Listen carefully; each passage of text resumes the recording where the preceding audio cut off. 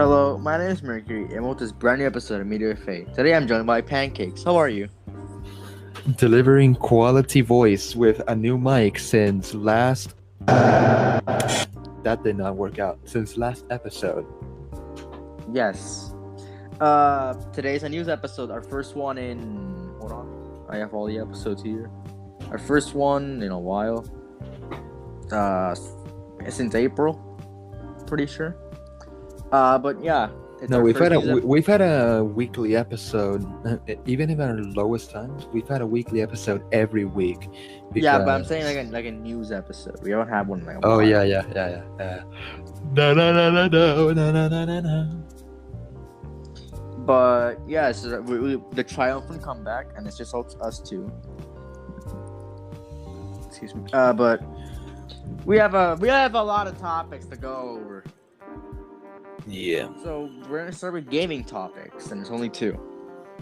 Gaming. Oh boy. There are some things that we definitely missed. I know there was a Dragon Quest thing. Yeah. This I was gonna if I knew that I was insisting I would cover it. Yeah. But I didn't. It was too late that I found out about that. Yeah. So I know what you mean. Yeah. I was thinking about Dying Light 2 where it was before then. Like, okay, I just found out this thing. But besides the point, Far Cry. If we're gonna start off with Far Cry 6, the Far Cry 6 gameplay reveal trailer. Pancakes, what are your opinions? The Far Cry 6 reveal trailer, for me, it kind of looked like a bit disappointing, but it was good nonetheless. Yeah. I think Far Cry. I've seen Far Cry in the past, and I've never played a game, but I've seen people play games. Of course, I've seen people play the games, but I've seen people play the Far Cry games, and I've always wanted to play one, and well, you know, I never really had the chance. So yeah, I think it looks good. I think Far Cry delivers well on gameplay. Also, I can't wait to see Moff Gideon run an entire run a whole country. So yeah, we have Moff Gideon running a whole country. Yeah, I know. They made the dude look like I just said. I know. So I think it looks good. Fun fact: graphic wise, it looks good, but it seems like it's a bit story driven instead of just gameplay. I mean, I don't mind the stories, but Far Cry 6 Far Cry is a very beloved series, and Ubisoft. I hope Ubisoft. Is this Ubisoft? I think it's Ubisoft, right? I don't know, but I think it's the Ubisoft. I hope Ubisoft doesn't. Yeah, it's the Ubisoft. I hope the Ubisoft does not drive this into the ground. I mean, Watch Dogs were never good. Assassin's Creed was kind of, going down in quality, and so apparently went back up. Even though Valhalla doesn't look that good. But yeah, I hope that they don't drive this series into the ground with this, because the reveal trailer for Far Cry 6 was really good. Like go watch it. It's actually really good. And seeing Giancarlo Esposito's actual game model, it's like a downgrade from what we saw in the reveal trailer for the actual game back last year. Back last year, they revealed the game, and we haven't added anything since.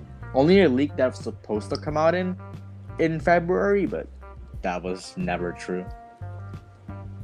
Speaking of release date, if you want to play Far Cry 6, you have to wait until October 7th of this year to play it. Dwayne Wade. Our next gaming topic are the last two Smash DLC predictions, or Smash DLC and some predictions. Pancakes, since you gave this topic to me, what about you? Tell us your predictions.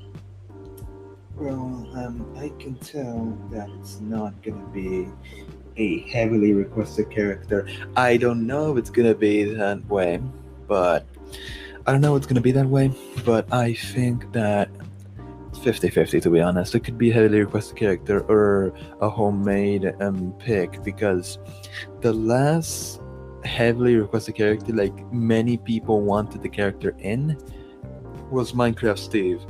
Yeah, I say that because Sephiroth was not as requested, and just as Final Fantasy fans, oh, Cloud, okay, can we have Sephiroth? And they had Sephiroth right afterwards. But the last heavily requested character who made it into Smash is Minecraft Steve, who also happens to be the best fighter in the entire game. No cap, no Kizzy, Fax, no Printer, Hotel Trivago. But yeah, since then it's been the Final Fantasy villain and what's the name? Yeah, two Xenoblade waifus that no one asked for. Yeah. I don't know if it's gonna be a heavily requested character or not. Yes, Crash Bandicoot is a choice. We could also go via the violent route, that just because Joker and Snake are in Smash, violent characters such as Doomguy and Master Chief can make it in. But this is conflicted with other theories such as, oh, Microsoft already has Banjo and Steve, they're not going to have another rep. Same thing with Square Enix. I don't know who they have, but I'm pretty sure they have a character in the game already. So I'm not, I don't, and yeah, it still conflicts. And same thing with same thing with other developers. Yes, Crash Bandicoot is a choice on their popular vote. Same thing with others, and yeah, Sora is a popular vote too, but I don't think Sora's yeah, gonna make it because it's been Sora. deconfirmed multiple times, and it's Disney. Basically, if you want to include Sora in Smash, Disney would have to buy Nintendo. And I don't think that's gonna happen. So yeah, Sora is not gonna be in Smash. But just saying, it's one of the popular picks. Also, uh, Mercury told me that day that this character isn't related to the franchise, but I'm still saying it. Lloyd from the Monster Hunter series is another popular pick. To the hunter. The Hunter, but I'm pretty sure I've seen character people refer to him as Lloyd or some shit like that. Nope, Anyways, there is no name. It's called the anyways, hunter. anyways, Please, no one. Tubi is also a very popular pick, but From near, really? I don't know. I just know that it's spelled the number 2 and the letter B. That's it. It's this girl with gray hair and a bandana. I know who 2B is, but like really from near? Yeah, We get near repped and like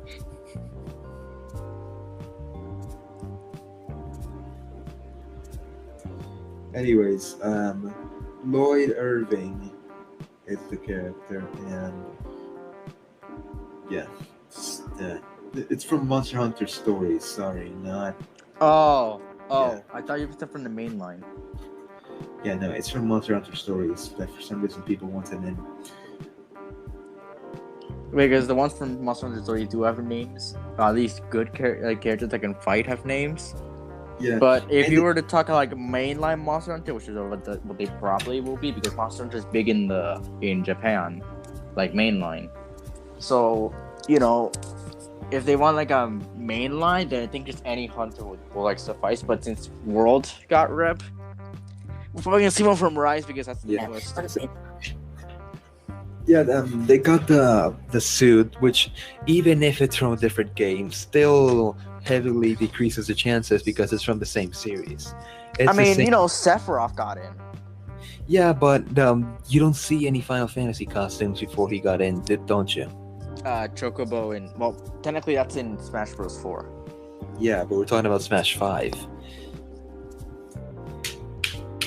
Anyways, yeah, Lloyd Irving, I don't think he's gonna make it in, but he's also a very popular candidate. Bandana Waddle Dee, he is from Kirby. He's also a candidate. But aside from Sora, I'm going to tell you one person who is definitely not making it. Actually, two candidates. The first being from the Mario series, side and main alike, Waluigi, because it's just become too oversaturated of a meme. Sakura, I think, has stated before that he will not add him. Plus, he's already an assist trophy. The only previous assist trophy that I know of that is currently a fighter is Ridley. I don't know if he was an assist trophy in Smash 4, but I'm He pretty wasn't. He was a boss in Smash boss. Brawl. Yeah, in Smash Brawl. The only character to have existed before in the series that is now playable, aside from Giga Bowser Final Smash, we're talking about the main fighters here, Ridley. Yeah. Yeah. And yeah, there's that, and there's that. But Waluigi is definitely not gonna get in because he's already an assist trophy, oversaturated of a meme, and I think some devs have said that that's not gonna happen. The other one being the Among Us crewmate. Don't laugh. I have no idea why people actually want this character in the game. Same thing with Jonesy from Fortnite. I have no idea why people want these characters in. Like, what are they gonna do? Press the emergency button and vote someone out? That'd be like That overpowered. that'd be overpowered. Yeah, this is no. You just imagine pausing the game for like 2 minutes for the meeting. Lol. Anyways, so yeah. Among Us crewmate, Jonesy from Fortnite, and Waluigi are not gonna happen. Definitely not. They're not gonna happen at all. Another candidate, strangely, is because of many indie reps that we've had going on. For example, the Vault Boy got added as a costume. Same thing with Cuphead, Sans, and No, Vault Boy. Okay, Vault Boy is from Fallout, so it isn't indie because Fallout is Bethesda. yeah, from popular games or franchises. If they don't make the cut, they can get an SME costume. It's kind of like the tradition. Happened with Rex, happened with Cuphead, happened with Sans, happened with basically any other costume character that has come out except for the existing hats. There's Isabelle, the Mario Brothers. Yeah, you get it. And yeah, KK Slater too. It's also one of them. But fuck, I was gonna say something and I forgot what it was. Don't you hate it when that happens? Okay. All the time. Yeah. That happens to me all the time. I hate it all the time. Yeah, that. Ay, coño. I forgot what I was gonna say. Yeah, it was something about a fighter. Oh, yeah. Yeah, I remember now. Okay. So, the reason why I'm saying this is because there's already been multiple game franchises that have gotten a hat or costume. And I'm not sure if Hollow Knight has gotten one yet. I'm not sure. But if he hasn't, aside from him being a candidate, I strongly believe that it has its downs because of its roots. But then again, the same argument from earlier, Joker and Snake. I believe that even as a me costume, I'm not saying the protagonist itself or the main headline, but a character from the Five Nights at Freddy's line can make it in as a costume. Okay, so you said the ones that you don't think will go into. What are your top 2 picks? My top 2 picks. Oh, shit, I haven't played Smash in a while, so I have no idea. Aside from those candidates I mentioned, I have no idea. Hang on. Let me switch to the Smash DLC tier list real quick because like base opinion of what you want in the game. Okay, what I want in the game is a character that people want, of course, because you're not gonna add some random waifu girl from a game about customizable swords, right? Like, no one would ever want that, especially if it's just like 2 characters mixed in together. Like, who would ever want that, to be honest? Anyways, I want something that makes sense, that doesn't break the rules, like the unwritten rules of the game. Like, for example, Sakurai has stated that he's only going to add characters from video games, not from other series. So bye Goku. That's going to trigger so many fans. No, they got over it because that was back in 2014 when Smash 4 came out. No. He said it again. He's gonna said that he's not gonna add any characters from any series that isn't a video game. He said it again when Smash 5 came out. I want something that people want, and that it makes sense also that it can be playable, and that it fits in with the rest of the cast. Like, there's the Pokemon, there's the Mario series, and there's its one-liners too. But it would make more sense that that the character is from a series that already has fighters, because we keep getting characters that are from series that aren't in the game initially. So now the Banjo series, the Dragon Quest series, the Minecraft series, that is an exception. The Fatal Fury series, they're all getting added to the game, but they're not getting any more fighters added to their line of fighters. So I would like for it to be a character that is already in a line. Based on these rules or suggestions, excluding the one-liner one, because anything can happen with that, I seriously think that the top two candidates, starting with the main one, it's gonna be a Mega Man character or a Kirby character. It could also be a Pokemon rep, because we haven't gotten one since Incineroar, and a new gen came out since the last Pokemon. So yeah, it makes sense.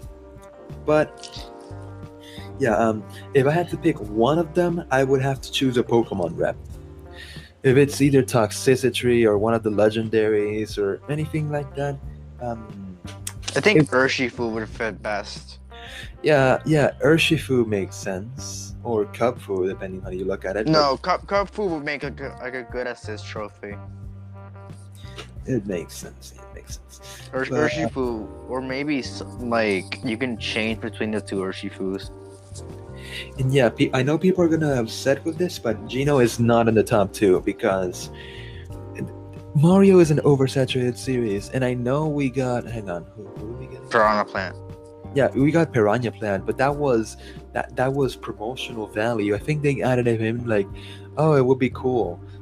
So yeah, I don't think anyone in the dev team took it seriously, but it did happen. So I'm not gonna. I do have Piranha Plant. Yeah, I don't, but I just don't wanna, add more characters to an already oversaturated series. I mean, Pokemon, because there's different gens and you have to add one for each gen. It's kind of been like a tradition, but minus for Gen 2. Yeah, Gen 2, but Gen 2 and Gen 3 don't have reps. And Gen 5 doesn't. Yeah, Gens 1, 4, and 6 have reps, but mainly because those are like... And 7. Yeah, and 7, because those are like...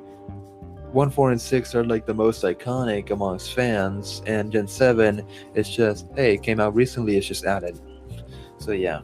Yeah, because Ultra Sun and Moon came out a year before Smash Bros. There's also been the theory of heroes and villains within the Smash community, because Mario got Bowser in Melee, Mario and Luigi. Samus got Ridley recently in Smash Ultimate. Link got Ganondorf, also in Melee. Donkey Kong got King K. Rool recently. Yoshi, Kirby don't have an enemy, and Pikachu, I guess you could say it's Mewtwo because of the movie. Kirby, King Dedede, because King Dedede was available. Alright, Kirby, yeah, Kirby. But Yoshi, I'm not sure if Yoshi has an enemy, but Yoshi is the only OG one that doesn't have an enemy, because Fox has Wolf. But the Yoshi is the only one that doesn't have one. I guess you could say Bowser Jr., but Captain Falcon, I think one of his... Captain Falcon is a dead franchise because... and F-Zero. Yeah, F-Zero hasn't even had a pick in the top, candidates, to be honest. So I don't think that's going to happen. The others being Jigglypuff, Mewtwo. Luigi, Bowser. So the only one I guess you couldn't justify, because I already said before, Yoshi is Bowser Jr. because of the series, technically, yeah. The only character out of the main 12 that doesn't have a villain connected to the game is Ness. Yes, Ness from Earthbound or Mother 2.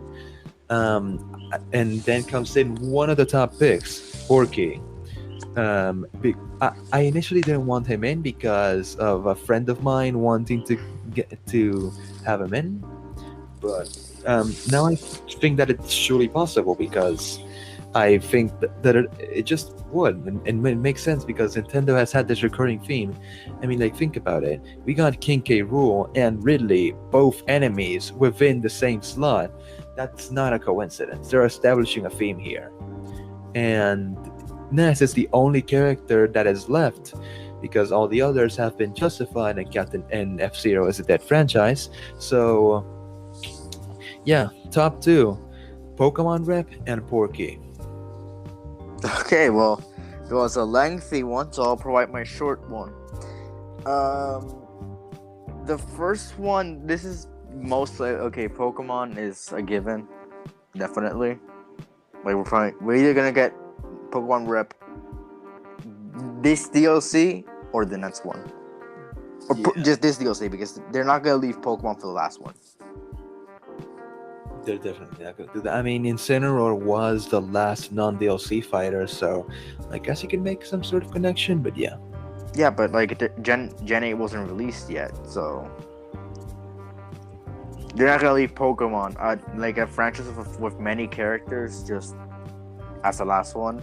So I definitely put Urshifu as a pick, or for the next one, or for like the last one. This is the two I'm gonna mention next can be intertwined, or can be interchangeable. Master Chief. There's many popular picks that I didn't mention in my top two, such as Crash Bandicoot, Geno, Bandana Waddle, Slippy Toad, Spyro, Conkers, I think was his name, the squirrel, Rayman, Funky Kong, and Hubert, QB. I don't know what his name is. Cubhead, Akatsuki, I don't know, the white fox with the red markings. Machamp, huh? Chibi Robo, Captain Toad, even some meme ones like Shrek, SpongeBob, and Goku. I just don't think they're possible because of one reason or another. The meme ones because not from video game, and the other ones via some certain characteristics that limits their chances, such as repeated reps, not fitting with the theme. But yeah, this is all for entertainment because everyone gets to pick what they want for the game. So yeah, I think Master Chief has a chance because Nintendo and Microsoft are very good partners, and they're very good partners. But there's also this theme of the reps. I mean, I think Sakura can just do whatever the hell he wants. There is no theme. He does whatever the hell he wants, but he makes it so I think he stated that he doesn't get to pick the fighters. It's Nintendo that tells him to pick, and he tells them if it's possible. If it's not possible, then they pick another one that they want. Nintendo, not him himself. So okay. But Microsoft and Nintendo being good partners, and Halo Infinite's supposed to come out this year. But I wouldn't count on it. If there wasn't that ideal or theme about the reps, then yes, he would have a significant more chance. But that's in the way. No, I think that you'd want to do that because it's a Halo game coming out and the hype is there. So you do throw Master Chief in Smash. Honestly, that's the only thing that could save Microsoft from the console race. Not the wars, but the race, because next gen, if he did get him Smash, that would make a huge boost in sales for Xbox. If not, the PS5 will continue to dominate.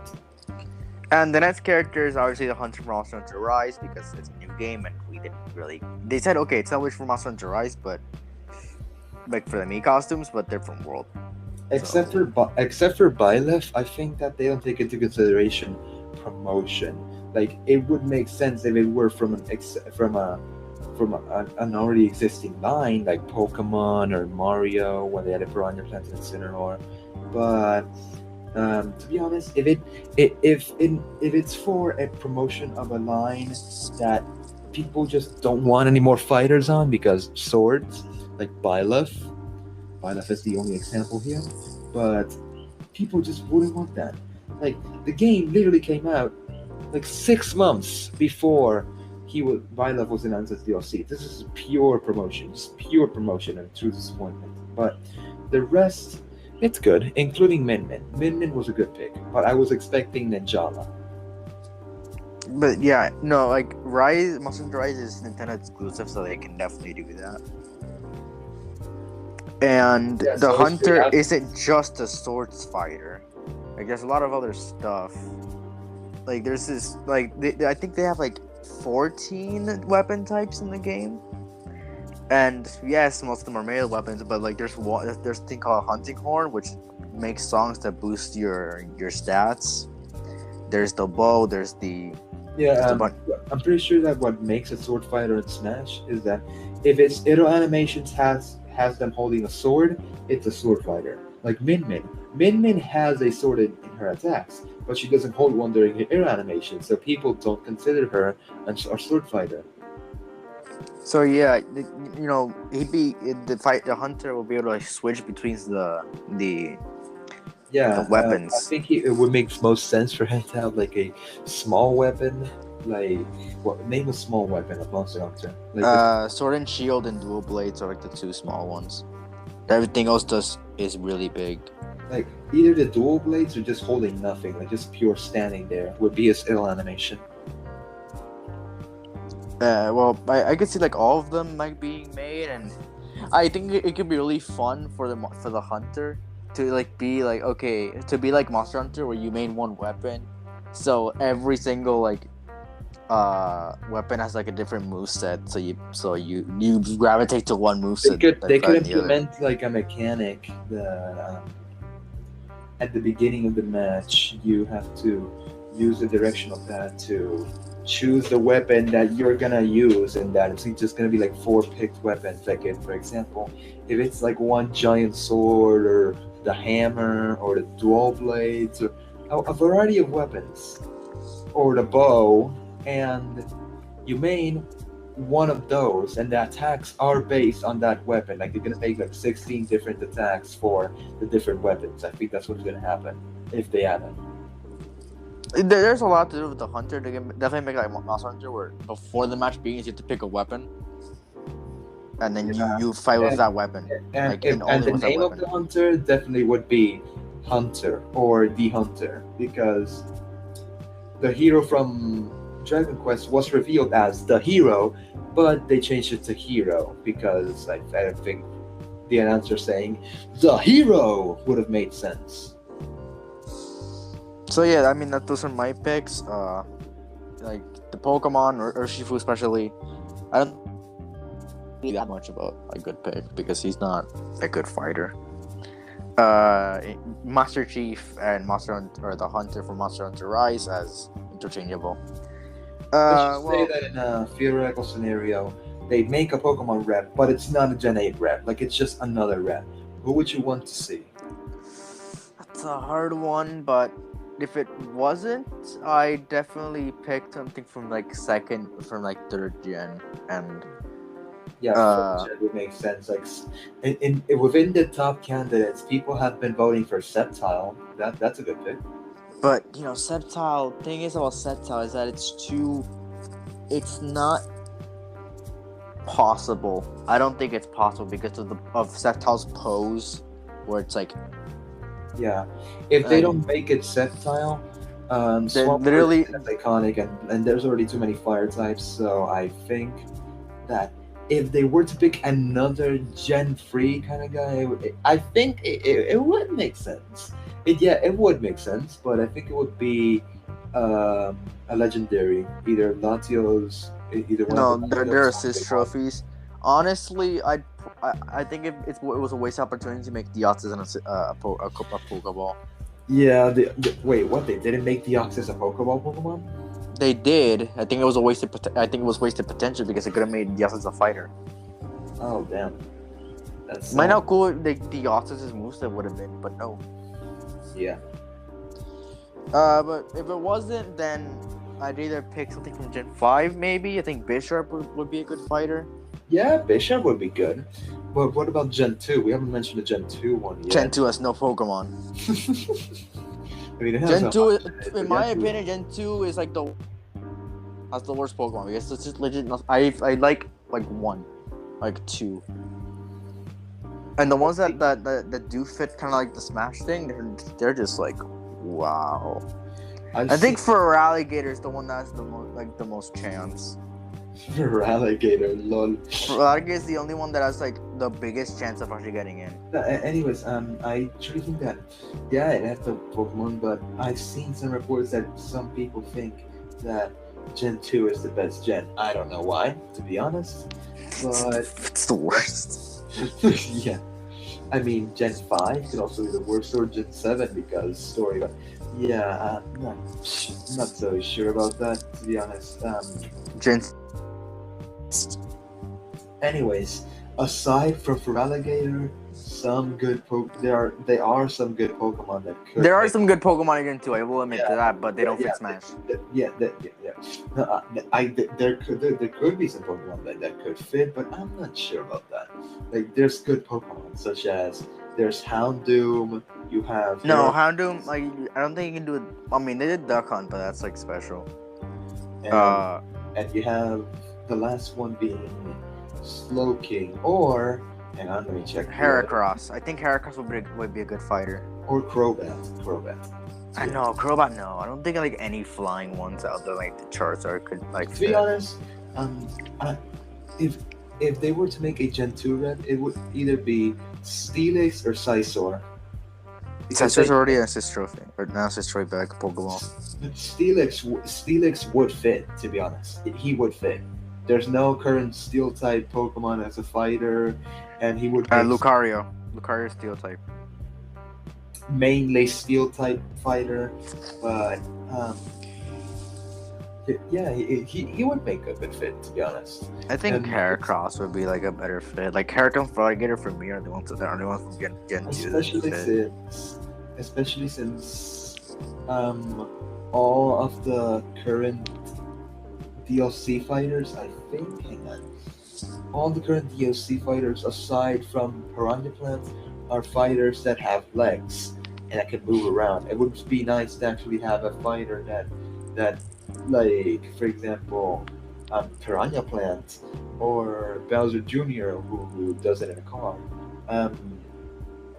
That it would be interesting to see the mechanics of the fighter. Okay, so yeah, those are like my two picks. My two of mine. I think we've talked about Smash for way too long, right? Nah, it's only been like 40 minutes, not that long.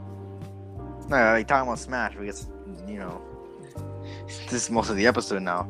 So we're gonna move on. I forgot we were in a news episode. Lol. We're gonna move on to movies, and there's a lot of stuff here, but I'm not gonna mention all of it. We're not gonna explain our thoughts.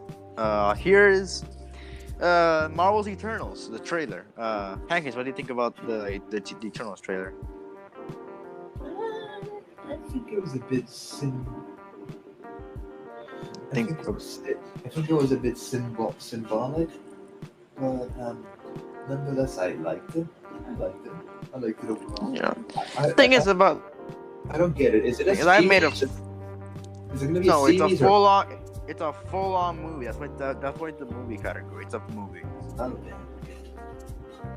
And the thing is about the trailer is that we didn't get anything from it.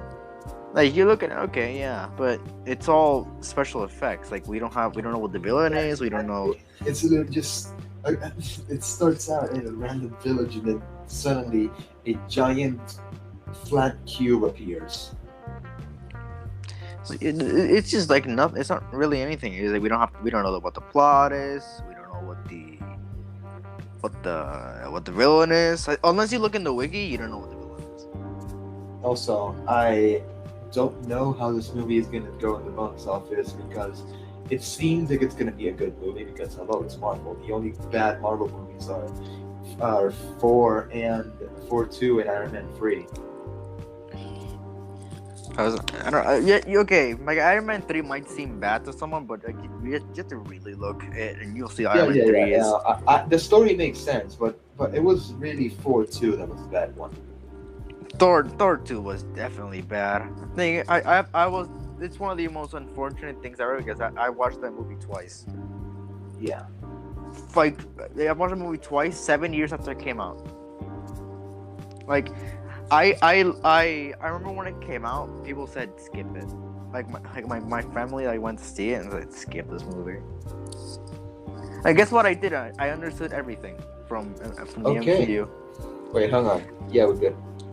Anyway, so Eternals to me, I'm interested to see what it does because Kevin Feige has said that the Eternals, that it's a race, are gonna be very important in the MCU moving forward. So. I'm interested to see what this is. All we know about the movie is that it's gonna be about this race of people that have been hiding in Earth since ancient times, and this happens after Endgame, because they mentioned that Iron Man and Captain America are gone. Okay, so it makes I don't know and yeah, I get what you mean. Like in the CW universe of the like shows, of the DC heroes, I think that it's gonna be like, to be honest, like the same type of relation. Like I don't know what they're called now. The Legend. It's the same type of relation that Legends of Tomorrow are gonna have with the whole like crossover episodes they made like once per season in every season of the shows. Yeah, like the Legends of Tomorrow found something extraterrestrial. Blah, blah, blah, I don't know. Or hey, we need something. This is called the Legends of Tomorrow, and yeah. So I don't know. Like Eternals, I'm interested to see what it does, but I'm not excited for it. Yeah. Like I'm not hyped. Like I'm not like I'm gonna go watch Eternals when it comes out and released. I'm like, I want to watch it just to see what it does. If it sucks, then whatever. We'll still make a podcast episode on it. Yay. But yeah, Eternals, I'm interested to see what it does, but I don't really care, and it looks kind of boring.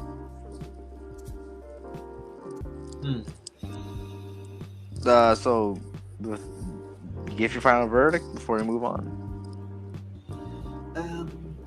I feel like it's gonna be good, but I feel like a chunk, like not most of it, but a portion of the people who go see the movie are gonna be like 30 to 40-year-old moms are gonna be like, this isn't one of the Avengers, such a bad movie, I didn't like it. But they don't know like half of the Avengers died like a year prior. A year before. Yeah, that was okay, but now we're moving on to the June 2020 movie slate. Yeah, so also forgot that Eternals is releasing November 5th of this year. November 6th of this year. Before we move on, I'm just a little bit hyped for the Loki series coming out. Yeah, we're gonna touch upon that later. But here we go. Here are the slates for the June 2020 movies. I am not gonna ask you for your opinions on these. If you want to say anything about these movies or have heard of these, just stop me. Literally, just stop me and start talking about it. Wait, I am.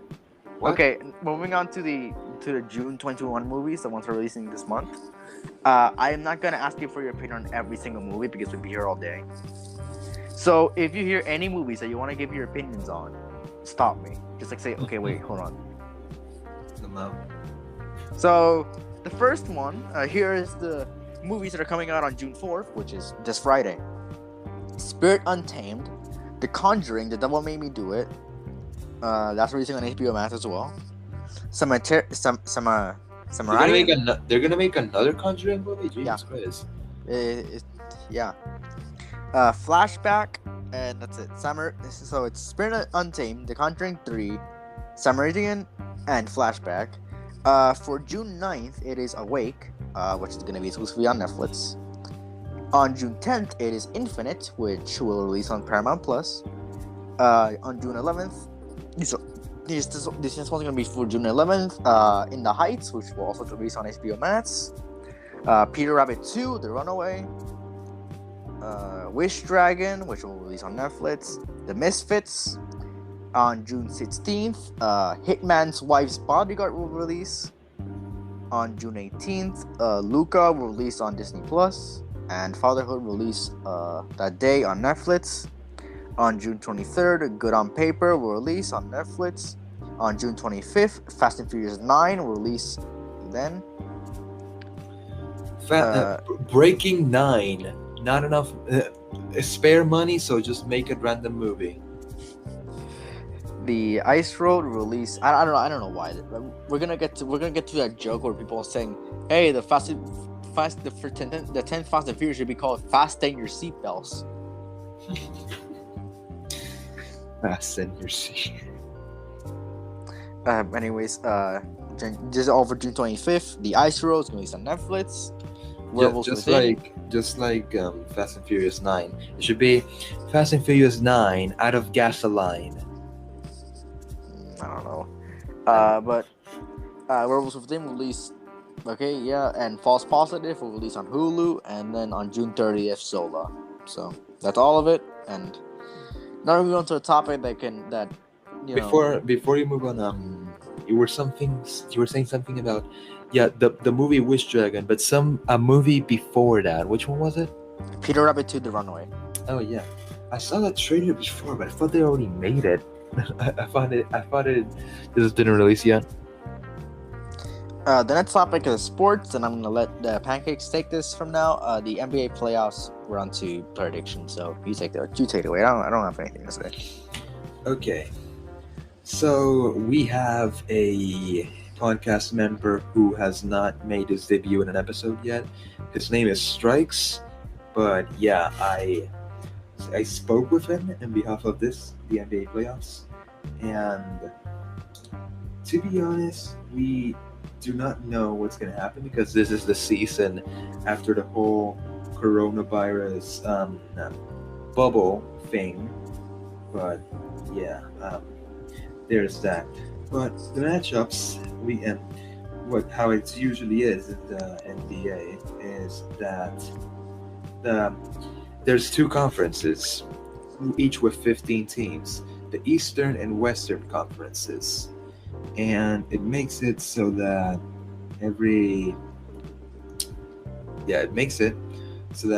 the first, they have a seeding system, and it's seeds 1 through 8, and whoever gets the best record gets the first seed, and so on until the 8th seed, who gets the 8th best record.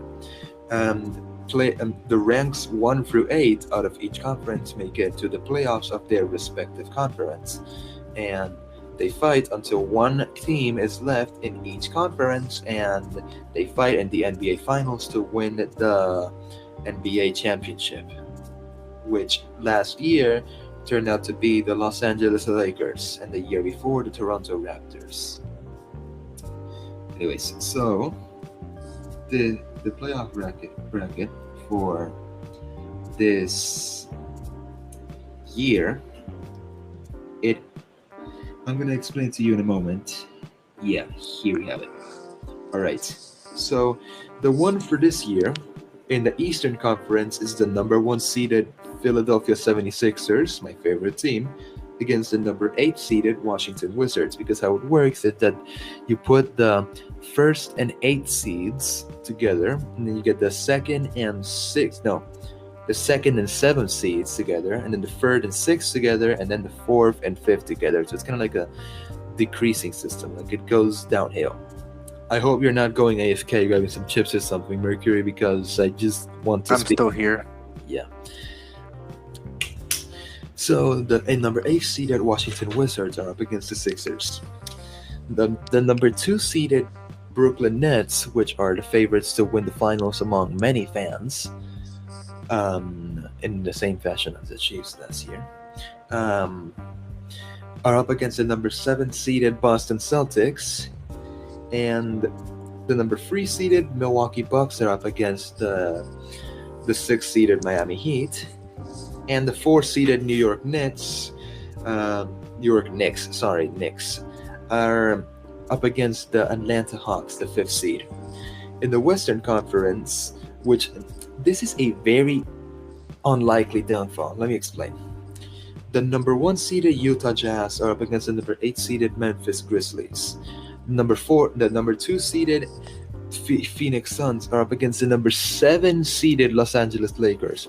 The Lakers are the reigning champions because they won last year's finals, but they fell from the 1st to the 7th seed. I have no idea what happened there aside from injuries, but to fall 6 whole seeds as a reigning champion, like 2 or 3rd seed, we understand, but 7th seed, that's the second to last seed, man. Come on. The 3rd seeded Denver Nuggets had to go against the Portland Trailblazers in the 6th seed, and the 4th seed LA Clippers may fight against the 5th seed Dallas Mavericks. Now, there we have the matchups set up. Let's see the current matchups. The 76ers are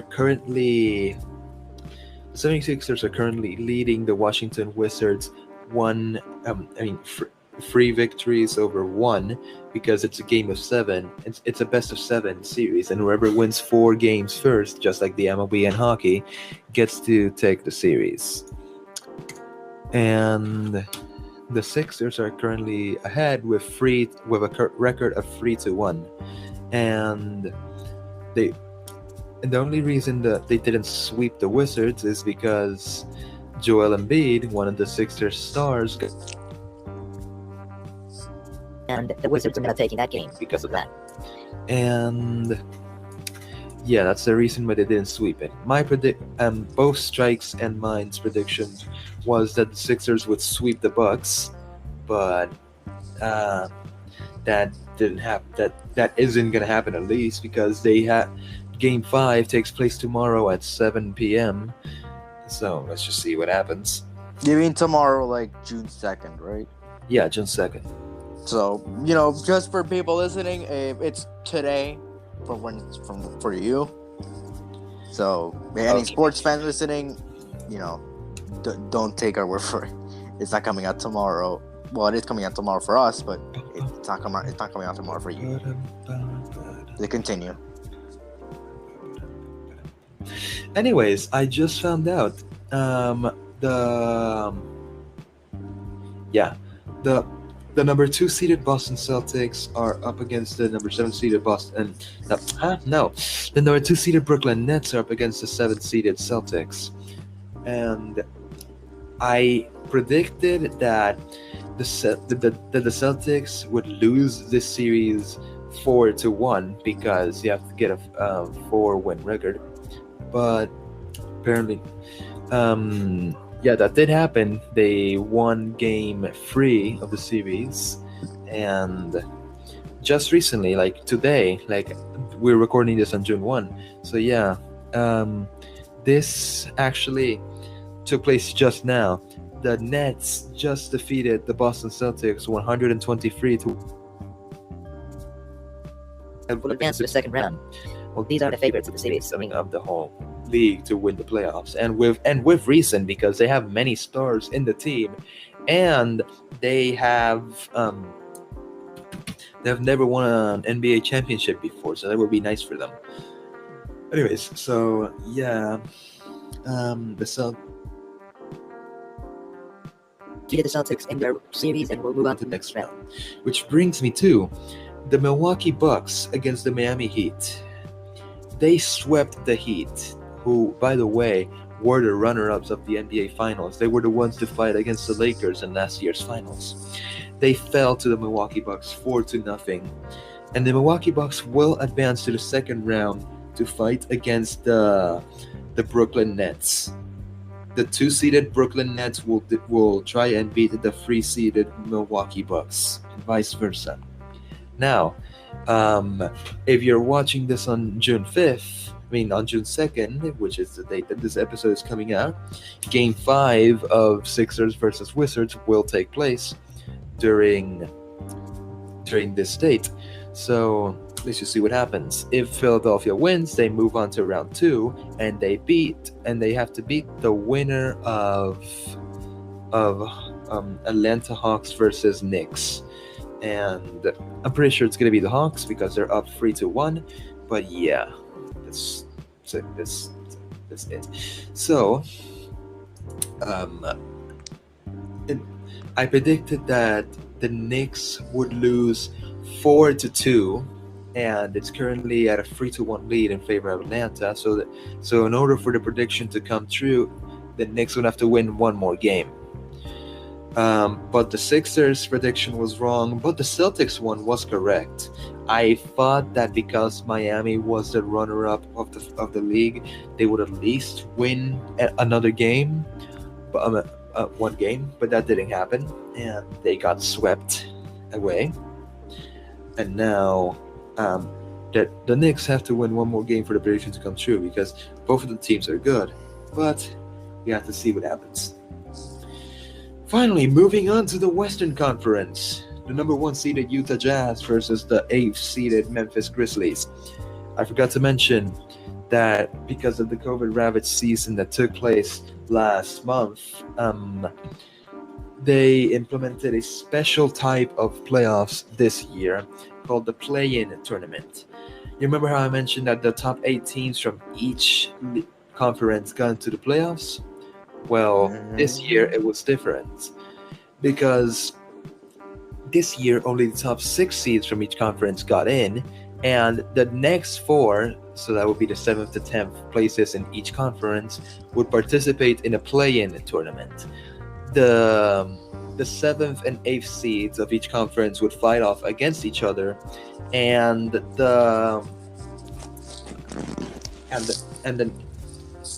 whoever lost that game would fight the winner of the number 9 and 10 battle. It's a 1-game elimination thing, by the way. So yeah, there is that. Sorry about that. So yeah, that is what is currently.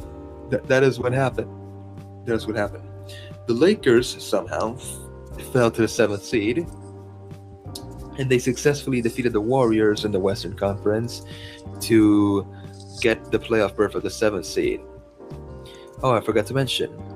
Yeah, the loser of 7 and 8 has to go off against the winner of 9 and 10, and whoever wins that gets the final 8th seed, and that's how it worked. Anyways, so for the Western Conference, the Lakers had to fight the Warriors in the 7 and 8 match, and the Lakers ended up winning, so they got the 7th seed. And then the Warriors had to fight against the winner of Grizzlies versus Spurs, who turned out to be the Grizzlies.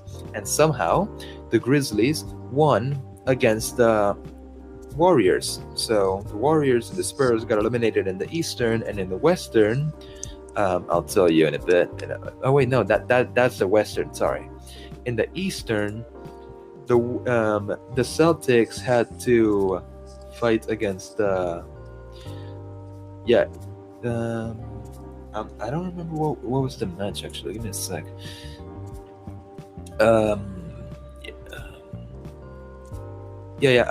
My bad. They had to fight against the Wizards.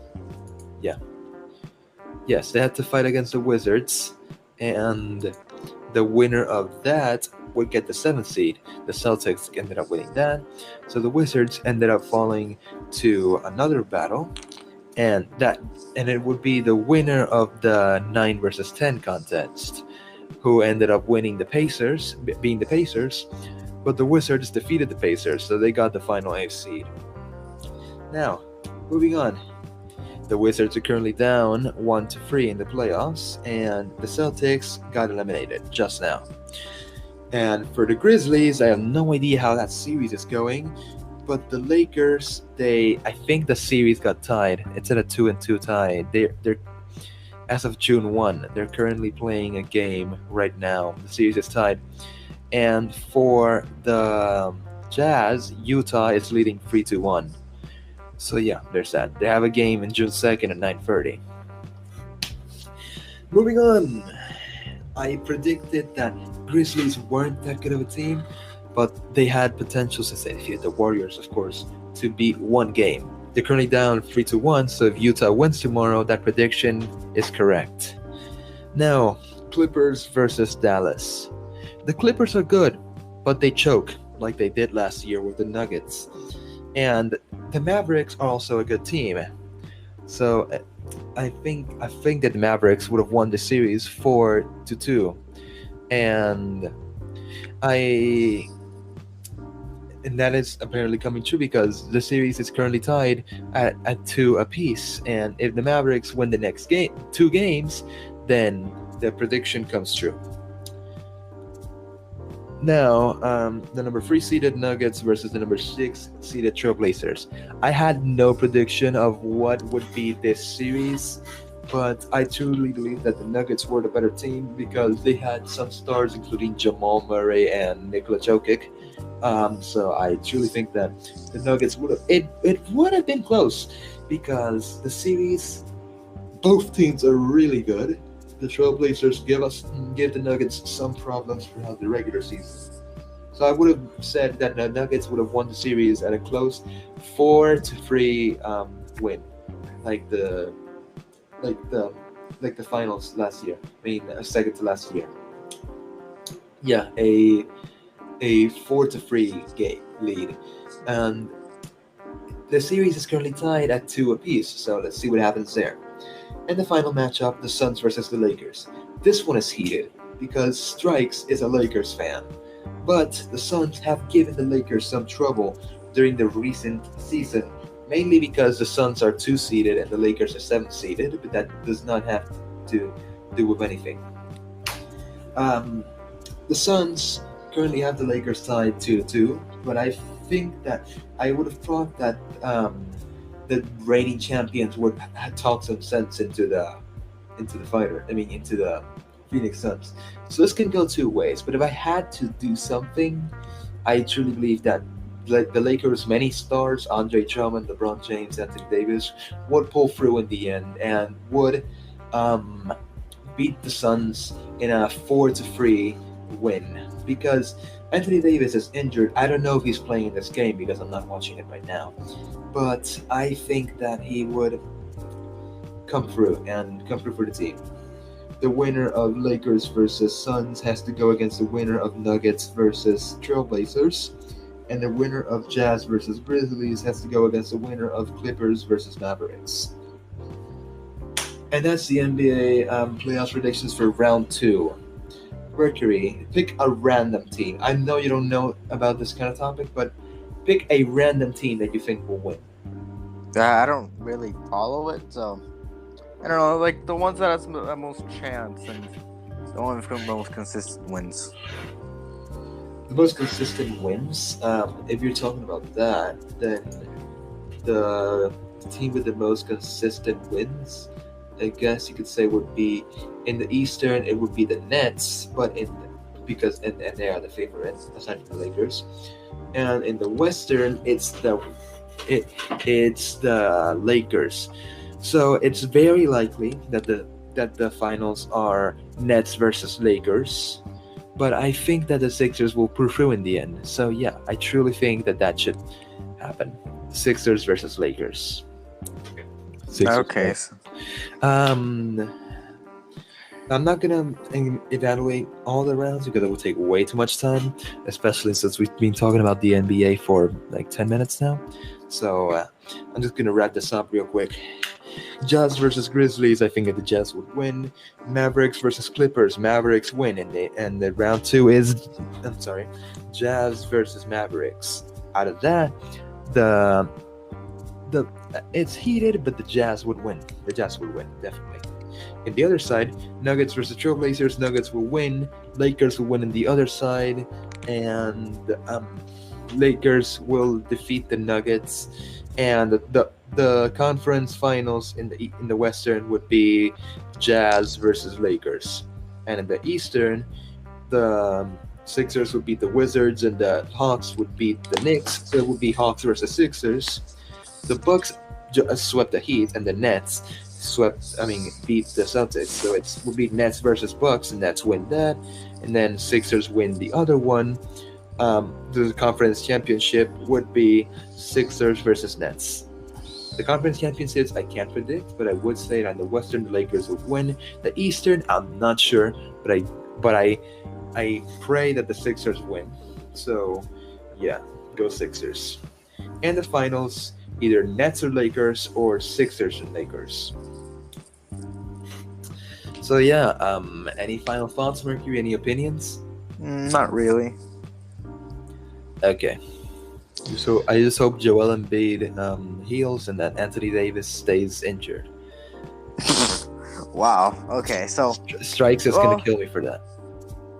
we're gonna move on to our first music topic of the entire Made Buffet existence. We're gonna talk about the anniversary of Juice WRLD's song "All Girls Are the Same." Yeah. So Pancakes start because You know about music too, so don't just shut off in this. I know. But you first give your opinions. I don't listen to much Juice WRLD. I've listened to a couple of songs like Ransom, I think was the name. All Girls Are the Same. I haven't listened to it, which is the song we're talking about, so I have no idea what to say about this one. It's a good song, but it's a good topic. But no, I don't think that I don't have any strong opinion on this song because I haven't heard it before aside from the remix. But yeah, I don't have any strong opinion about the song. I've only listened to Lucid Dreams, Ransom, and one other song that I can't remember right now the name. So I've actually listened to the original and some of the remakes, and I gotta say, it's not my type of music. I can definitely see the appeal, but I do like some. I do know, like some part of the music it is good, and I can see the appeal. It's just not my type of music. I don't listen to emo rap, but like I said, I can see the appeal. Yeah, I don't listen to emo rap either. I just do because of Exceed. But yeah, there's some gems within the rough. Yeah, and well, it's just a good song, and my opinion on Juice WRLD is, like he's a good singer, and I've only really listened to him mostly through Eminem's Godzilla song. Where he was featured posthumously. Rest in peace. Okay, I'm sorry about the name. It wasn't Ransom. It's Robbery, the song. Yeah. Okay.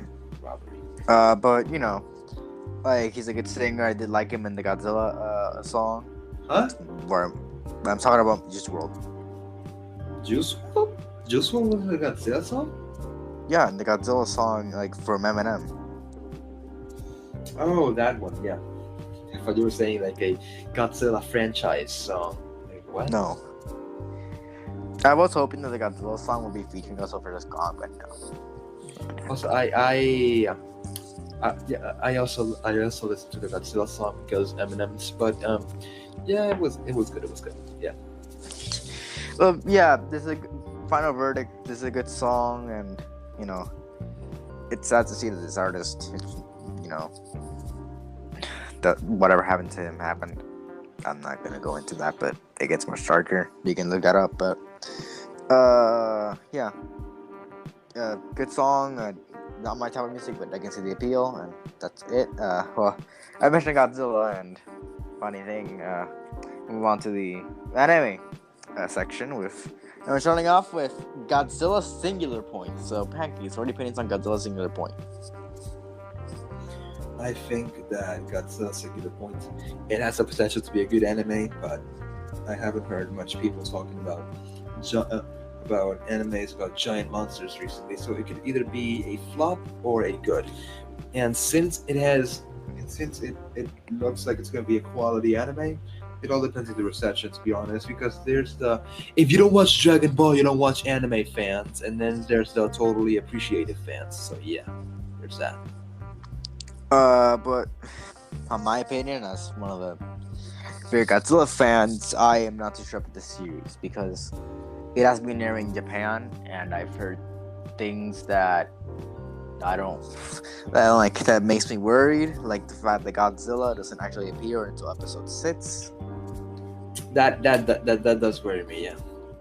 And that there are 13 episodes, so he's literally only in it for 6 to 13. Yeah, for like half of it. Yeah. It's playing off of JoJo and revealing the villain and not revealing the villain until like the second to last arc. And the fact that it's mostly going to be a show about the Jaguar instead of anything. That's a robot in the Godzilla franchise. He looks really dumb. But he's a pretty cool character. But it's mostly be about that and like, okay, here's like this and this and that. And to me, it's kind of worrying. Also, it takes things from Shin Godzilla, where Godzilla has different forms, different evolution forms, like a Pokemon.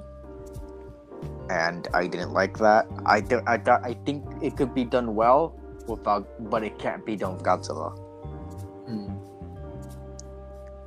Like an interesting giant monster. I was about to go for a giant monster fan, but like an interesting giant monster where Godzilla has to fight it in different stages. That'd be cool, but Godzilla going to different stages and kind of like we have to wait until Godzilla's Godzilla. You know, it's not really something. Kinda, yeah. Yeah. And so, I am interested and I want to see it. It's kind of worrisome for me. And aside from the whole, you know, like, meme, the title Singularity Point worries me because it was also a term used in Fortnite Funny Game for a while. So yeah.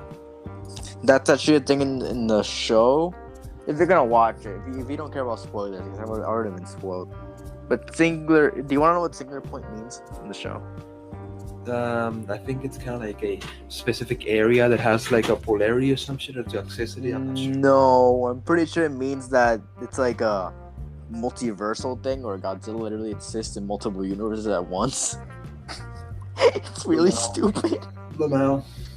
Yeah, it's kind of like D4C in JoJo, where he can just use a random portal, like, or in this case, Singularity Point, where he can just travel between multiple universes. No, like Godzilla literally, like it's the same Godzilla for a few universes. It's really dumb. Like this Godzilla is like one Godzilla through many universes. It's wild. Dojan. But yeah, no, like that's it. And if anyone wants to see Godzilla Singular Point, it's coming out June 24th, exclusively on Netflix. Speaking of other things from Netflix, I'm an anime. 7 Deadly Sins season 5 is coming out, so Pancakes thoughts. Nanatsu no Tansai, Dragon's Judgment. The title of the season is The 7 Deadly Sins, Dragon's Judgment, because it has been a concurrence recently that it's kind of like multiple. The seasons are titled, like each season is titled, and in the season 1, it's obviously just 7 Deadly Sins because it's the first season. What are you gonna call it? 7 Deadly Sins, the first season. Now, yeah, I think that the 7 Deadly Sins, the first season was just 7 Deadly Sins.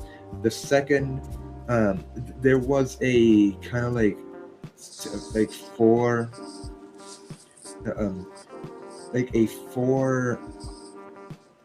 episode miniseries thing. They reordered it actually, so I'm not sure if that's accidental spoilers to fans who watched it before season 3 came out. But season 4 is revival of the Ten Commandments, or revival of the Commandments, because plot issues. And the miniseries I've spoken about of just 4 episodes is Signs of Holy War. And the latest season, season 4, ended on a cliffhanger, and it is Imperial Wrath of the Gods. Now, I'm not sure where the movie Prisoners of the Sky takes place, but it also has to do with the storyline. So, season 5, it's obviously going to take place as after season 4, and obviously, I'm pretty sure it's going to have to answer the cliffhanger, like, hey, there's going to be this battle going on. What's going to happen? Like, what's going to be the battle? And I think they just left it for the season.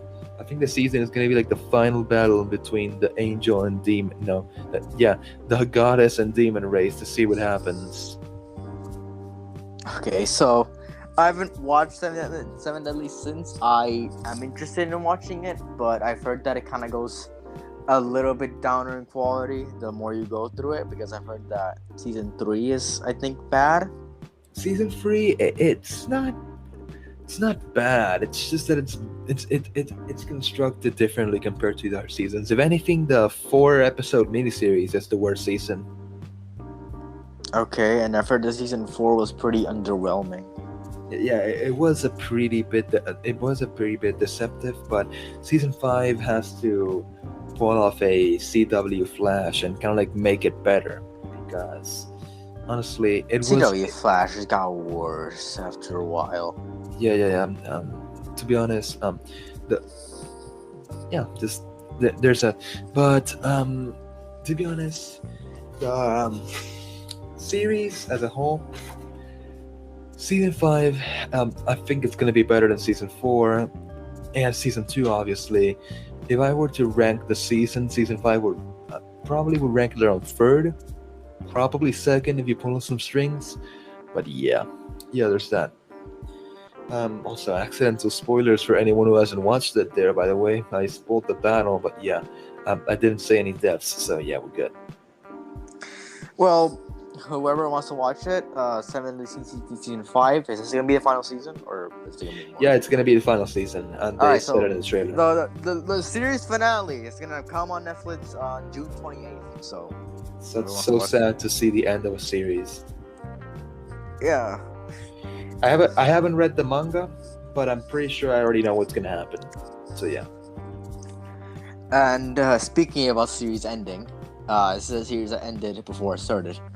Rangers of the New Republic, Disney Plus series from in the Star Wars universe, is potentially canceled. Now I say potentially because what they reported is that the series hasn't been developed as of May 2021, so there's been no development since. Yeah, there's just been too many projects with all the Marvel series coming out, WandaVision, Falcon and Winter Soldier, and Loki coming out in like a week. Yeah. I'm not. No, it's not that. Like Moon Knight is filming, Miss Marvel and Hawkeye just finished filming. She-Hulk is filming. Just now, like a few hours ago, Chris Hemsworth announced that they finished filming Thor 4. Oh boy. 4 a Rocky style montage of Fat 4, a Fat 4 actually exercising. I'd watch that. Yeah, I watched that too, but yeah, I don't think it's gonna happen. But yeah, that's not the thing. Anyways, things are going into production and they're moving on. Like Armor Wars is getting writer room, Secret Invasion's getting writer's room, and the Star Wars stuff. The thing is, Rangers of the New Republic has been the only one that hasn't been developed, because we got Andor's coming out. That's the filming. Obi-Wan's filming. Ahsoka is being written, I'm pretty sure. There's Bad Batch releasing as of now. Yeah, there's just a bunch of new series coming out as a result of pandemic money and content. So Rangers of the New Republic, that's the thing. I just gotta get an opinion real quick, but they picked a perfect time for this whole period of new generations of new series of existing franchises for expansions and stuff, because it coincided perfectly with the pandemic, and people naturally watched it, such as happened with The Mandalorian. And people who watched Mandalorian before then, but whatever. Yeah. But yeah, no, like Rangers of the New Republic was supposed to culminate in a big story event, as I think either former or current president or very thin ice president of Lucasfilm, Kathleen Kennedy, put it, that this is all gonna culminate in a single big story event that's gonna have Mandalorian Rage of the New Republic, and Ahsoka all culminate into one big event, which we don't know if it's going to be a show or a movie. But, this thing Sounds hasn't been like it developed. could be a movie, to be honest. But the thing is, Ahsoka's been developed, and Mandalorian Season 3 is being developed. And, oh no, I forgot, Book of Boba Fett is also being developed. It's going to release this year. So, there's these... That's all going to come in a single thing. So when you cancel one, or when you put one on hold that hasn't been developed in legit months, or a year, at most, then that's okay, this is not going to work out. Also, it's probably because Gina Carano left, to put it lightly, left Star Wars. And she was probably going to become a main character because Cara Dune became Ranger of the New Republic. So, just saying that's probably a factor that she left, and I'm putting it slightly. They're probably gonna.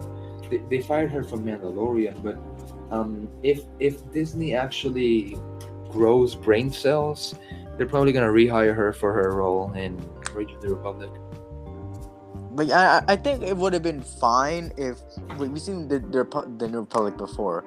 I think it would have been fine just to make a show about the New Republic actually, and not just make it about Cara Dune. Yeah, like really, man. If people wouldn't have gotten stupid and harassed someone and actually getting their job, getting them removed from their job because they wouldn't put their preferred pronouns in a bio. We're not gonna get into that, but just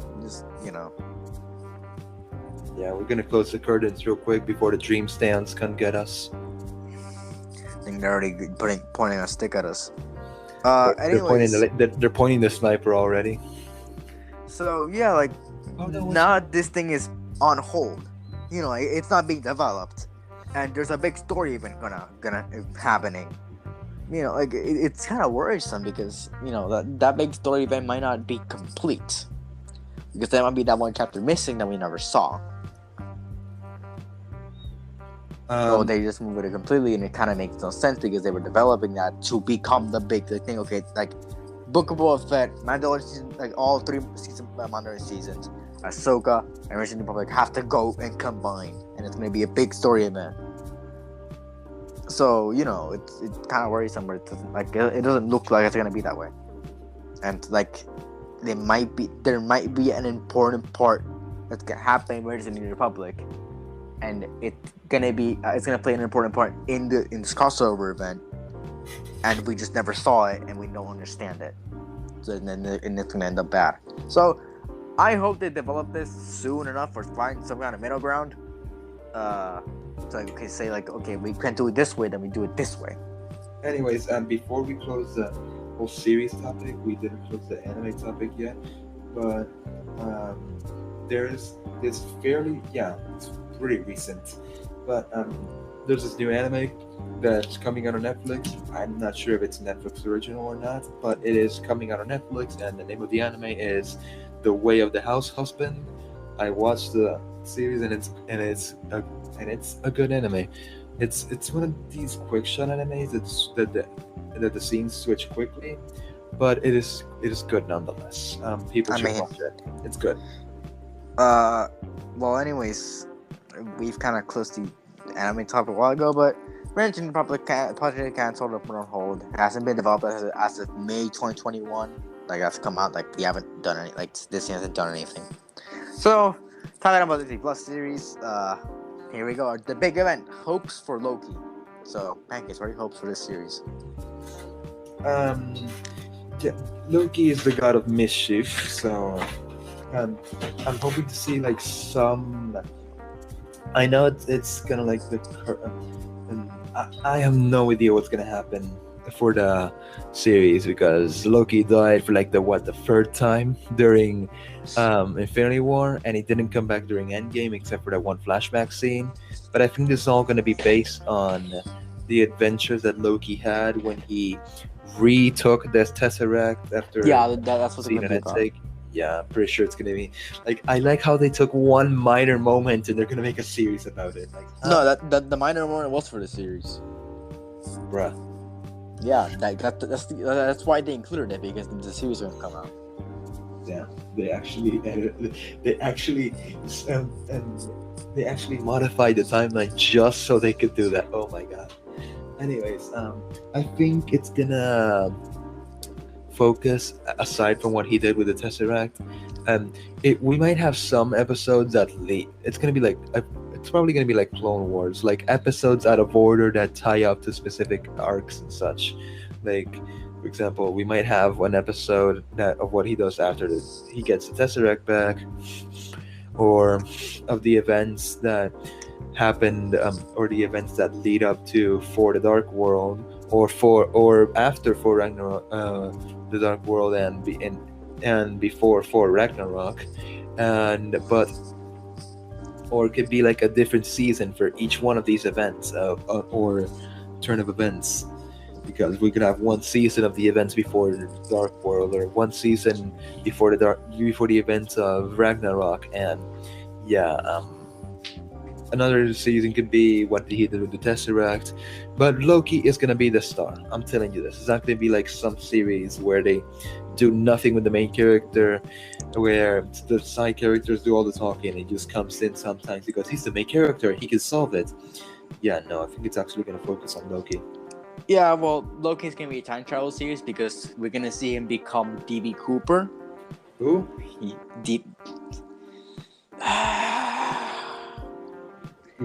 cut out there. You were saying? We're gonna see him as DB Cooper. Do you know what DB Cooper is? DB Cooper? No, I do not know who that is. That was a famous plane hijacking. And the man legit jumped out of a plane with a bag of money and was never seen again. But why is he gonna become that person? Because it's gonna explain that Loki was DB Cooper, and when he jumped out of the plane, he was picked up by the Bifrost. That doesn't. Cool. Okay. That's why DB Cooper, because I think that when in the show, I don't know if you watched the trailers, but in the show they say that Loki doing that broke the timeline. Like if they didn't pick up the Tesseract, that broke the timeline. So okay. I think he's just going back to like in one of the things with the DB Cooper case never happened. So eventually, he's gonna go back to Fitz doing the DB Cooper heist just because that never happened in the timeline, and he needs to go fix that. Coincidentally, there in 6 months ago in 2020, November 26th, HBO Max premiered a movie called The Mystery of DB Cooper. Or it's actually a documentary, not a movie, on DB Cooper, the mystery of him. Mm-hmm. So it's just a strange coincidence that these are happening both at the same time. But we're also going to see the explosion of Pompeii in the show at some point. So time travel. Yeah, the DB Cooper case happened in the 70s, by the way. Yeah, I know, 1971. So yeah, and we're gonna see him, I think, go into the future, or like different timelines. So I think I'm interested, but what really worries me is that the writer for the series, I don't know if he's joking or not, but the writer for the series said he didn't watch the Avengers, the first one, before writing the series. Damn. And since this is a Loki from Avengers and not from the other movies where he's a lot more less cold-hearted, I guess, like more charismatic, so it might not fit the character at the time. I don't know. He might have just watched Endgame, and that happened. So yeah, that's genuinely worrisome. Quick side note: my dad is currently on a vacation to Florida, and he's taking photos with everything he sees and sending them to me. I currently have like 50 photos in my gallery, and his journey ends on June 7th. Damn. Wish you luck, I guess. But yeah, no. That's it. More thoughts? I really hope that the Loki series isn't disappointing because for the hype that it's received and the credibility that it's received, I hope that it's a good series. Okay, I hope the same because I have this high hopes. So before we go, the games that we covered on the episode last Friday, some of them have gone up for pre-order, and Sonic Colors Ultimate is for pre-order at $40 with digital deluxe edition at $45. Dying Light Platinum Edition is at $100, but now it's 75% discount with PS Plus owners, which is now $25 until June 11th. Dying Light 2 Stay Human is valued at $60. There's a deluxe edition at $80 and Ultimate Edition at $100. And that's it. So if you're interested in pre-ordering any of those games, I checked it on the PS Store and they're there. They're those prices minus the Platinum Edition price. On other stores, maybe like Xbox Store. So if you're interested in buying those games or pre-ordering them, there they go. But that's it. So Pancakes, say your goodbye. Yeah, I just hope that all the things that we discussed turn out to be good. That's about it. So yeah, goodbye and good riddance. That's a reference. Goodbye. Bye.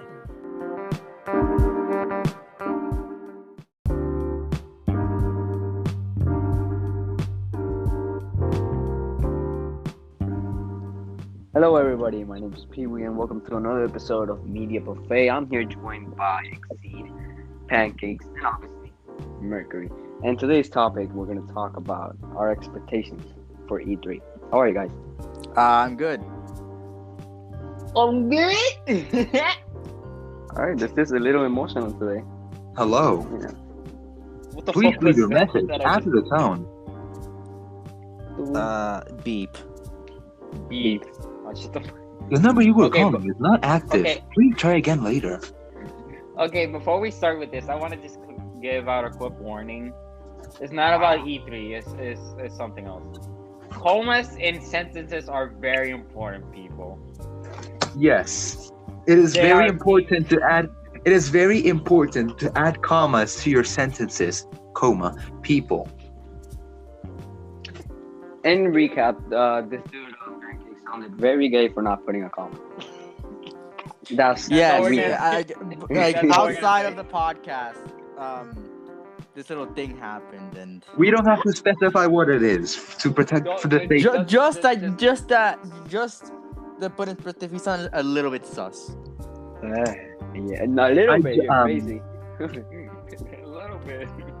Yeah, not a little bit. Commas in sentences are very important. I hope So, we all learn that lesson, and whoever listens to this podcast, please learn Use that commas lesson. the correct way.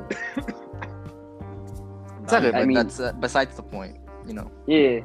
Okay, so today we're gonna cover our expectations on E3. I don't really give a fuck. Actually, I really do.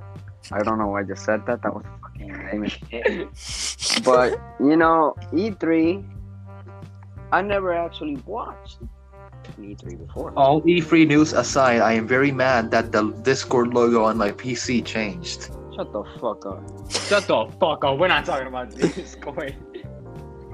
I actually never seen an E3 before. This is the first time I'm gonna see one. So I want to hear from you three. If you guys seen E3 before? Yes, I have Yeah. seen every No. three. What? No, You have not You seen are- any. You are a fake and a fraud. You have I not know, and I'm very sorry. I have sinned this whole life. You have not seen an E3 before. No. You are a fake and a fraud. Okay, so I've seen every E3 since I'm pretty sure either 2016 or 2017. I have not missed one minus 2020 because there was no 2020 E3. Yeah, that shit got canceled. Very fast. Cancel.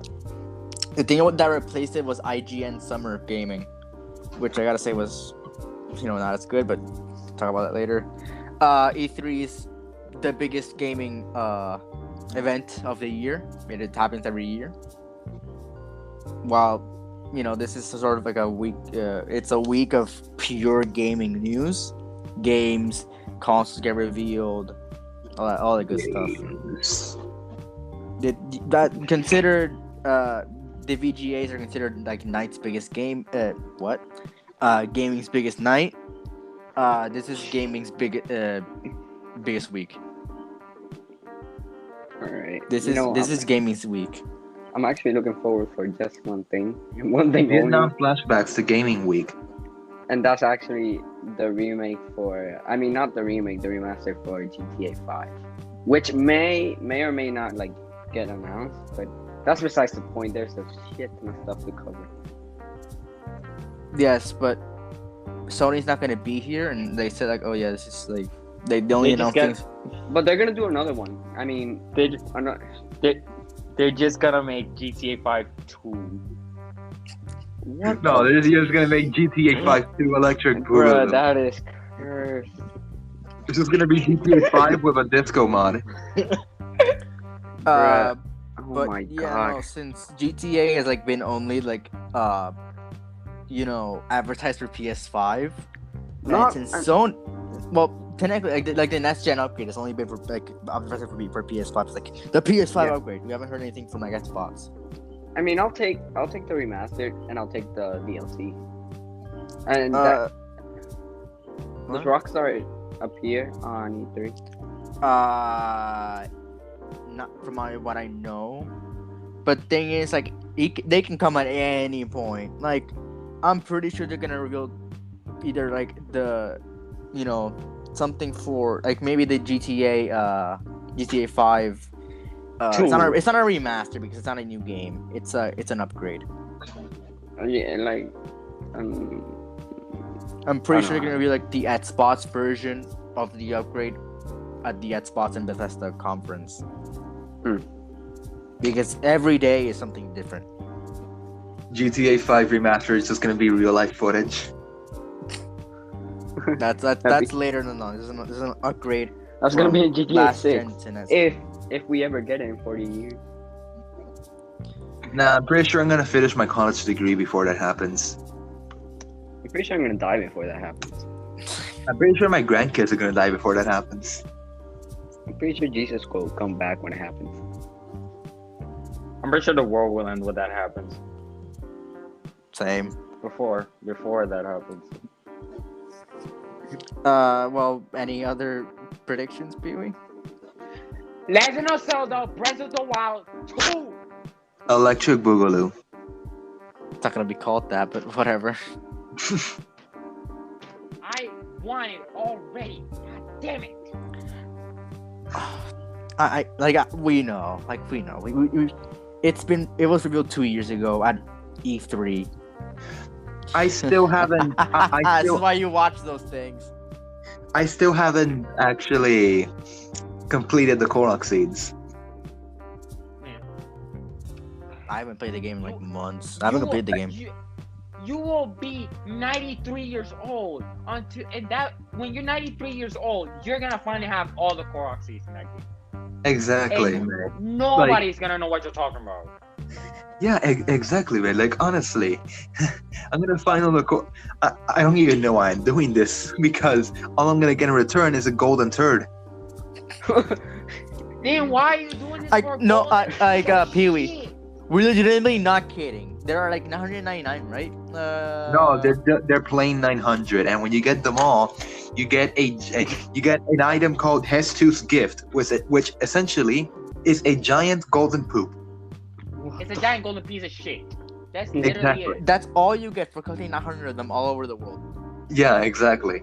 Is there a collectible of that? I want to buy it. Yeah, it's a Yeah. collectible. Not like in the real world, but like in the game, you just have In it the there. game. It serves If no you collect purpose. all 900 of the seeds, which are found under rocks, under puzzles, under circles of rocks, if you have to move a rock, you have to solve a puzzle, you have to shoot arrows, you have to beat enemies to get it, you have to get chests to get it, you have to lift stone platforms to get it, you have to do all sorts of things to get the 900 seeds, and in return, a giant golden piece of shit.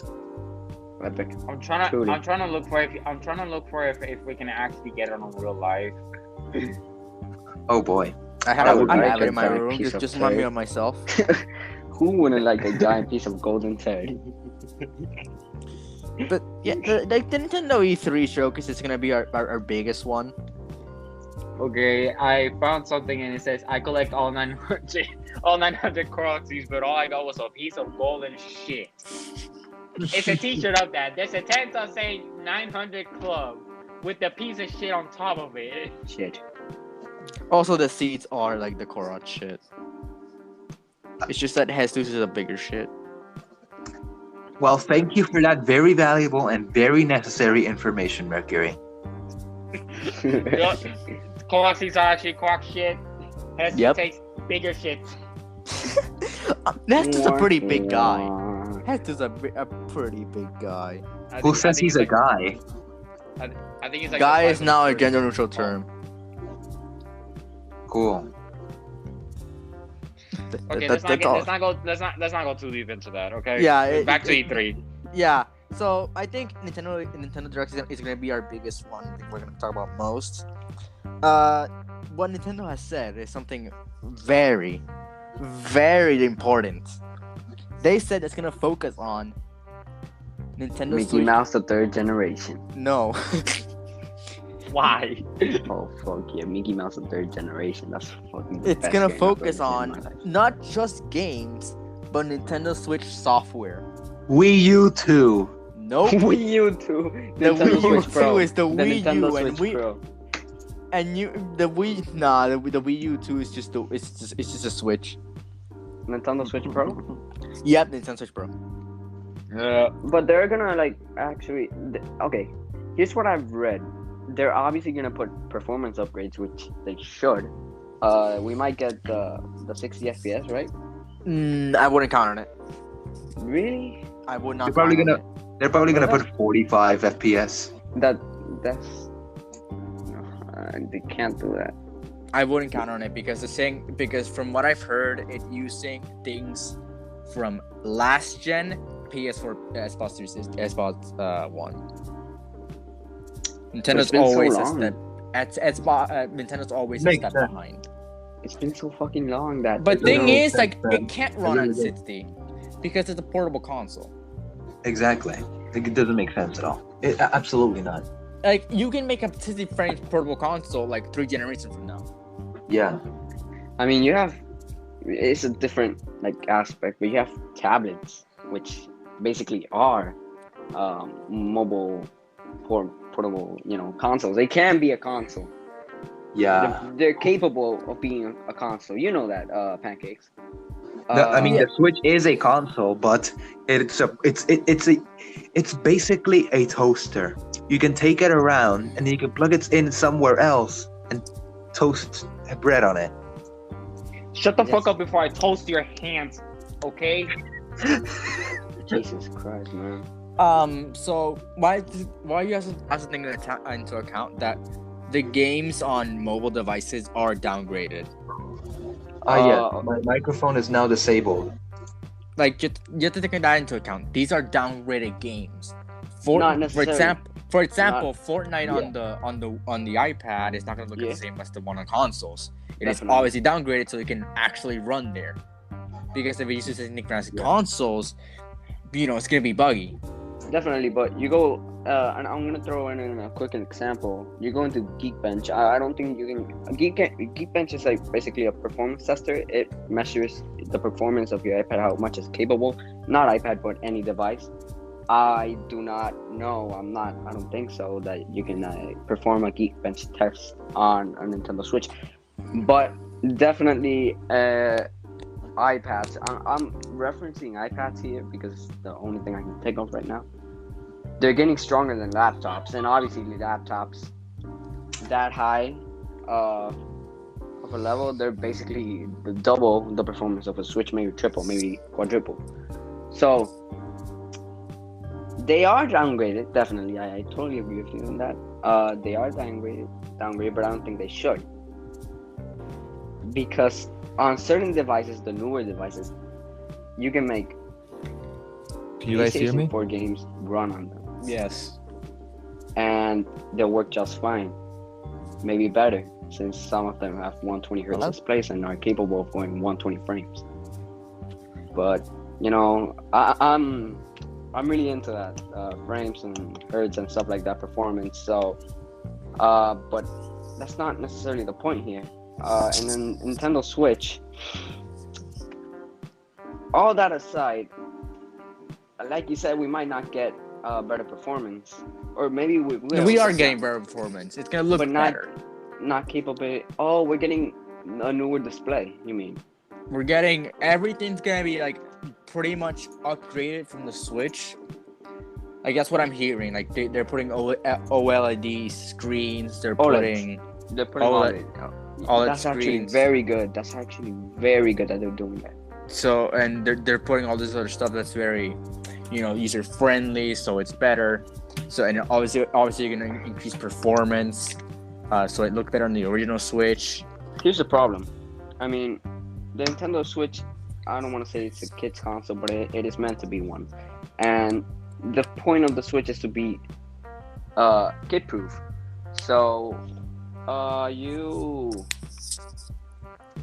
you're taking away the LCD display, which had a plastic display, so you can scratch it. It can't be scratched.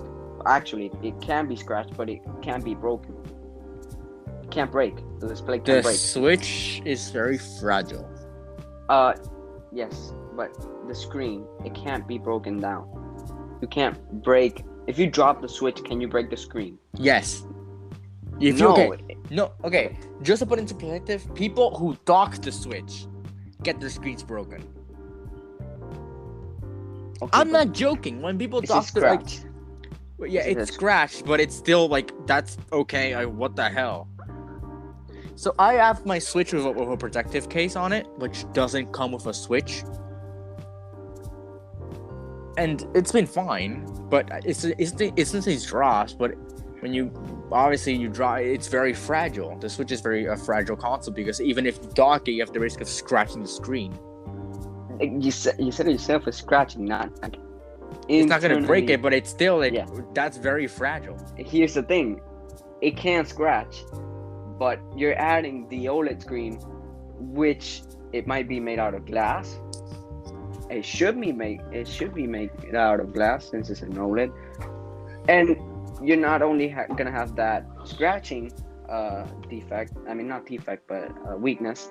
Now you can break the screen, which makes the console not so kid-proof, which I don't know if it's good or not. Can you guys hear me properly? But I wouldn't count on it to be for kids.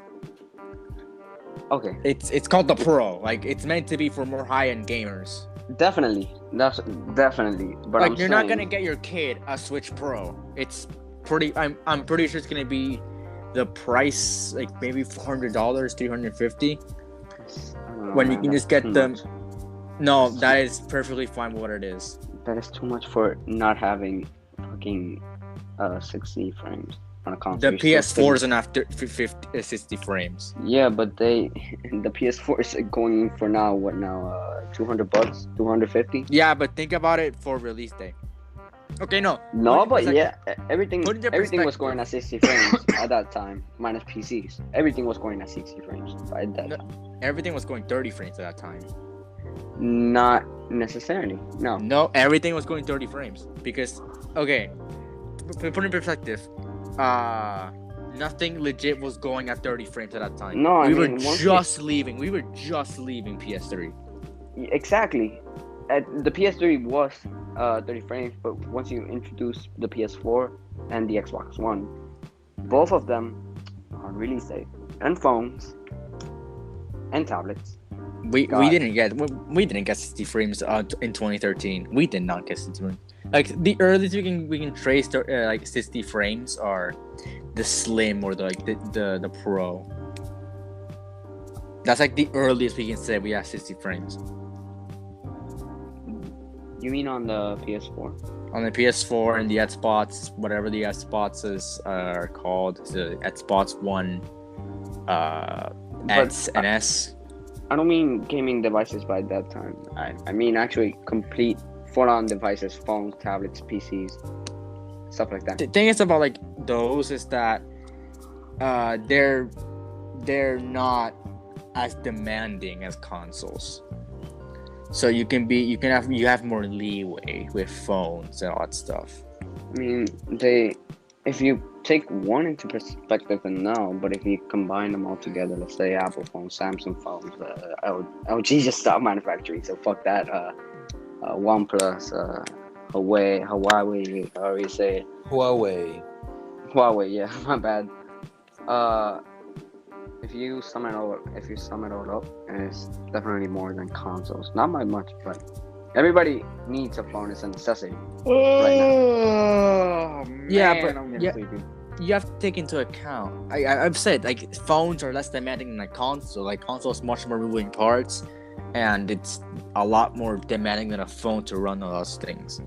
Like to run properly and to run smoothly. Like these things are downgraded. Like We go back to the first topic. We go back to the first, when we started this discussion. But let's say you're right. I'm okay. So just for a bit experience, so my sister plays a lot of Genshin Impact, right, on her iPad, and I've seen her play, and I can definitely say that I look at the trees or even the water, and they look from PS2. Oh yeah, definitely. But that's because they have to take account all the devices, not the high-end ones. They have to take account the medium end devices and the high and the low end. So that's why the graphics are like that. But I don't know.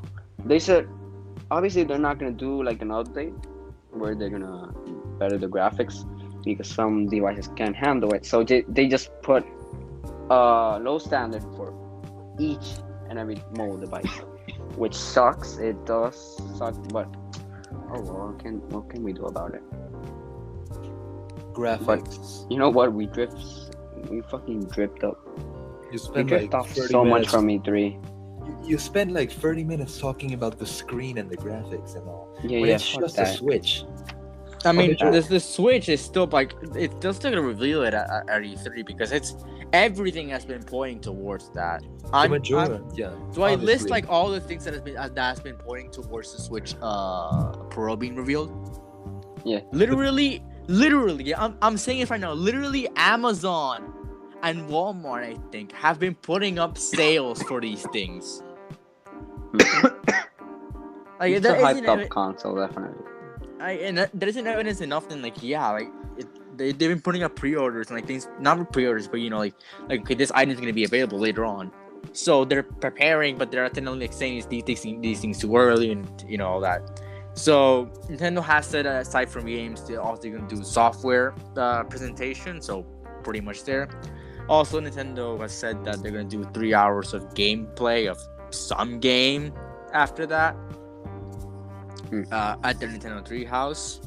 I'm pretty sure this is gonna be last year in 2019 E3. I think they did like 3 hours of. They showed 2 games. One of them was Sword and Shield.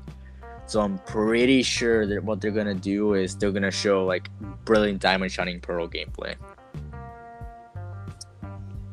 More than what we got. Oh hell yeah! Or Legends Arceus gameplay. Doubt Yes, it. Brilliant Diamond and Shining Pearl. The games Mercury, that just I doubt that, to be honest. I do. I also that's wishful thinking.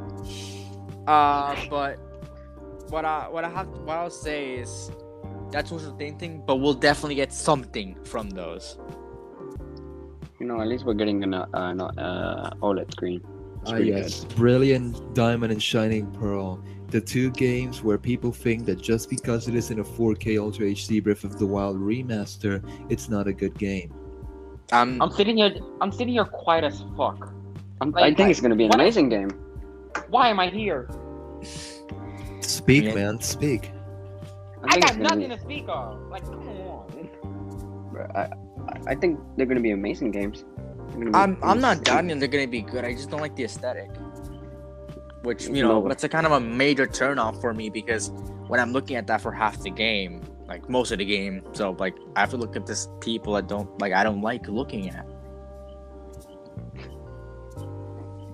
So yeah, it's just me. Like I can't deal with that. Like if I don't like an aesthetic, I'm not gonna play a game where I don't like how it looks like. It's amazing how you call people ugly while being polite at the same time. That's called passive aggressive. I'm not calling them ugly. It's like I don't like how you were drawn. It's like looking at a drawing. You're like calling them ugly. And now I am the one that will be quiet. Well, I just don't like the aesthetic. It's not bad. It's just like I'm not saying it's ugly. I'm not saying it's ugly as hell. I'm just saying like I don't want to look at you. Like it's not like ugly.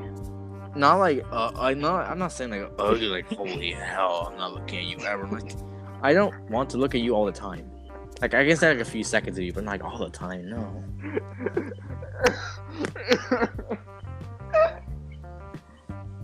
You're saying you're not calling them ugly, but you are. It's not ugly. It's just like I don't like the aesthetic. Like I never said it looks ugly.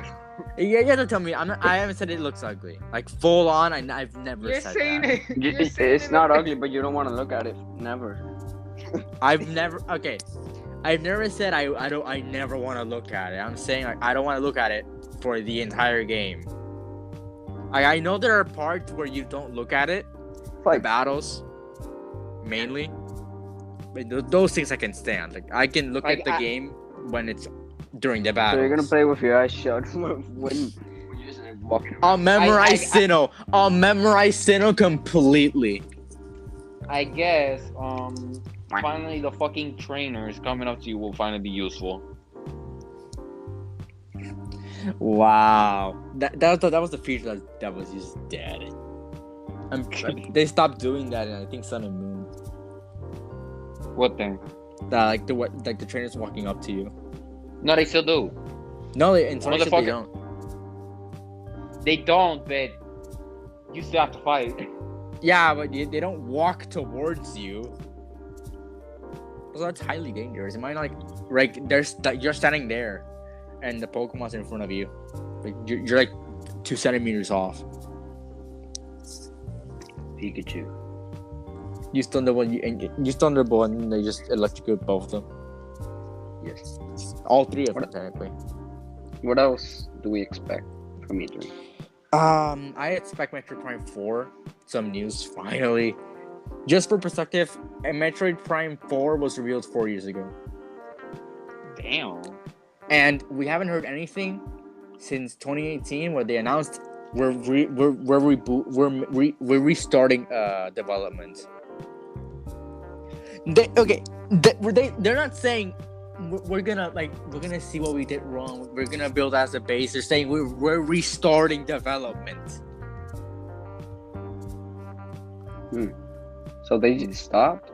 They stopped. They looked at the game and said this is not what fans want, and they restarted development. So they did it for the fans. They said this is not what fans want from the 4th Metroid Prime game. This is not Metroid. So they restarted. Also, it's Metroid's 35th anniversary in like a month, so. I'm here enjoying all my Dragon Ball Legends 3rd anniversary. So I'm spending my whole day in the fucking game. I do not have a life, but it's all worth it. I also expect some news from Bayonetta 3, which was also revealed a few years ago. But unlike Metroid Prime 4, we have actually heard nothing since it was announced. Metro Bomb and Mega Bomb. And the other thing I think we'll get is a Smash DLC. Smash DLC. Yes! That's something that is due. Will we finally get Mickey Mouse? Sakurai, the director of the game, I said they're not adding people that are not originally from games. Will we finally get Waluigi? Sakurai has said that he doesn't want to develop Waluigi. Fuck what Sakurai thinks, man. Bro, I don't care what Sakurai thinks. Whoa. How about we get Sam? Sam, the virtual assistant? Yes, the virtual assistant. There's a lot of debunking here. Oh. Bruh. Like I said, Yes. the episode of the news, I think it was last episode. The most my high candidates are, Mickey Mouse no, and Lightning McQueen. my highest candidates are the Hunter from Monster Hunter, Master Lightning Chief, and Urshifu and Pokemon. Those are my highest. Stop And saying you're game. Stop you're saying people forgetting- not from games. You're He's not gonna forgetting add Lightning people from not Yeah, from he's in a games. game. He's in multiple No, games. she's not. He's okay. No, he's saying people that are originally from games, not that appear in games. Bruh, Lightning. Oh shit, Lightning McQueen is amazing. Yeah, okay, I- I'll give you that, but he's not from a game. You wanna know who I Wait. want? You wanna know who I want? this How about match? Goku?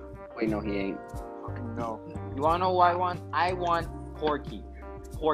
Porky has a chance. I list He Porky does. as one of my top 2 candidates for episode. Alex from. Alice is already in the game. She's What already the in the game. fuck? She is. Yep. Yeah, she is. Wait, Yes, which she's already Alex? in the game. What do you mean which Alex? Oh, from Minecraft? No. Yes. No. Let's Dumbass. go. Look, man, I don't give a fuck who they fucking add. You still cannot beat me in Super Smash Bros. My goal isn't to beat you, it's to have a favorite main. Right now, my main is naturally Steve. My main is Cloud, dickhead. No, your secret weapon is Cloud. F in the chat My for name- Kirby. But it's not so secret anymore, so fuck that shit. Nah, When I used to play Kirby- nah, Smash, my main Kirby- was Kirby. No. Kirby's D tier, fam. You gotta switch that. Bruh, Kirby Bruh. at his time was C tier. Also, yeah, we can probably put maybe some Kirby game. I don't know. I mean, there Just was like a probably Kirby in my game mind. nowadays, so yeah. Maybe So, a well- Kirby game. Throughout Sucks my on- whole life, Sucks on throughout my object. whole life, I've only played one Kirby game. Just one. There's been many Kirby games. Actually, no. I was thinking. I remembered I played the old Kirby games on the Kirby. fucking online membership shit. Lightning McQueen. But without the online membership bullshit, I only played one, which was Kirby and the Rainbow Curse. How about we get Geometry Dash Cube? Yeah, see that Cube? Man, that would be amazing. That is Yeah, from I a know. game, but I don't know if Sakurai is shit. going to put like mobile game people. I would see that. I would Honestly, see that. the final smash would be the ×4 speed arrow, and then get sucked into a UFO and get lasered by one of those giant. How about we monster get thingies. fucking Trevor from GTA? Trevor from? Okay, so that's the thing. The M-rated people from M-rated games are debated upon because we have Bayonetta, which is from an M-rated game, and We have Snake. we have We Snake, have Joker. Naughty. and we have Joker. No So- wait. No wait. I'm So- pretty Isn't sure. Joker from a? Isn't Persona a T game? I don't know. Let me look that up real quick. Not me being dumb enough to think Joker from Batman. No, Joker from Batman is already in Mortal Kombat. Mortal Kombat C. And no. Okay. I know you fucking yeah, dumbass. no. Mercury, you're right. Persona's M-rated. Let's go. Damn. I was just thinking like maybe it's maybe like Joker. I don't know, but like the people M-rated characters are debated upon.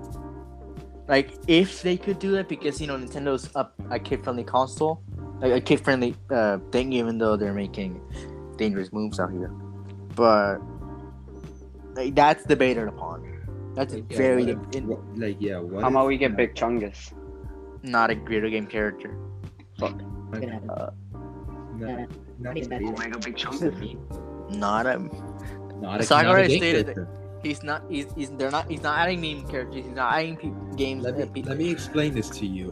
Let's get Doomslayer up in this bitch. Let's Yeah, get Yeah, Doomslayer is up a in no, this possible bitch. seriously, character. yeah. Okay, so Vegeta. all jokes aside, Let me explain this to you, Pee-wee.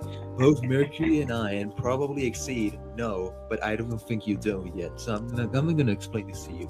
Sakurai stated that he will not add any characters that do not originate from a game. This means that if its first appearance is not on a video game, then it is not going to get added into Smash Brothers. For example, Steve from Minecraft, his first appearance was in the Minecraft game.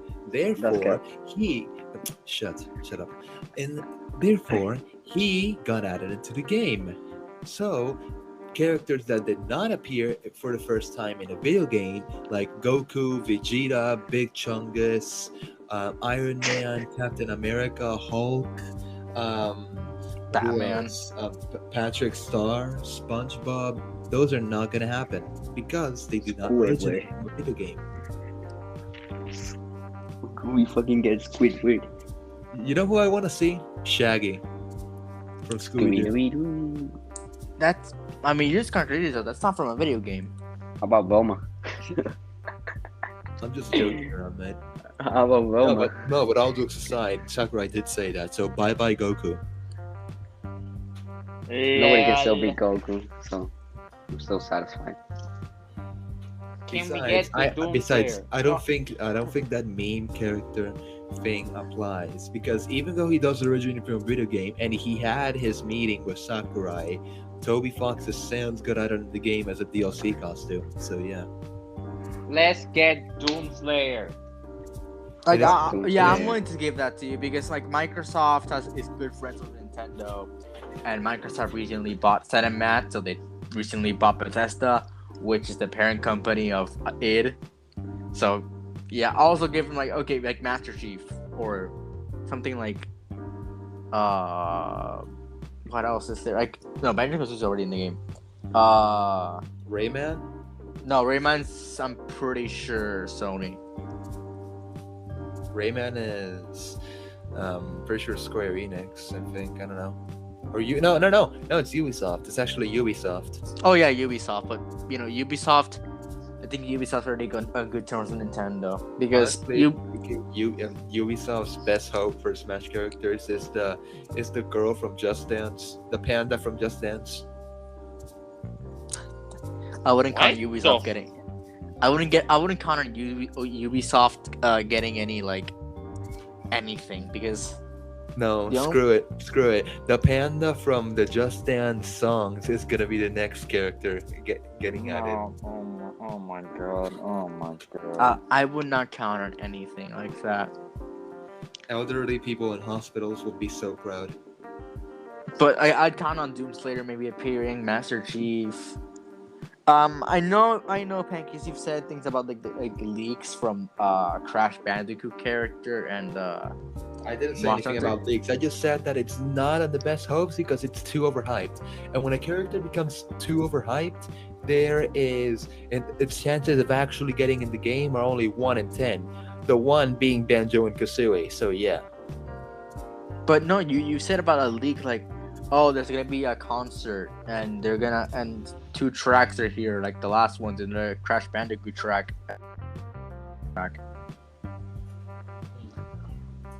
Okay, let's do something. I am going to give you a bunch of characters that people have requested. No, you don't need to do that. We're not gonna extend anything like this. You said that. No, I know. But I just want your personal opinion on. It's just two. Two characters. We've overbloated this episode way too long with Nintendo. We've overbloated this episode way too long with Nintendo. Just saying that the theory still applies. My predictions are my prediction for the next DLC characters are going to be a Pokemon rep and what did I say was the other one? Oh, Porky. Yeah.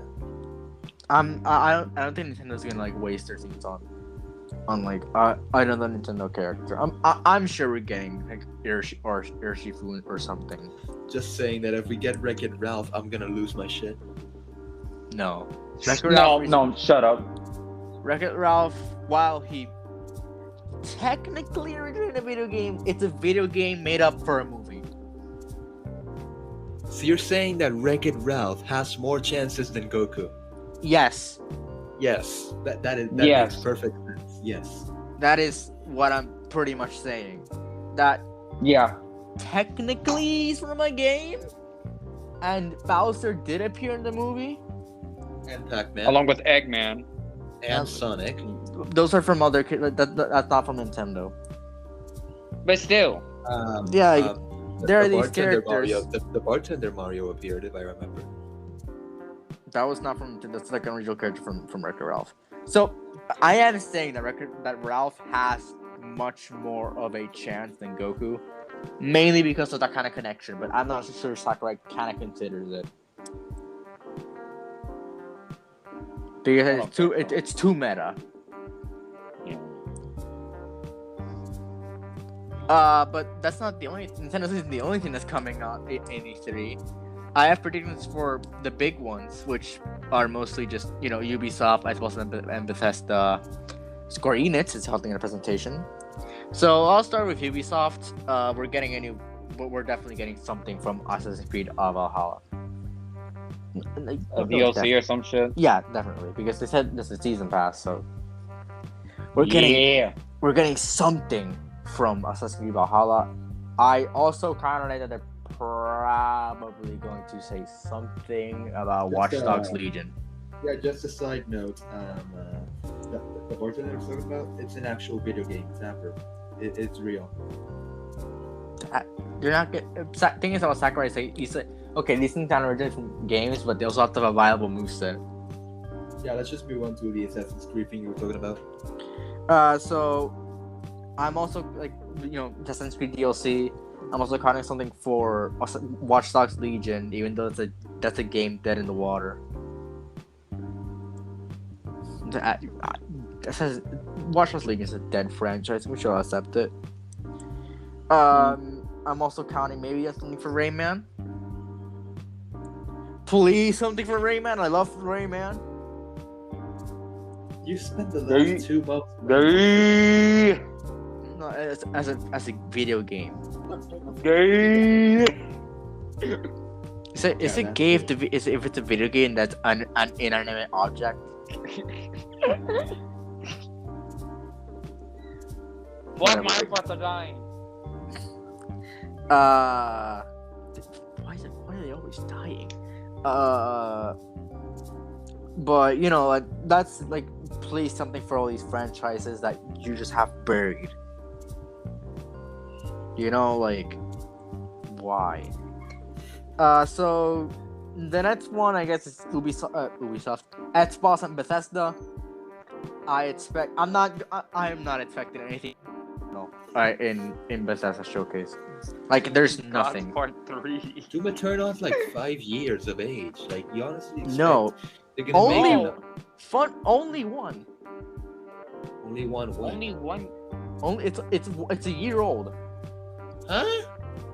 What do you mean, huh? Didn't a game come out in 2016? Doom came out in 2016. Doom Eternal came out in 2020. Man, is that a remake? No, it's a sequel to Doom 64. Okay. Because Doom 3 isn't part of the timeline. Okay. We got Doom. We got Doom 2, Doom 3. No, Doom 3. Doom 3 is not part of the timeline anyway. So it's Doom 2, Doom 64, Doom 2016, and then Doom Eternal. All that one character. Thing is that sometime between Doom 64, he for some reason crossed universes. Since when does Doom have timelines? I thought it was just some blonde hardcore dude beating up demons. Well, He's maybe blonde. He's not blonde. Oh my god. I don't know. The original one. He's still not blonde. He's still not blonde. He's brown hair. I played the original game. What color hair he has? It's still a dude beating up demons. Yeah, there's a story. I played the original game on Doom Eternal.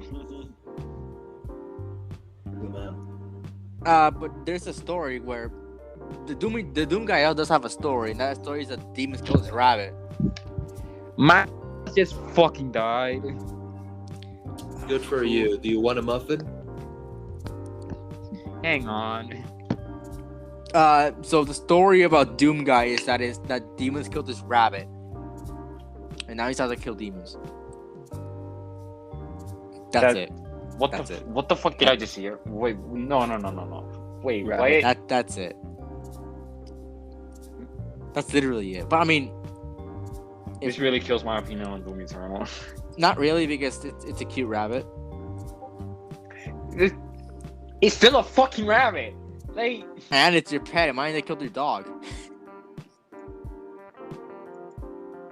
yeah, you're right. You do Hey, have a wouldn't you kill- really good point. Like, okay, think about it. When they killed a pet that you love, and you love that pet very much, wouldn't you go kill a bunch of demons for it? Huh? Like, be real with me. If they killed your pet that you love very much, wouldn't you go kill a bunch of demons for it? I mean, if I have the power to do so, if it's not suicide, then And Doom guy does have the power because he Yeah, literally then- killed a giant demon. of course, I would. Like, if someone killed your pet, you understand again? If they killed your pet that you love, or someone you love very much, wouldn't you like go revenge for it? Yeah, Be real with me. yeah. If it's an animal that doesn't know any better, and can't do that, like it's an innocent. Just be real with me. Anyway, so yeah, also because they kind of killed the entire planet. Did you just cross John Wick with Doom? Yes. Okay, so Doom Imagine guys John pretty Wick much, and Doom. pretty much Doom guys is the extreme version of John Wick. Yeah. So imagine John Wick, but he can slay trillions of demons in like an hour By himself. by With a himself. pencil. With a pencil. Maybe. Maybe. No, Yeah. no, confirmed. He's killed, not confirmed, but pretty much he's killed an entire demon army, unpowered, with his fists. Oh yeah. Because he got his divinity powers from like a machine given to him by like people. Can you just not spoiler, please? You're not gonna play the game. Bruh, I meant John Wick. No, Well- that's not John Wick. John Wick was never got divinity powers. The fuck even is divinity powers? Divinity powers when you become a god. But from what game are they? Doom Eternal, like Doom Eternal explains everything. Oh, that- okay. Doom Eternal My- explains everything. Yeah. That after Doom 64, which by then Doom guy was a regular guy, by the way, and he still killed like billions of demons.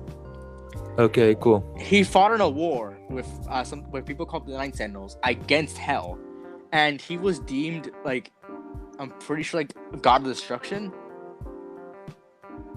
And then they gave him his powers,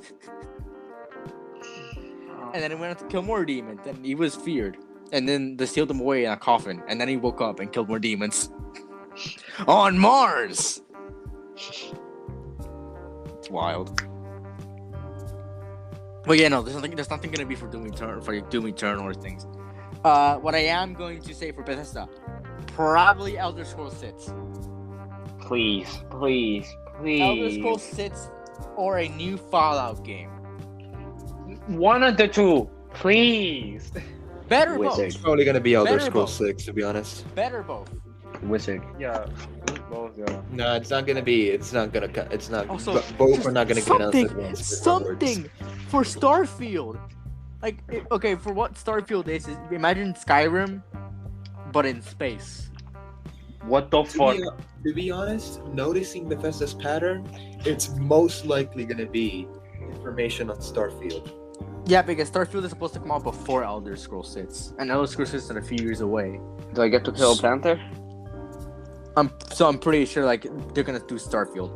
Nah, fuck GTA 6. Elder Scrolls 6 is not gonna happen before I die.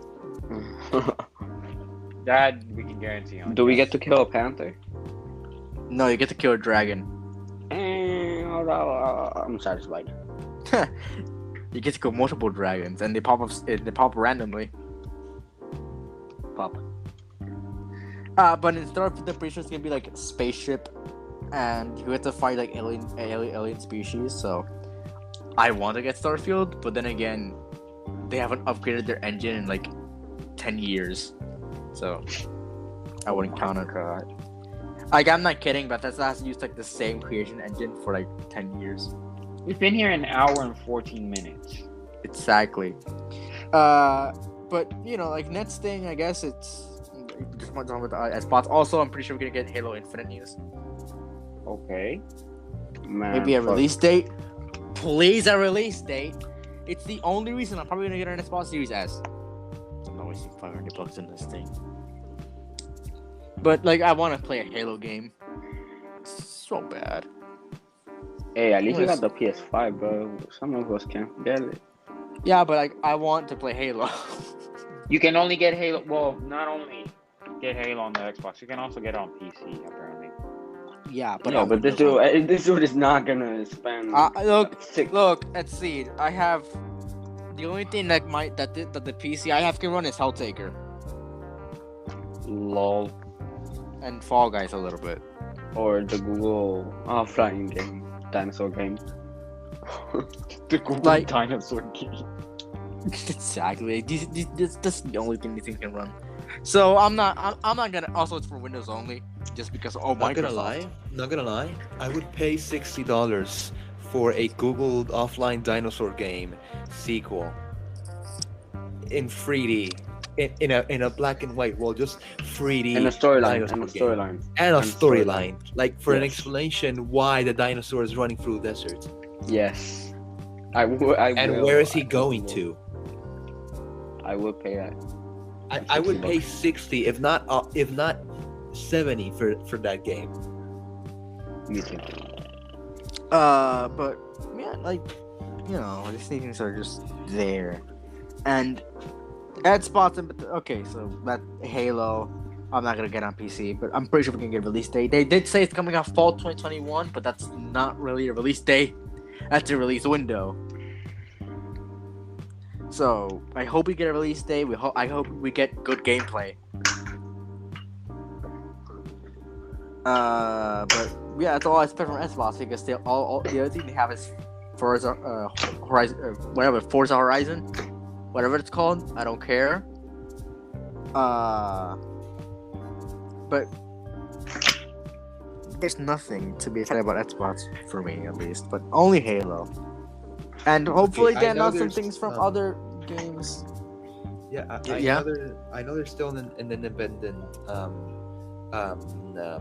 friend holder, like publisher or a video game company, but to be honest, I'm just gonna put a pause on the Xbox and Bethesda stocks real quick, and I'm just gonna talk about Konami and how they could make a collaboration with one of the more major companies, such as Xbox and Sony, because I want to see a console port to Dance Dance Revolution. No cap. Dance Dance Revolution. Get ready. I mean, okay, Konami was supposed to be in E3, but you know what happened? What happened? They said we're not ready for this and dropped out. Ah yes, every college student. Just like how I dropped Oh. out of high school. Very funny. So they just went and said we're not ready for this and dropped We're out. not of ready for E3. this. Left. That's all they did. They said, okay, we have these games that we have ready to reveal. Instead of saying we have no games to reveal, I'm kind of Konami to do like a little present later on. They'd be like, fuck that, I'm not doing it. But if Konami was supposed to be like do that, I'm counting on them being. No, but For- let's for- extend on that topic. I want to see a Dance Dance Revolution port to console. What are I your don't think that would thoughts? work. That I mean, would it only work. would work, but instead of breaking your feet, you would break your buttons. What the It's not just playing Friday Night Funkin' on a console. Do Yeah. not bring up Friday Night Funkin' with the greats of Dance Dance Revolution. I mean, we got the arrows. We can do. I mean, Both are good games, but do not compare them. They are great games to be left alone. The thing is, like, that's just like hitting keys, you know. I mean, yes, but no. You know, I mean, the only controls would be like the arrow buttons. Yeah, but the thing is, the music is too good. Actually, now that you brought up Friday Night Funkin', they recently hit their Kickstarter goal. Like, I know they had an initial 60K goal, but their maximum goal for all their initial additions that they wanted to add was 1.8 million. And since they reached 2.2 million, I'm guessing they're gonna reveal something, even as an independent kiosk or something at E3. Bro, the only thing keeping Friday Night Funkin' alive, I hate to say it, but it's the mods. Bro, I'm pretty sure they're gonna announce something at the Guerrilla Collective Showcase, because no one's gonna do anything for indie games in like the Ubisoft premiere, in the Xbox premiere, in the Square Enix. Like, they're not gonna do that. I mean, not like if the you- big if you were- studios, but like for physical people, like people that actually go to the conference. There is not and- gonna be anything. This is pure digital. Well, shit. This is purely digital. There's no conferences. What I'm saying is conference. Unless they team up with a studio or some shit, nothing's gonna happen. No, because we What have the the Guerrilla Collective Showcase, which is exclusive for indie games. We have the Kickoff Live, which is also exclusive for indie games. The IGN Expo, again, indie games. PC games, gaming Indian. show. What? Not indie games. Indian games. Yes. We have the Indian PC games. gaming show. We have the Future gaming show. We have the Steam Next Fest. All of well, that's for Steam games. So not that. But we have those 5 things where they can announce those indie games. So, you know, they only have those chances. So they're not gonna partner the studio. They're probably gonna show it there. But yeah, that's it. I'm not expecting much. Xbox, What did you just say? I don't know, but I don't know, but shut up. And the next thing I want to talk about is Square Enix, the creators of Final Fantasy. Gino. Alright. So this Time for one's it. big. This one's big because they still have Final Pause. Fantasy 16 to I like swear to to say God, I've anything seen about. To say anything Wait. about. They have Final Fantasy 16. They haven't said anything. I'm pretty sure. Final Nothing. Fantasy 17. 16. We're not 17. 17. They're gonna make a Final Fantasy 17, Lamel. Obviously. Why would they stop? Be real with me. Why would they stop? Also, we're not gonna get anything for 7 remake.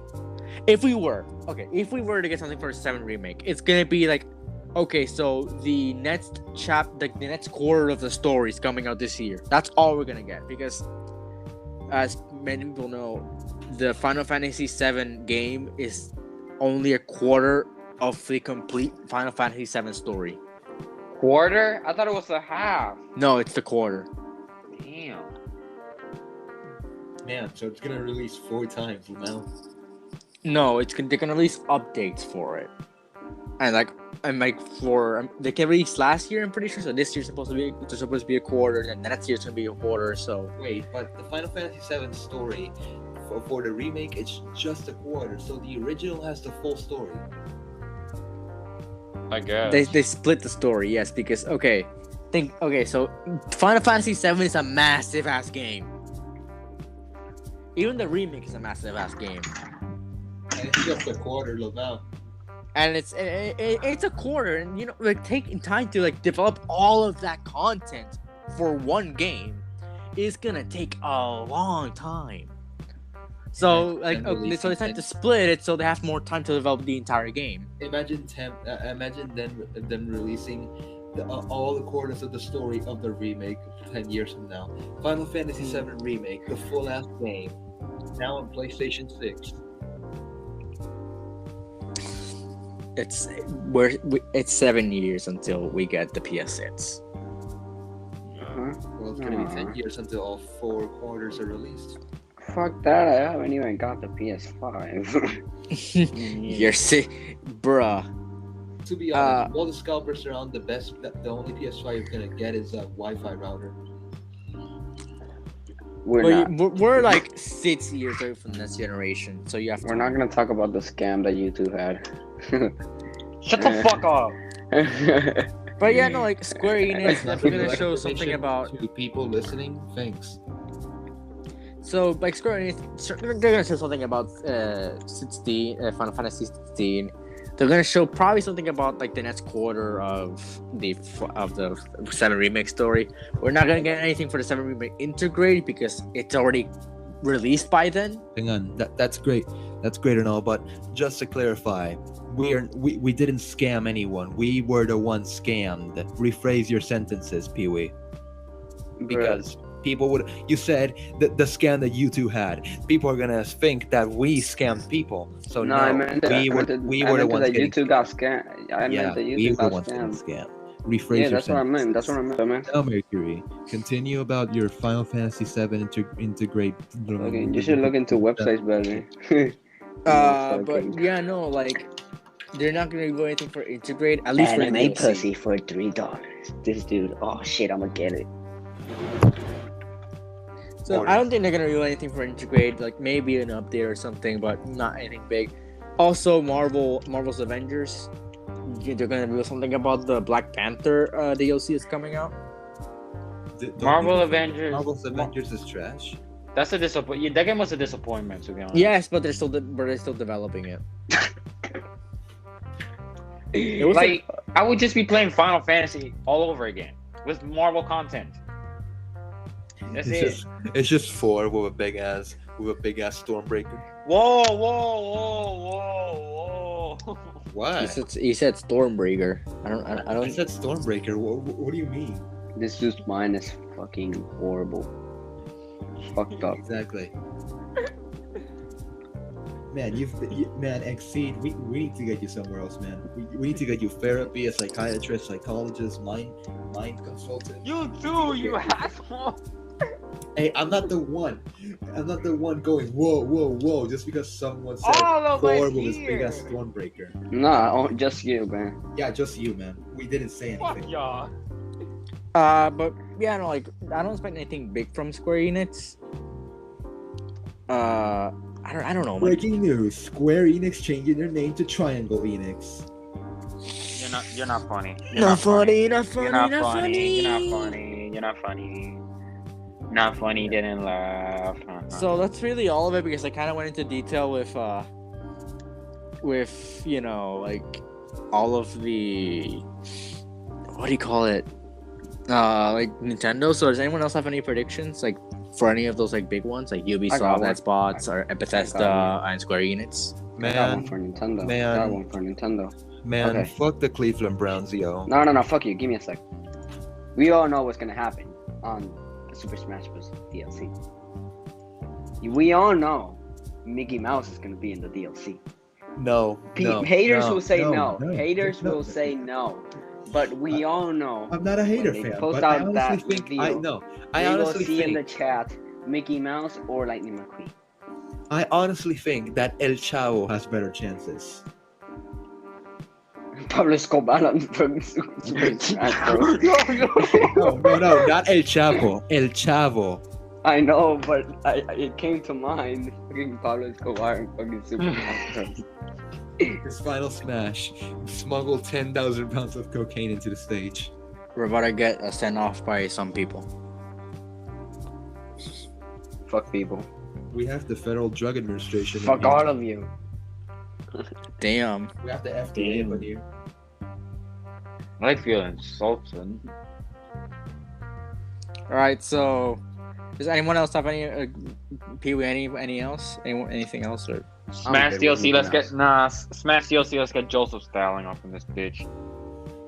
How about? I mean, I'm not Mercury, gonna now say that it. we I'm not gonna finished say it. talking about all the big studios, we can finally talk about Smash DLCs. Is there any more studios, or is that it? Like, what the Konami? fuck? Capcom? No, Konami. No. Konami dropped. I literally just said Konami dropped out. Capcom? Capcom's gonna present on June 14th. Fuck. I mean, we can EA? talk about it. Respawn Entertainment? We're gonna talk about everything. EA. Wait, isn't this a 7-part series? It's 8. Huh? Yes, it's 8. Puta madre. Yeah. So we're gonna make a fucking full-fledged saga of the E3. Should I say the schedule of all this stuff? Go ahead. Afterwards, we're gonna Do talk it. about Smash Do DLCs. it. Just do it. Just do it. All right, hold on. This is all coming from GameSpot, which has all these things. We'll be covering everything on this, so it's a lot. It's a lot. So I made a big poo-poo mistake. Hold on. You made a A big big poo-poo mistake? A big poo-poo mistake. I thought I was the only one who heard that, but apparently everyone did. I made a big poo mistake because I accidentally didn't edit the thing. If there's any more, then I'll just find them out later. But hold on, I'm writing these down so I don't forget. Okay, so The RIP moments where the Cleveland Indians changed their logo and the Redskins their name because people. There we go. Did I? This is cursed. Ah, yes, cursed. The big Okay, so I'm just an idiot. Okay. Yes, we know that. We knew that. yeah, we know I'm that. looking We at the know that. schedule. If you guys want to give any more predictions, then go ahead. I don't know, but I'm just gonna explain. So basically, we're gonna make an E3 saga. You probably already know that. Wait, do they? What? Whatever. So we're gonna make an E3 saga, and Mercury, and I'm gonna try to be on every episode. I'm gonna try, Can you cause be? yeah, I'm gonna try. I'm gonna fucking try. Just I'm gonna be. go for it. Just be, fam. Just be.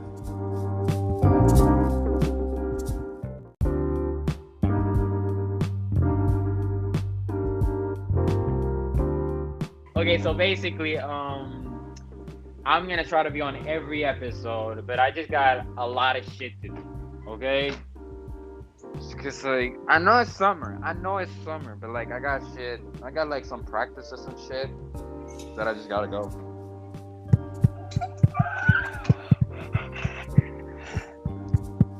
All right, so this is just bullshit. We know. One of the presentations at 5 a.m. What? I am. You know what? No, we're not gonna cover everything. We're gonna cover the ones that I found on the GameSpot. No. Fuck it. I'm gonna do it. I'm gonna wake up early. I don't give a fuck. I don't know, but I've legit, like, we can just watch it later. But one of the, it's just like India. There's a lot of stuff.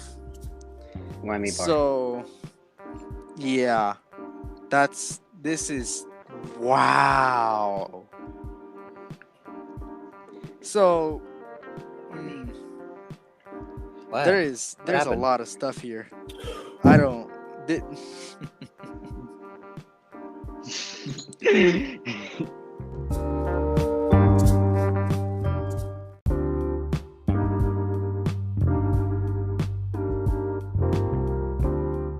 Okay, so the full E3 schedule is what I have for now. If you want to see the full schedule and what we'll be covering every single day, it'll be up on Twitter.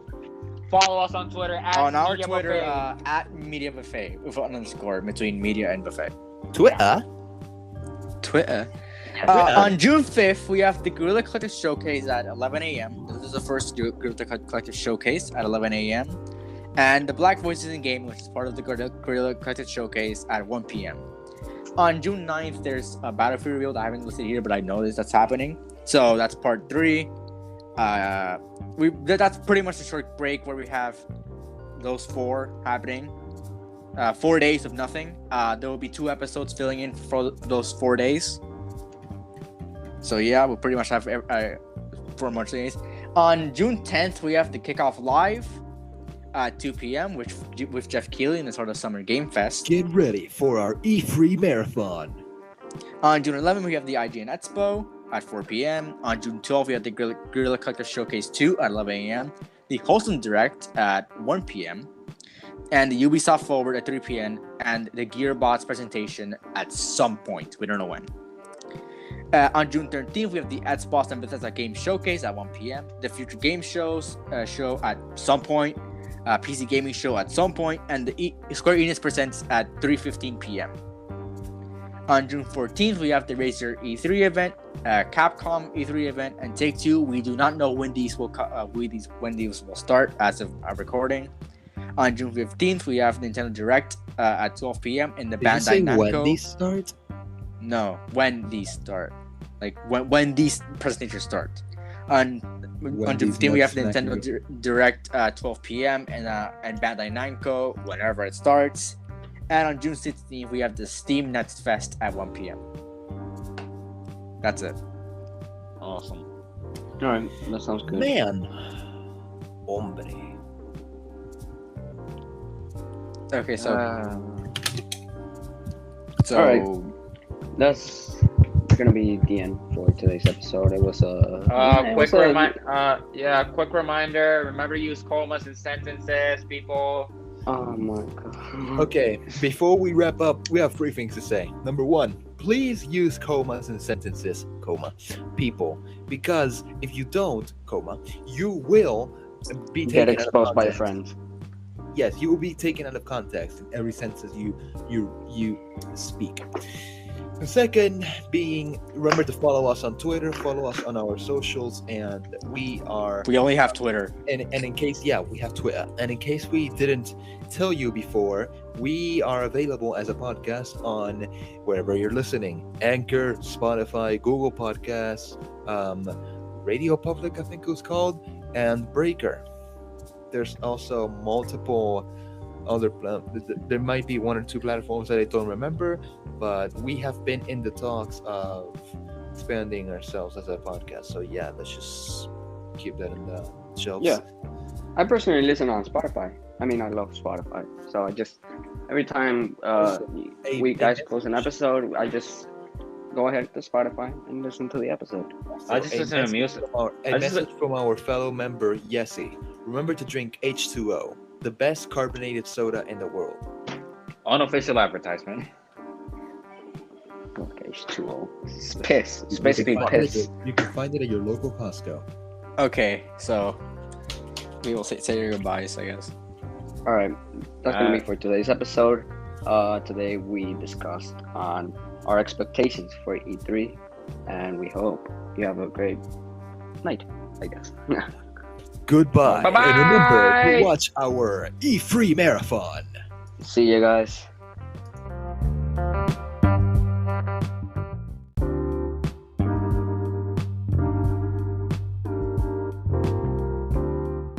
Hello, my name is Mercury, and welcome to this brand new episode of Media FA. Today I'm joined by Pancakes and Exceed. How are you both? I'm good. Boy, have you lost your damn mind? Cause I'll help you find it. That's not an expression. And you're not funny. Only true OGs understand.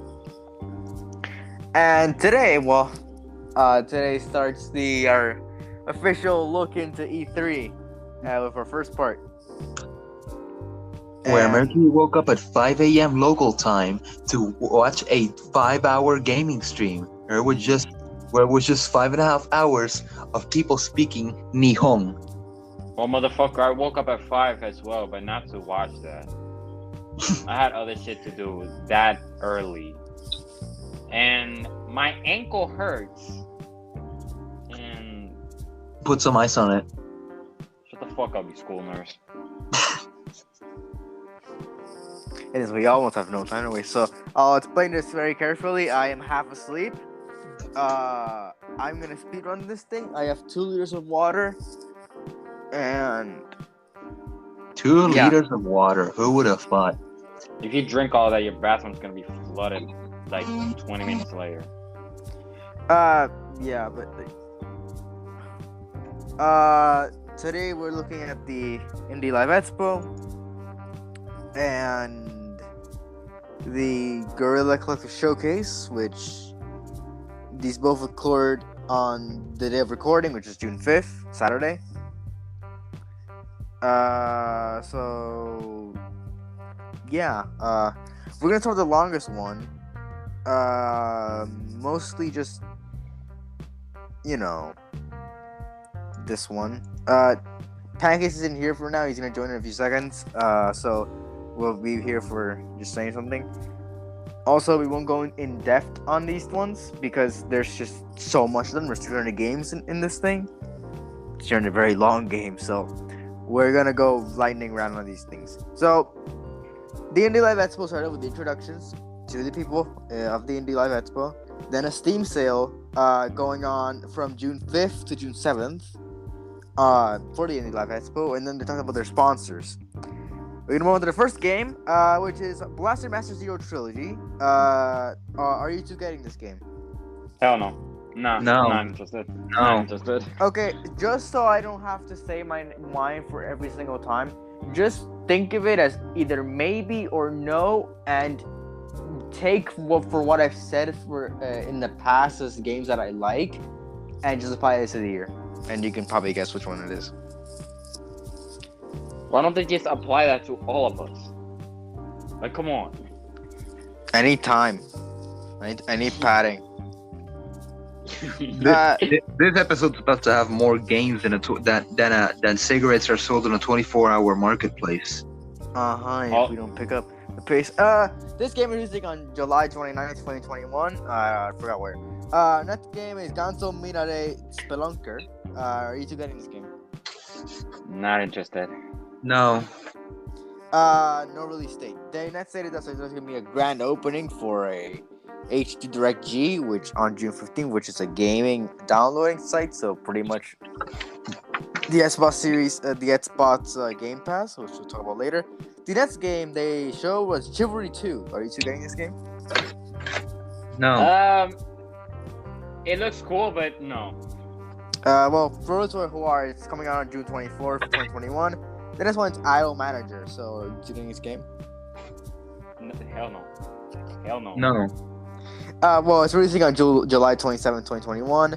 Next one is Fault Milestone 2 Side Below. Are you taking this game? What the fuck was that game again? No. Just go by title. If it sounds interesting, like, I don't know. Okay, what's the name? Like, what the fuck? Fault Milestone 2 Side Below. That's pretty Japanese to me. Nihon. Oh, this game. Yeah, no. Well, for those, it's coming out September 2021. We don't know when. Lost Epic. No. Lost Epic. Epico. Hell no. Well, for those who want, early access is available now. They stated that there's going to be that Maiden of Islands was added to H2 Direct G. It's going to be added on June 14th. And the next thing they announced was Sniper Ghost Warrior Contracts 2. So are you two getting this game? Or no. I just might. I might. Well, for those who want it, it's releasing July 29th, and you can pre-order now. Then I'd say that there's going to be a sale on Issue Direct G and on June 15th, and we started with the lightning round. Rising Noricam. Are you getting this game? Rising Noricam. What the fuck? You don't have to Google every single one of the 300 games, or else we'll be here forever. Okay. No, I'm not getting this shit. It's available now if you want it, I guess. I don't know if these are all Japan exclusive, so just warning that out there. The End of the Music Garden, the Magic Tutor. Are you two getting this game? Nah. Maybe. Wow, okay. It's available now if you want it. Tariki S. Are you taking this game? No. Don't remember what it is. Well, it's chalked up to no. It's available now. Maroon. Are you two getting it? Maybe.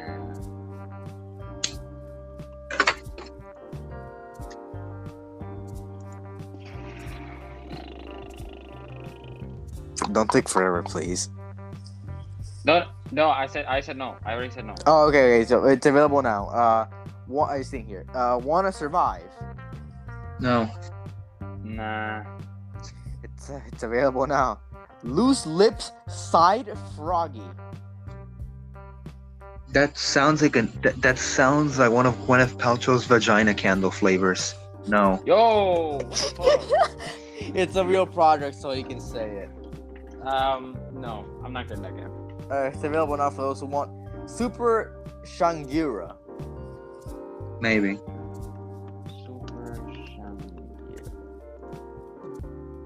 What the fuck? Whatever. No.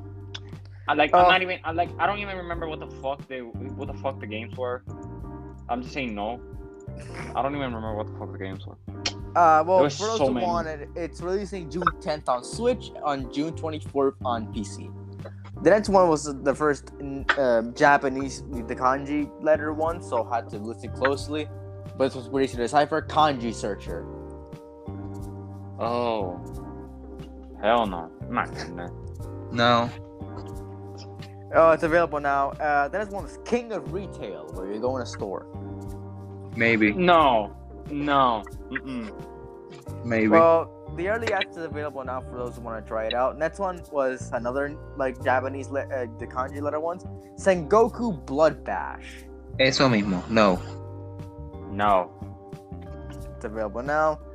Siege Survival Floria Victis. Nah. Nah. It's available now. Hyper Treasure Legend of Macaron.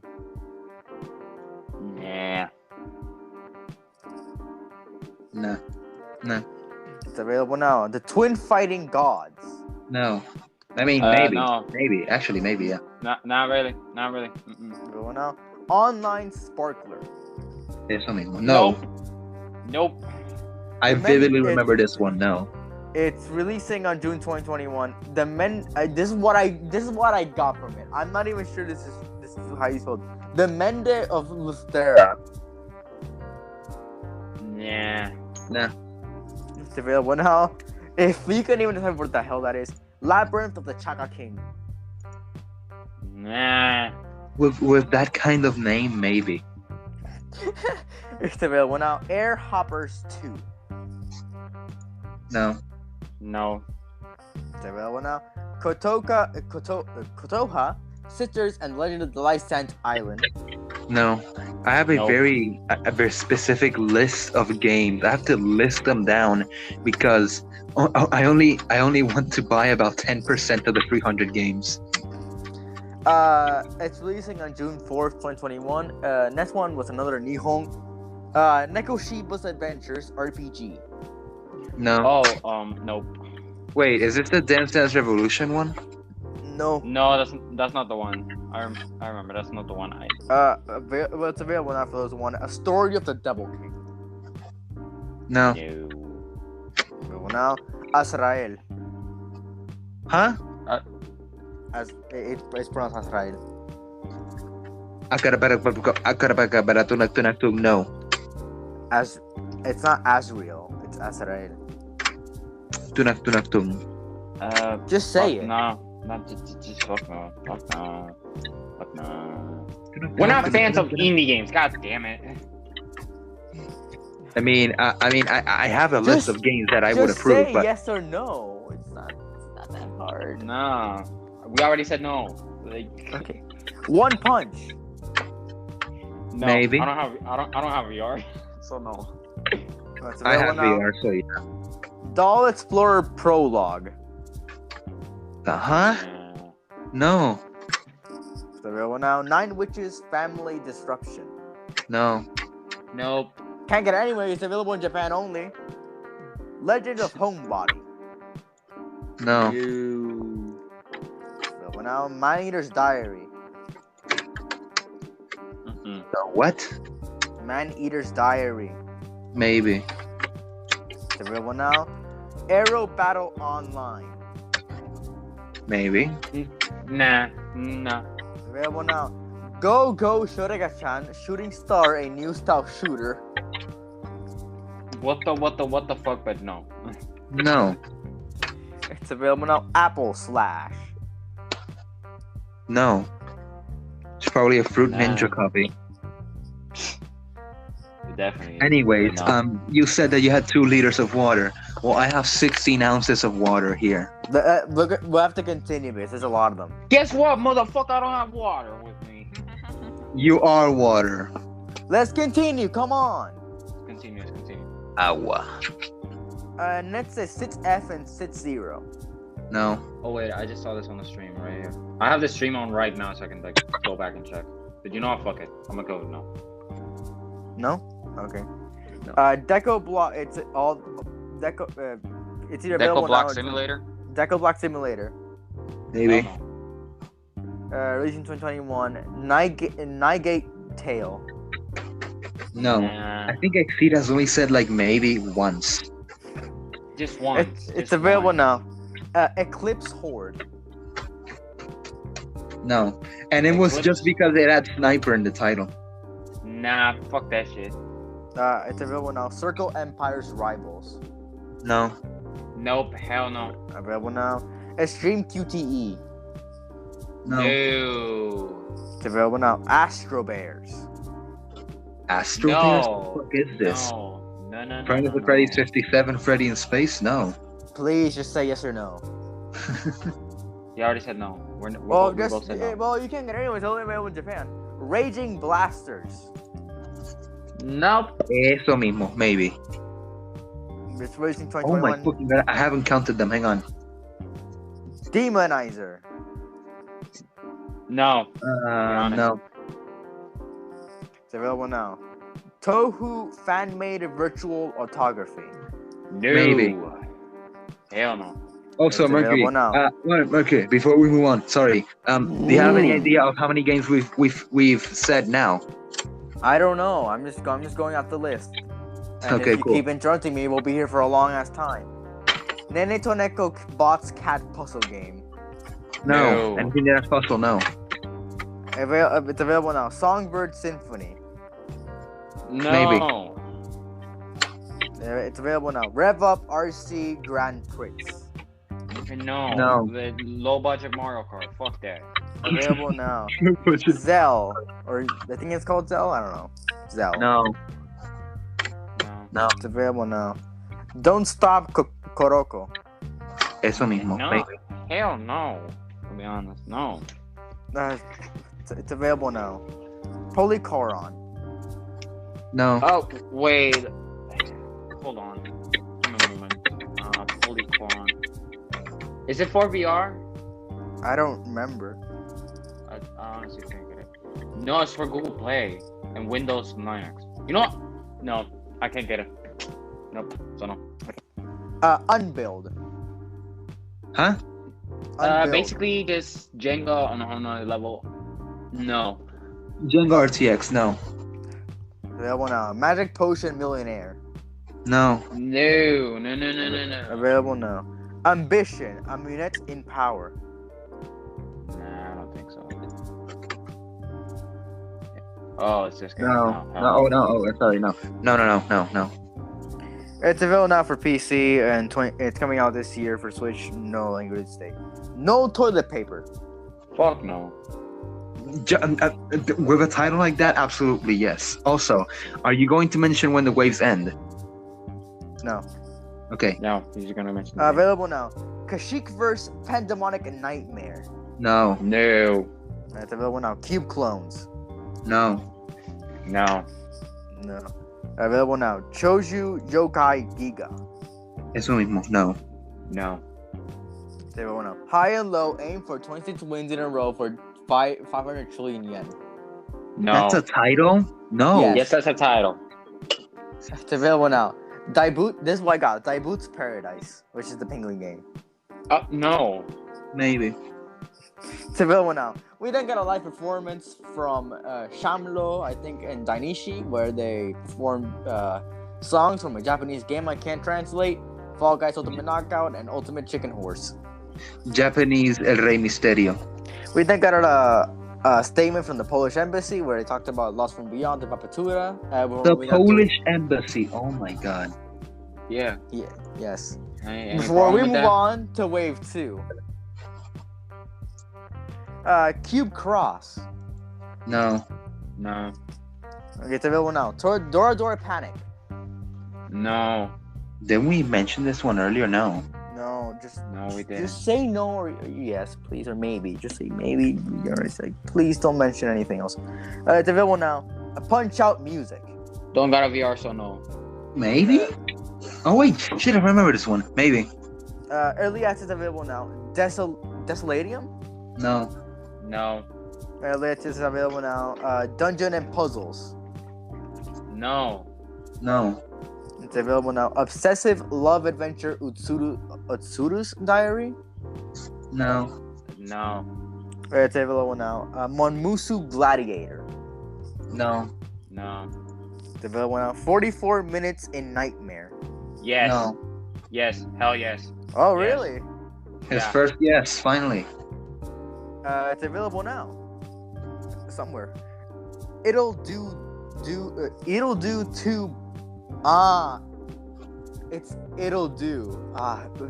Nice name. It's It'll do 2 plus. No. No. Oh well, you can't get it anyway. It's available in China. Mad. No, Stop. Mad Rat Dead. No. That's basically just Super Mario with action. No. It's available now. Silver Chains. No. Maybe. Also, You know that what? Punch No, Out no, music. you know what? Yeah, I'm getting Silver Chains. I want to get Silver Chains. All right. No, for me. Also, Punch Out music. That title of VR. I'm getting. Yes, I'm getting it. Okay. Well, Silver Chains available now. Return to Shironagasu Island. Eso mismo. No. No. It's available now. Sunny Fairy. No. No. It's available now. Welcome to the Adventurers Guild. No. No. Encore. So No. No. those two are available now. Vivid Nights. No. No. Available now. Cosmo Dreamer. No. No. Available now. Craft the Map Crafter. Gathering Magic Words. No. It's available now. No. Kokoro Clover Part 2. No. No. Online Snowball Fight. No. No. Those two are available now. A Slash of Bullet. No. No. It's available now on only Steam. Rolling Card Battle. No. No. It's available now. Hold on. Sorry. Home Behind 2. No. No. This is available now for that. Doors of Insanity. No. Hold on. Give me a moment. I need to find that shit. I'm going for. We've been for like 75 games and none have been in my Oh, interest. this shit. Fuck that shit. Fuck that shit. No. No. Except for the Beat Saber one. Well, its early access is available now. 3D Chess Noka Noka. Maybe. No. It's Nah. Shed. It's available It's now. chess, but no. It's available now. Hanya Bullet Hell. No. It's available now. Cleaning Robot Match Scatter Battlers. No. Worst stripper name ever. No. Early access is available now. Suetsi. No. No. Early access available now. Steam Puppet Tower Defense. No. No. It's available now. Pumpkin Jack. Pumpkin Jack. Pumpkin Jack. Yeah. Pumpkin Jack. That's the title. No, Pumpkin No, Jack. just pumping jack. Maybe. Maybe. Okay, these few I'm just gonna list the names so you guys are all just available now. Rune of Reckless, No. No. Korobata, Eso mismo. No. Hell no. Five Nates, Huh? five Nates, No. Bonsai Castles, No. Wait, I remember this one. Maybe. Yeah, we're getting there. Radical Relocation, Wait, I remember this Oh. one. I remember these. Yeah. Yes. Spartoy Meadow, No. Relaxing Rain Sounds, Amayadori, No. Wait. No. and No. those are all available now as of time recording. Open Country, No. No. it's releasing June 11th. Fight of Animals Arena. No. Wait, shit. Finally. Yes. My first solid yes. Karatura of Everyone. No. Furry. You fucking furry. Shut the fuck up. Jokes with Strangers. No. Cards Against Reality, but virtual. Yes. Oh, then yeah. Hell yeah. Mercenary Blaze, Dawn of the Twin Dragons. No. Maybe. Seek Blade. No. Our After School Play. No. Super Drink Bros. Yes. Absolutely, yes. I love to see giant cans of soda fighting like it's fucking Tekken. Roguestar Rescue, No. No, Dungeon and Gravestone, No. no, Everhood, No. no, and then Kurikuri Europe. no. No. All those are available now. The next one they announced is, I think, our favorite, Power World. Yes, absolutely yes. Pokemon with guns. Yes, hell yes. Well, to our sad existence, it's releasing next year. The next one they announced is Trans Ruby. No. No. Ladies and gentlemen, via my very unreliable count, we've reached the 100 game mark. It's first releasing fall 2021. Garage Bad Dream Adventure. Yes.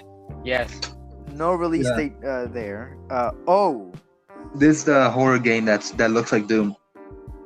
Oh. What do you mean it looks like Doom? It looks nothing like Doom. In terms of the 2D old style of graphics, you know what I mean? Still. I'm saying the other game. Oh. No.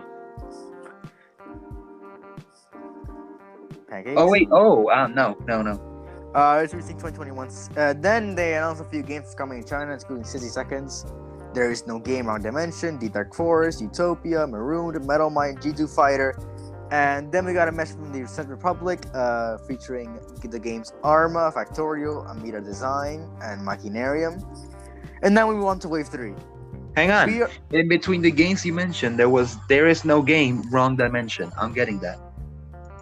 Okay. I might get that too. Yeah. Let me try anyways. VRG. No. No. No release date. King's Bounty 2. Hell no. No. You gotta answer quicker, man. It's releasing on August 24th, 2021. Kitsune Tales. No. Hell no. No release date. May Slaughter. No. No. Also, in Released. between when you mentioned the garage game and the There's No Game, there was a title called RPG followed by some Nihon text. I just called that Japanese Dance Dance Revolution. I don't know if you mentioned it, Oh. but I'm getting it. Bro. Next game is actually called RPG: The Story of Ellis. Oh. And no. Wow. Damn. What if it is what I mentioned, then yes. Dream Engines Nomad Cities. No. No. Shop of Tentacles. No. That sounds like you know what that sounds like. No. Those three games are releasing in 2021 with no planned schedule, and Shop of Tentacles releasing in summer 2021. Space Cat Tactics. No. It's releasing November 12th. Pixel Game Maker Series Steel Sword Story 5. No. No. July 2021. The Use of Life. No. Early access July 2021. Midnight Protocol. No. No. Summer 2021. Necromance Chan. No. No. 2021. Jupiter Moon's Mega. No. No. And 2021. thinking that you know how to pronounce words. Project K Karumu Auto Battler. No.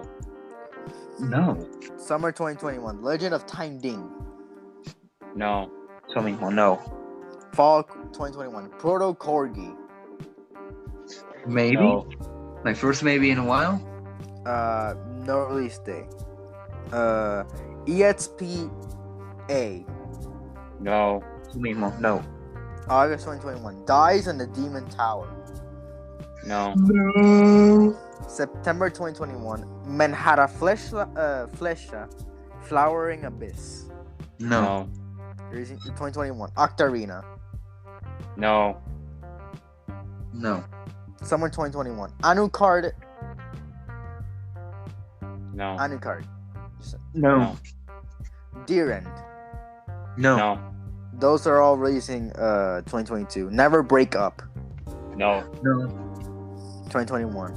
The Mysteries of Ranko Togawa. Murder on the Marine Express. No. 2020. Summer 2021. Astro Gunners. No. Maybe. No release date. Shuanutsu Molu. No. No. 2020 August 2021. Quiet Mansion 1 Kengo Hazard remake. No. No. To those who want a demo available summer 2021. Evergate. No. No. Summer 2021. Timothy and the Mysterious Forest. No. No. And no release date. My Time at Portia. No. Releasing for August 4th. Gatewalkers. No. No. This year. The Thief Girl. No. No. August 17th. Fist Forged in Shadow Torch. No. Maybe. Maybe actually, yeah, maybe. Hold on. Oh no. Let me just. Okay, there we go. It's 2021. Clang 2. No. No. 2021. Read Only Memories. Narrow Diver. No. No. Next year. Gun Devil. No. No. Grow Song of the Evertree. No. Maybe. Those two have no year. Custom Shooter. No. No. It's 2021. Creator Crates. No. August this year. Summer in Mara. No. Maybe. August Actually- 26th. We just reached the potential over 150 games mark. We're halfway there. Don't even mention it. Just say no. Just say no or yes. I did. To the no. I said maybe. August 26th. Buddha Go. No. No. Hell no. Oh, Hell I no. kinda lost it. Summer 2021. Tale of Immortal. No. No. 2022. Blaster Master 03. No. July 29, 2021. Sacred Fire. Wait, I forgot No. this fucking. No. The previous one, no, and this one, maybe. 2021. WT. No. November 21. They then announced some indie game recommendations, which include Baba Is You, Return of the Oberdin, Alter Ego, Shadow Tactics, Blades of the Shogun, Outer Wilds, Loop Hero, X4 Foundations, The Beginner's Guide. Then we got a message from Trans Perfect Japan where they announced their app Applanga, which is a translator app. Then we got a video from Side Games where they featured the games and series known as Grand Blue Fantasy versus Grand Blue Fantasy Relink, Stone of the Enders, the Second Runner. There was something on the test that I'm not gonna try to pronounce.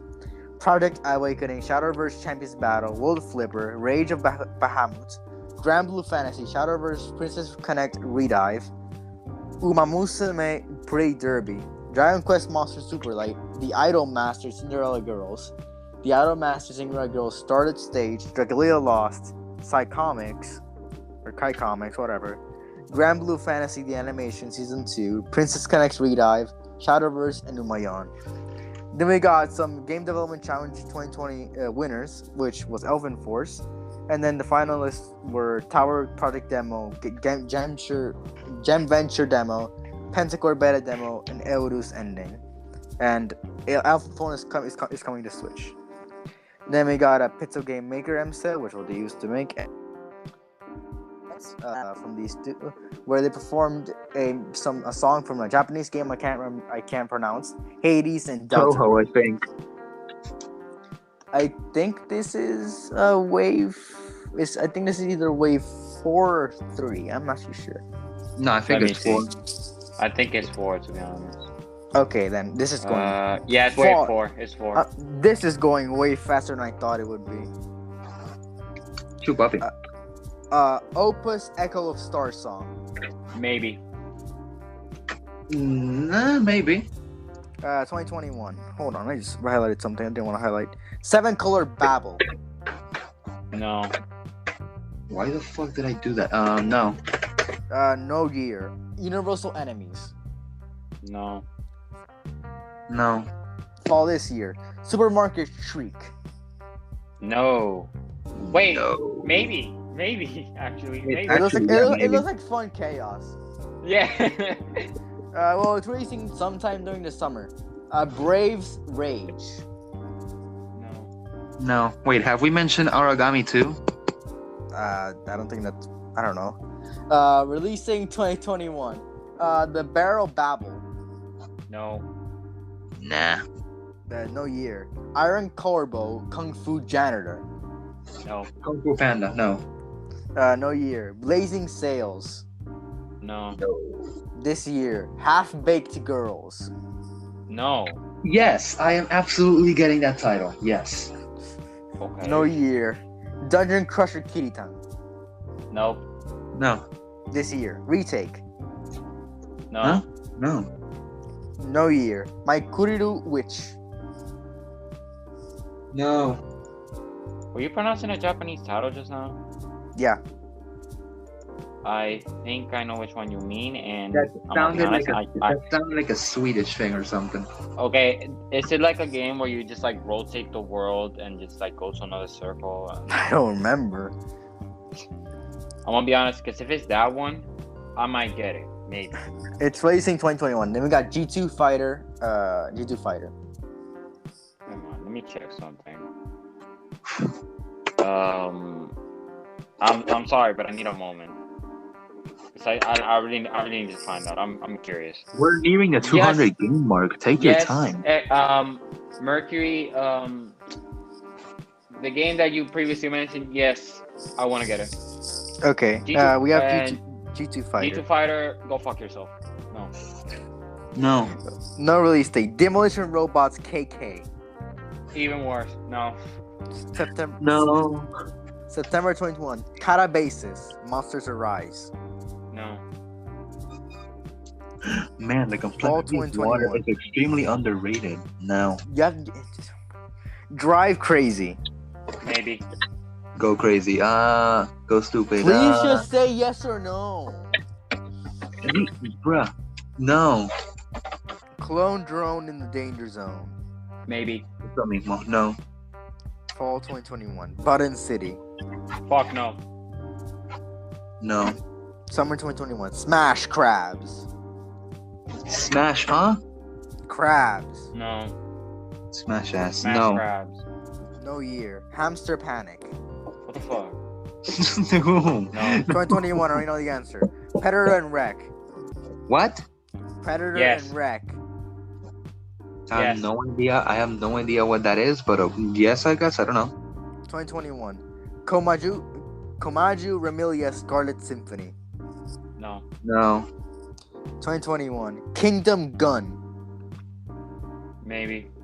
That's a ripoff of Kingdom Come. No. Actually, no. No. October 2021. Frame Outsiders. The Outsiders. Yeah. No. I mean, I Hell don't know. yeah. I don't know. I'm unsure, but maybe. The devil available now. Spelunker HD Deluxe. No. No. There's a demo release. No, it's releasing July 15th. Justice EXE. No. Justin Fields. No. Summer 2021. Dark Deity. No. No. Summer 2021. Tale of Jade Li Guang. No. Maybe. There's a demo in July 20 this year. Game Deck. No. No. September 16th. Suritake Space Scene. No. Summer No. 2021. Some Super UFO Fighter. No. Is that a Supra? No. Summer 2021. Magical Blasters. No. No. Summer 2021. Roll It Out. No. Maybe. No year. Paradise Killer. No. No. Can't get it anyways. It's coming out in Asia only in summer 2021. Sushi Alone. No. Maybe. Sushi? Summer 2021. Ketchup and Mayonnaise. Huh? Wait, what? The Huh? game is called Ketchup and Mayonnaise. No way. Maybe. Maybe. Early access available this summer. Besides, you could have just saved words by naming it Mayo Ketchup. Battle Sound. Fuck no. No. Early access available this summer. Immortal Life. No. Okay. The 100-Year Kingdom. No. Ice. No. This winter. Jetman. No. This year. The Night of Nephian. Don't have a VR, so no. Maybe. Spring of 2022. Hyper 5. No. 2021. Dark Seeker. No. 2021. Koromon. Pokemon ripoff. No. 2022. Wizardry: The Five Ordeals. No. No. Early access is available June 18th for Japan only. Triple I Rolling Wonderland. Nah.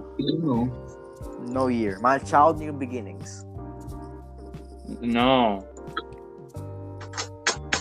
2023. Please, Pancakes, say your answers quickly.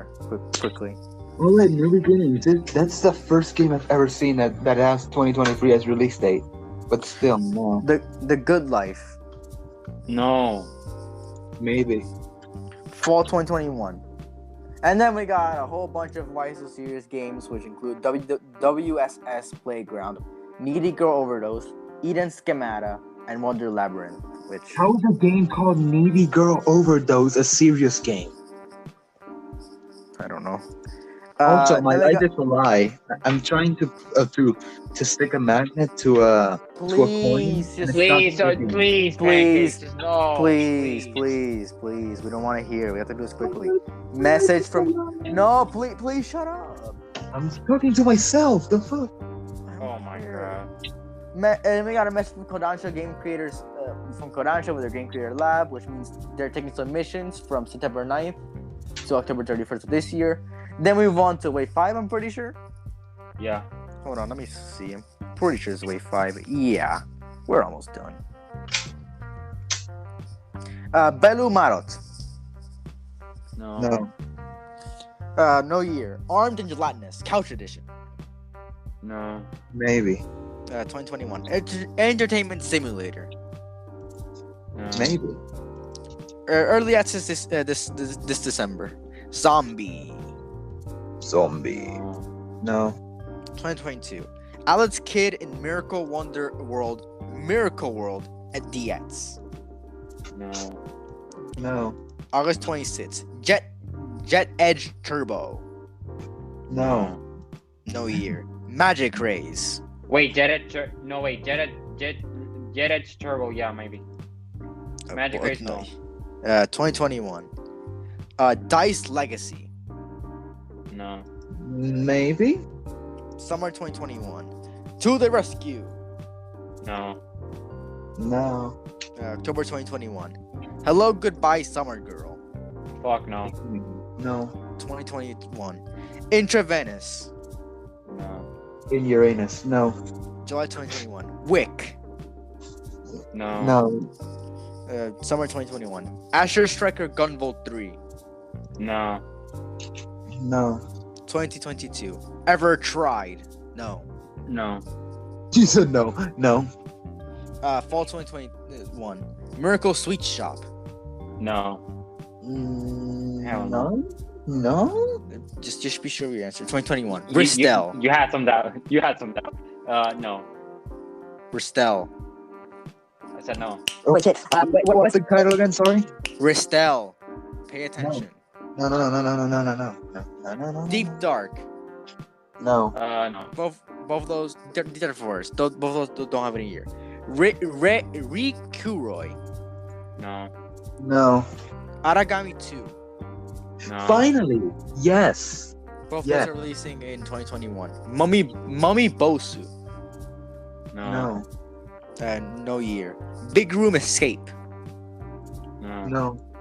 Summer this year. Kitaria Fables. No. No. July 2021. Lamentum. Lemon. No. Lemon. No. This year. Do not buy this game. Yes. Yes, I'm buying that game. I am buying that game. Well, no year. Ninja Isen. No. No. 2021. Absented Age Ghostbound. No. This year, some point.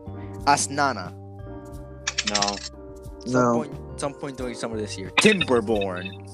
No. Early access this year. Metal Dogs. Metal No. Dog. No, hail to the no, motherfucker. Hell to the yes. Early access available this summer. Fallen Legion Revenants. No. Nah, August 2021. Spiritual. nah, No. Batora Lost Haven. nah. No. Well, those who have no year. Zoe. Zoe. No. 2022. Operation Steel. No, Steelers. No. 2021. Reverse Defenders. no. Yes. 2021. Himig or Hymig. I don't know what they pronounce it some way. I can't remember. Ketamine. No. No, 2021. Kiwi. no, Sorry. Um, No. September 2nd, 2021. Understanding of the Abyss. yes, Maybe. This summer. A Guidebook of Babel. no, No. From 2022. Uden Chronicle. no, No. No year. Otherworldly or Wordly. no, No. 2022. 2021. Mind Hack. no, Mind hack. Finally. Yes. 2022. Demon Turf. no, Maybe. 2021. I'm losing my mind. Metal Mind. Talk about that. No. no. No year. Black Cat Explores Minds. Yes. Yes. I am absolutely getting a game in which a black cat explores minds. It's releasing on May 2022. And then we got the third live performance and our final one, sadly, which featured music from Unconnected and Undertale. Then we got a message from Microsoft saying that these indie games will come to their platform, Xbox Game Pass, Project Winter, Toho Luna Nights, Among Us, Valhalla, Cyberpunk Bartender Action, Outer Worlds, Astria Ascending, Backbone, Craftopia, Library of Ruina, Little Witch in the Woods, Nobody Saves the World, Omno, Recompile, She Dreams Elsewhere, Stalker 2, The Ascent, and Way to Woods. And now we go to our final few games before we move on to the next one. Amigos. The Soul Dad with Twin Arms. No. Maybe. Demo this month. Bear's Restaurant. Hell no. No. June 17th. Ultra Ninja Soul. No. Early access this month. Escape from the Labyrinth. No. No. Demo this month. Beyond Inside the Window.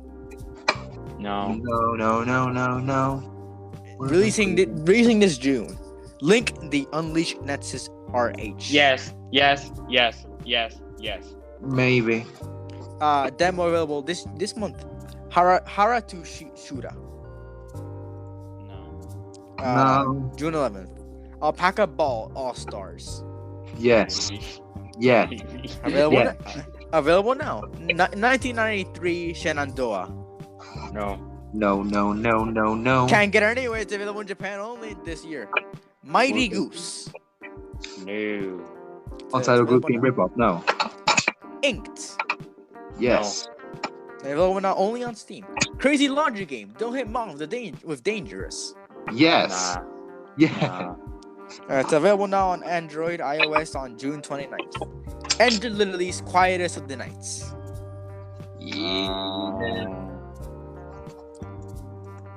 June 22nd. Minesweep Run. Maybe. My Super Run. Yeah. June this month. Block Slime Cave. No. No. This month. Super Mash. No. June 24th. Live in Dungeon. Yes. No. It's available now. Survival Quiz City. Hail to the no. Yeah. Early access this month. You're gonna say Sunny Lumber Hill. Easy. Fuck. No. You're gonna say Lumber Hill. Available now. Feeding My Fish Make Aquarium. No. Available now in Japan, which it's coming to worldwide in this month. Idle Monsters. No. That already exists. It's a mobile game. Available now, but doesn't give me an update this month. Labyrinth City, Pierre the Maze Detective. No. June 22nd, this year. Umarangi Generation Special Edition. No. Available now on Switch. The Cases of Hokkaido Mikado. No. Releases this month. Dark Blood Reborn. No. This month. Red Solstice 2 Survivors. No. Maybe. June 17th. Sheerwood Extreme. No. June 16th. Bleep Bloop. Eso mismo. No. This month. Only in Asia. Georifters. No. Available now. Shape of Stars. No. This month. If You're a Ghost, Call Me Here. No. June 30th. Conets. No. Earliest is available this month. Reverse Story. No. It's available now on iOS and Android this month on Steam. Rainbow Sea. Maybe. Available now in Japan this month worldwide. Lumber Hill. Yes. No. June this month on Steam only. Pixel Game Maker Pixel Series Maker Guraigan Series Galaxy Galaxy Storm. Yes. No. This month, and then they said that, and then closing statements, there's a letter on the official website. They're hiring people for those adult people that listen to us. You get a life, and My dad. and that they are returning this winter. So, us recording at almost an hour mark, we are now going to Guerrilla Collective Showcase, which is.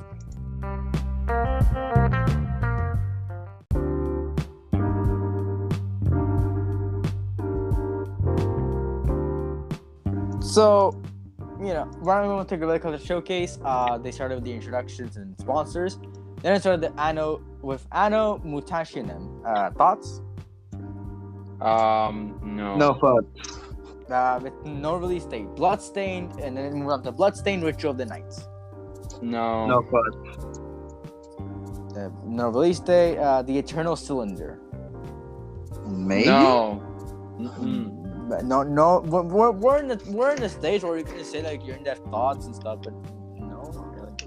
No, we're not saying These thoughts. cylinders. These cylinders, man. I like cylinders, so maybe. Try thoughts. What? Try thoughts. I can't even understand your gibberish, so no. Try thoughts. No, but still, no. AK Zoato.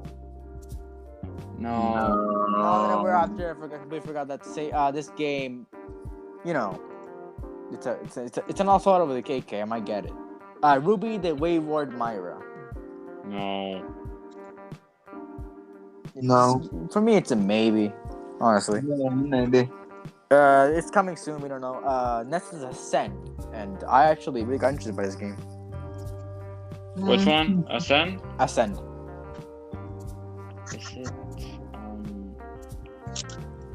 Mm, Nah. Maybe. Okay. Maybe. Next was Swords of Madness, which I was also interested by. Nah. That's this. Yeah. Maybe. Shut up. Next we got it's Industria. Yes. Absolutely. This game is just what I have to say is that there are frame rate drops when the gun is firing. So That's aside from concerning. that's solid, honestly. It's a solid game. It's a low budget shooter. It's releasing this third quarter, so expected around July. This third August. quarter. Oh my god. Yeah, it's the third quarter of 2021. It's releasing quarter 3. So it's expected around July, August, September. Next we got Chernobylites, which was another game I was really interested by. Chernobyl. It's releasing this July. Next we got Ultra Age, which I was Yes. This reminded me of that one game back in the VGA where I think it was Crimson something or Scarlet something, and I'm interested. It's coming out in autumn. And then we got the El Paso Somewhere. No. El Paso, Texas. Yeah, maybe. I don't know much about this game other than I don't remember anything, so no. Elderand or Elder Ant. No. Elder Ring. No. That's something we hope for. Elden Ring. But I think maybe Run Die Run Again. I will say again, this is the worst name ever. This is the worst name. I don't give a fuck if it's the worst name ever. I'm getting the game. Yes, it is the absolute best name ever. No name can beat it. There's no release date as of now, but And then next we got an interview with Neil Jones, aka Aerial Knight, which was featured in the Nintendo's Indie World, so that. Next we got Guild of Dungeoneering Ultimate Edition. No. Absolutely nothing from this game. I don't particularly like these. I started watching Gurren Lagann, and that was like, dungeoneering, dungeons, whatever. 2021.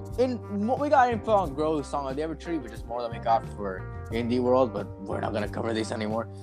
Next we got Legend of the Keeper, Return of the Goddess. No. Well, I don't know what to expect in this game. Maybe, I don't know.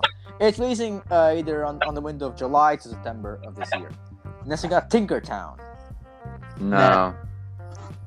No interest. There's a public beta now, and it's gonna be coming the 16th of this month. So if you want to get it, next we got Zodiac Legion. No. Nah. I'm not a particular fan of these games, but maybe. Next we got Super Space Club. No. Nah. I think Super Space Club is a game you just watch. Just watch.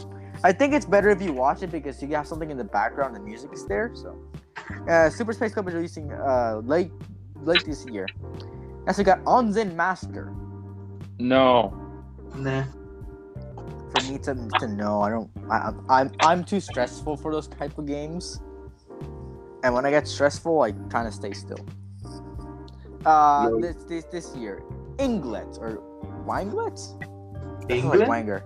Inglet. Cool. Is that the Fox game? No, that's later on. This is a game about. This game reminded me a lot of Rez, which is another indie game. Maybe. No. It's available now, so I might get it. I don't know. Kraken Academy. Hell no. Maybe. This year. Kung Fu Kickball. No. Maybe. It is available now, and there's gonna be and it's gonna release this year for consoles. Aeon maybe. Drive. No. No. I don't remember much about this game other than something else. And this releasing this year. This gonna be this other game. I don't know if it's another game or not. Dimension Drive is gonna be free from June 5th to June 7th. Next we got Endling, the actual Fox game. Yes. Yes. I don't know because like I said, I'm kind of stressful of those games that you have to take care of stuff. So I don't know. But maybe it's a maybe. But there's no release date. Beast of Maravilla Island or Maravilla Island. You said it wrong. Yes. It looks like Discount Pokemon Snap. Pokemon Snap. Yes. I don't know. I didn't buy the new Pokemon Snap game. But Next we got Omno. No. No. I have no strong feelings. It's releasing this year. Fire Tonight. No. August 12th this year, and I don't really have any thoughts on that. It looks dumb. The Lightbringer. This one, I feel like Maybe. this one I feel like pissed off a lot of people because they said the release date when it's ready. But no release date because they said that. Next we got Alfred Hitchcock, Vertigo. No. Let's close the thing. Hold on. We're almost done. It's coming out soon. As we got more info on Legend of Time Ding. It's that. We got more info on Lament. It's Lamentum. Fall. And we have. Next we have My Lovely Wife. No. Like no strong feelings. I don't like this game. Retrograde Arena. No. It's available now for those wanted. I don't have really strong feelings. Tamarindo's Freaking Diner. No. This year, I don't. It looks kind of weird, but I don't think we got gameplay. Project Althea or Althea. Project what? Althea. Wait, Althea. You know what? Maybe. Yeah, it also is made for me because I kind of like all that fantasy stuff, and I'm kind of starved from Harry Potter because I really want the Hogwarts Legacy game. But I don't know. RPG Time: The Legend of Right. Nah. It's a 10 for me as well. It's this year for those ones. Potato Flowers in Full Bloom. No. Again, no, really. And we got more for Live in Dungeon, which is again more when they gave for in the Indie Live. And then we got RP Golf Legends. No. It's racing this year. I don't have any something. Barbarian. No. Racing 2021. Whitewater Wipeout. You can't say anything. Thing is, this one you can't say no or yes because they literally reveal nothing. So skip that. Just skip that. It's coming out some point in the future. We got more from Survival Quiz City. Next we got I don't know how to spell this. It's the 15th and a half Tohu Project, Antinomy of Common Flowers. No. Hell no. Yeah, no, I don't know about this game. I don't know what this game franchise is. It's pretty big because there's so many games, but I don't really care. We got more info. Again, no release date. We got more info on Blaster Master 03 and Azure Striker Gunvolt 3.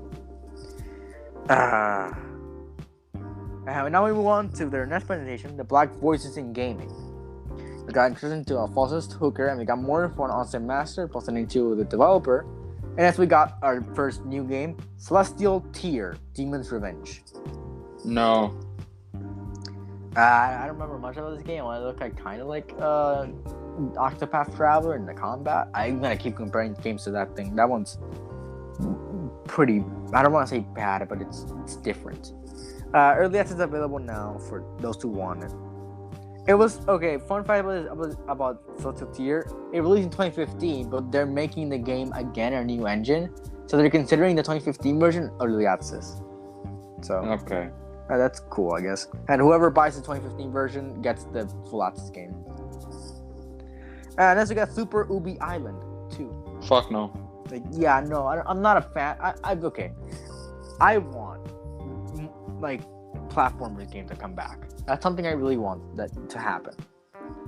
But I don't know about this game.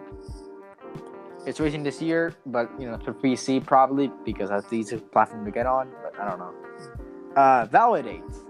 No. Hell no. I'm gonna complain about this for a little while. This developer said that this game is gonna be a hit, and she knows it. Okay, tell me once where a dating sim was popular as like a hit, other than like Yandere Simulator or something. That's not even dating sim, it's just being creepy. And Doki Doki Literature Club, which literally the love interests kill themselves. So like name me one. Name me one.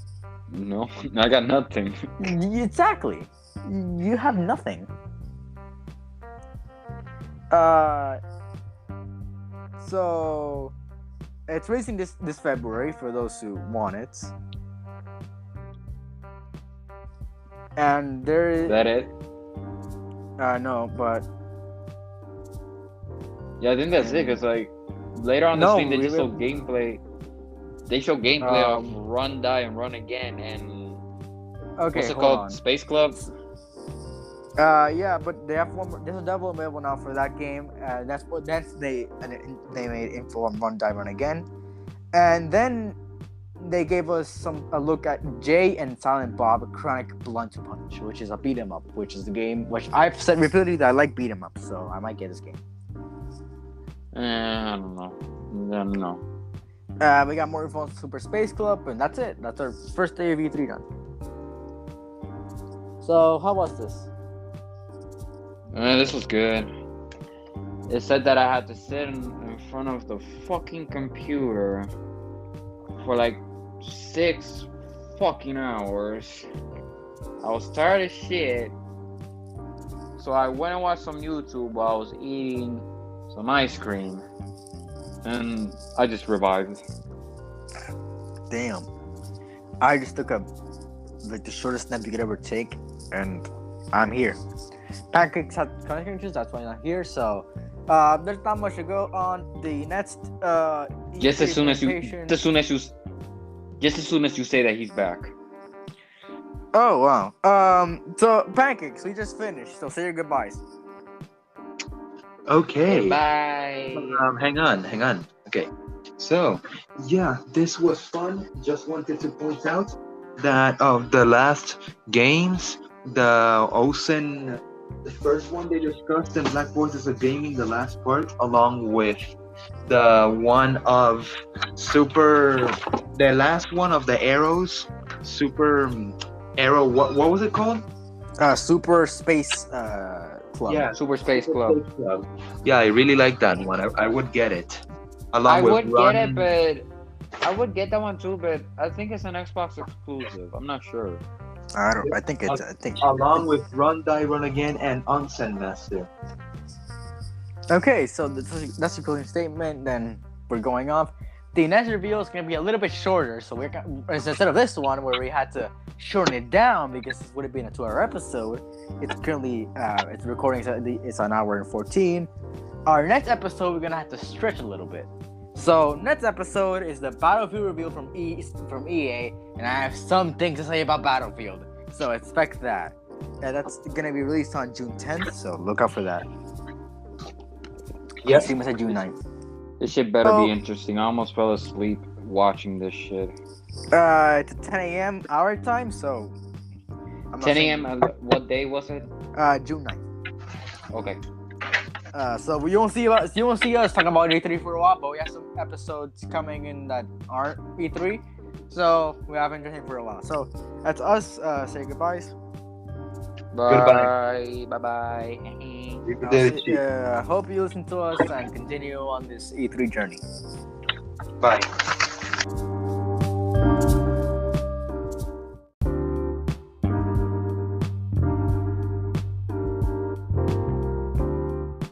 Hello, listeners. My name is Piwi, and welcome back to another episode of Media Buffet. I'm here joined by Akira. Just us two. We're going to be performing an episode today. How are you, Akira? Good. What about you, man? I'm doing good, man. I was relaxing, and now we're excited to do this episode, which I have been looking forward to. And today's topic, we're going to talk about the Apple Spring event. Even though it is a little bit late to cover it, but it's never too late to cover it. Obviously, the Apple Spring event was on April or May, one of those 2 months. It was packed. It was jam-packed with devices, technology, obviously. And, you know, the expectations were really high. I'll get onto that in a bit. The products they announced, they're cool. They're very cool. Again, super cool products. But we were expecting a little more, and I'll get to detail that in a second. Now, we're gonna get on to the first product, which was, you know, a downfall. Not a downfall, but it wasn't as expected. We're gonna talk about the all-new 24-inch iMac with the M1 chip. Obviously, as you tech guys know like me, the M1 chip is a very powerful and capable chip, which is put on the MacBook Pro, Mac Mini, and the MacBook Air, the new ones at least. Now they decided to put in the iMac, which is basically like a computer and monitor hybrid. It's all in one device. You know, we expected that there will be a redesign in the display. What do I mean by that? They're really large bezels that have been going on for many years now since the iMac was first introduced. Yes, they have reduced and put slimmer bezels, but the bezels are still here. And you take, for example, an iPad. an iPad. Before it used to have a home button, such as iPhones and such. But now they have the new redesign along with the new iPhones. And it's obviously much better. You have a liquid retina display, which is an amazing display, and that's on an iPad, obviously. You have an iMac, which is a much bigger device, a different device.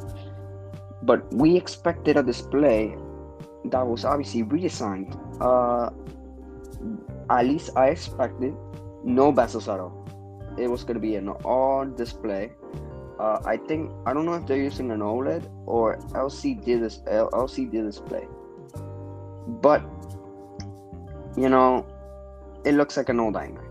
The only good part of it is that it has a lot of colors. They have a mint green, they have a yellow, they have a slight orange, they have red, they have purple, they have dark blue, dark and light blue at the same time, and they have a white gray iMac. So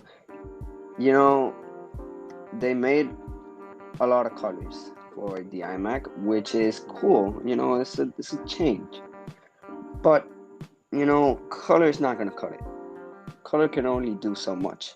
At least I and tech guys, we need performance. We need better displays. We need a redesign. We don't need colors. There was, like I told you, a redesign.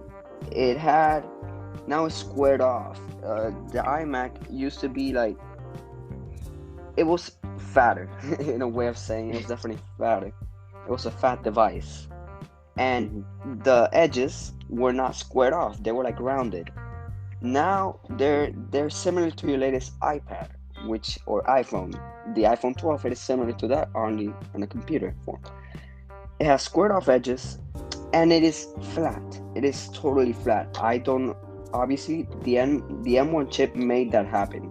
Since it's such a capable device, obviously you don't have to put so much components to help out the whole computer. You can just have the M1 chip, which will do so much things that can obviously reduce space and make more space.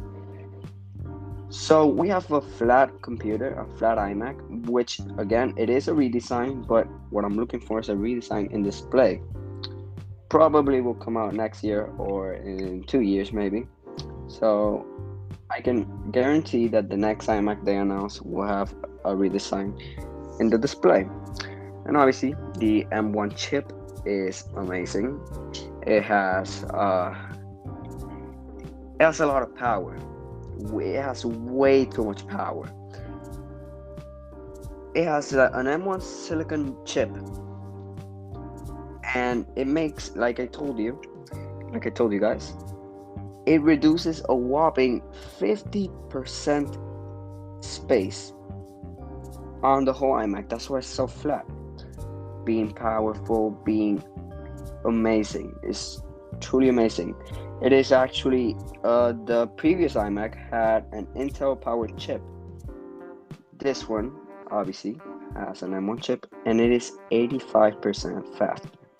Let that sink in, 85%. And in GPU performance, it is 50% faster. So it is a very powerful and fast device. You could have whatever the display, that'll come soon. But in terms of power, the M1 chip does it all, and it is a very powerful device. It has a 4.5K Retina display. The screen size supports a wide P3 color gamut, 500 nits of brightness, and a true tone display technology to your similar iPhone. It also has 11.3 million pixels, which is cool. So that's the iMac. Again, it has a shit ton of colors. I gotta agree with that. It has a lot of colors, which I don't necessarily like, because let's say, unless you have like a white room or black room or just a neutral color room, it'll probably look bad. Right now in my room, I have red on the walls. I could get a red iMac and it will look amazing.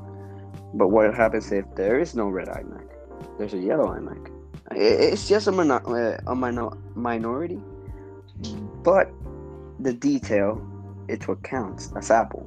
So I don't know. I think they should have kept with the original colors or add more neutral colors. That's gonna be the iMac. Akira, what do you think of the new iMac? For the brief description you gave, all I could gather is that basically the iMac is saved because of the variety of new colors that they added and the chip that is like a big upgrade from the old Yes. models, Yes. and the new pixels and the GPU and everything. But as you said, it doesn't have that redesign that we expected it to have. But we just need to look for that in the next years they do a redesign that is worth of the iMac. Yes, definitely. I won't be copying the iMac because I think it's a little bit too expensive. Of what does it include? If it had the redesign, I would cop. But not gonna be it for this year. But yes, Akira, you're totally right. Now we're gonna move on to our next product, which is in no particular order, by the way. We're gonna move to the AirTags, which many people expected. It was leaked, and you know, I don't know how to feel about this. The AirTags are a small circle, I shall say, a small metal circle, which is used to how do I say this? You attach it on, I don't know, a set of keys, a set of, let's say, car keys, maybe, I don't know, your favorite perfume, it doesn't make sense, your book bag, those little things you don't want to lose. You put an AirTag on it, and it'll track it with Find My app, obviously on iPhone and Apple. It can be attached to your personal items, and it will help you locate it with Find My app in the event they're lost or stolen. The next time the couch eats your keys, AirTag will help find them. Said Apple's Catalina Woman Estrada. Okay, so the AirTag 1, I mean the original AirTag, there's no AirTag new.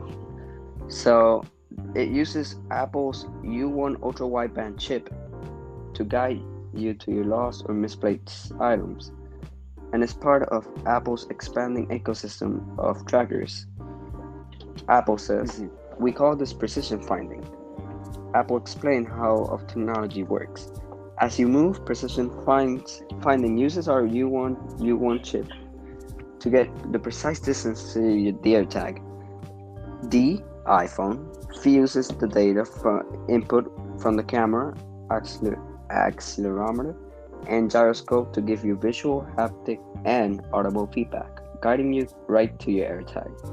So basically, simplified terms, like I told you before, you can take a personal item.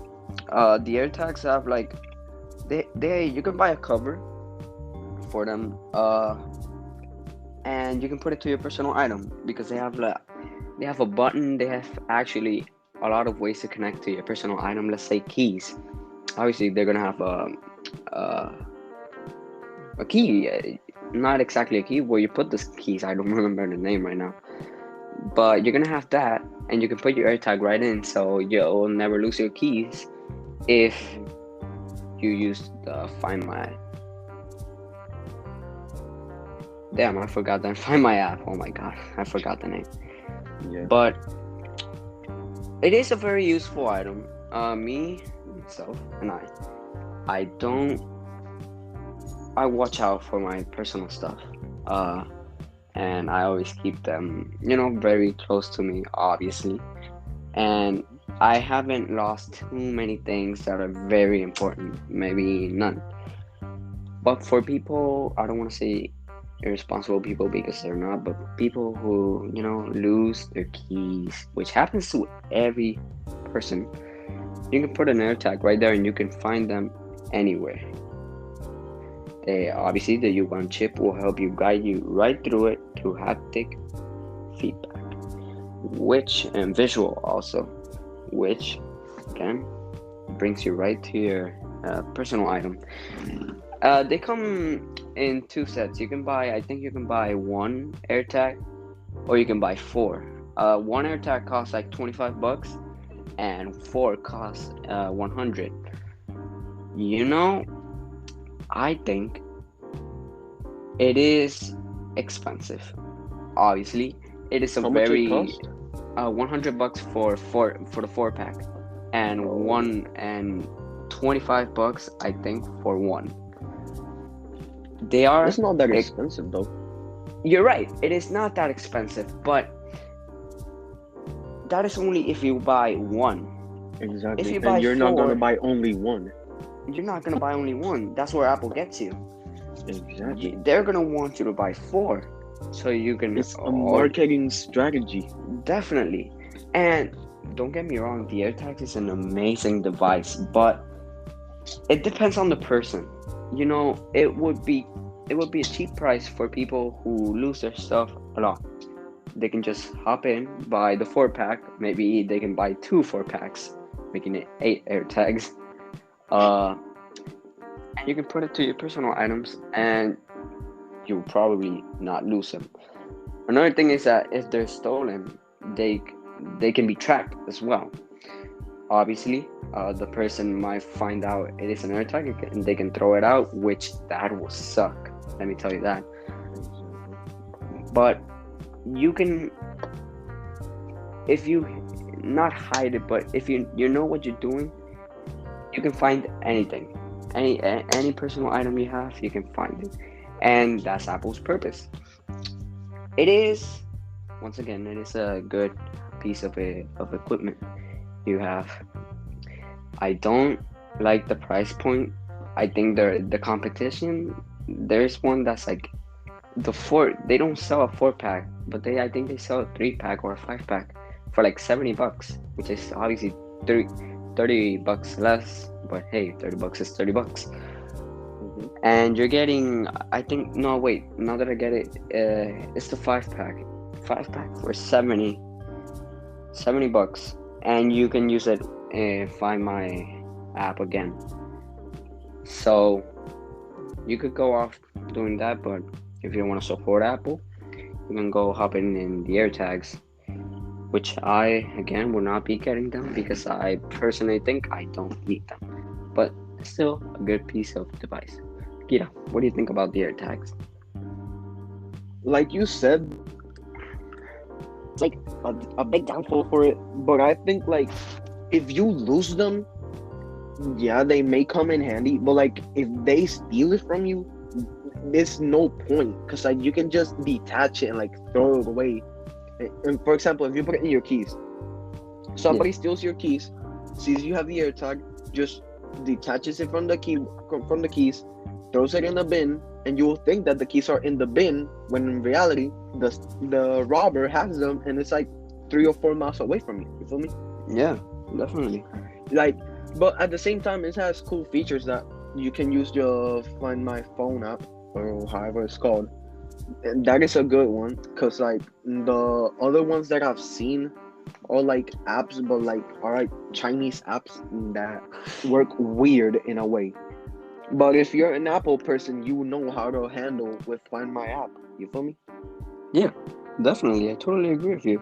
Again, So no, you go ahead. no, you continue. No, you No, you go ahead. bro. You continue, bro. I bet. Okay. You know, this all fits right into the Apple ecosystem, which I will go later once we touch a very device that I want to cover. But Apple just wants to sell you products, and it's all part of the ecosystem. Once you have multiple devices in the ecosystem, everything will work amazingly, and the AirTags is a part of that. But then again, the Apple ecosystem is expensive. Whatever. Okay, Yes. keep going. What I was about to say. Bro, a moment. Indeed. Okay, so what are your final thoughts on the AirTags? Would you buy them or not? No, definitely not. I'm like you that like keeps my personal stuff close to me so I don't lose them. But even if I did lose them, bro, I would just rather use a China market AirTag, and Okay, that's it. that's fair enough. I'm gonna head over to the Apple TV 4K with the new Siri remote. I'm just gonna go brief over this because not too many people care about this. But Apple announced a refresh to its set-top box to help you take advantage of its Apple TV Plus service at the spring-loaded event. Apple TV is built on the same world-class silicon we put to the iPhone, Apple said. Today's Apple TV 4K refresh introduces the new A12. It is not new actually. The new A12 Bionic processor to Apple TV 4K, which supports Dolby Vision and HDR and high frame rates for smoother videos. Enhanced AirPlay also supports high frame rate HDR, Apple noted.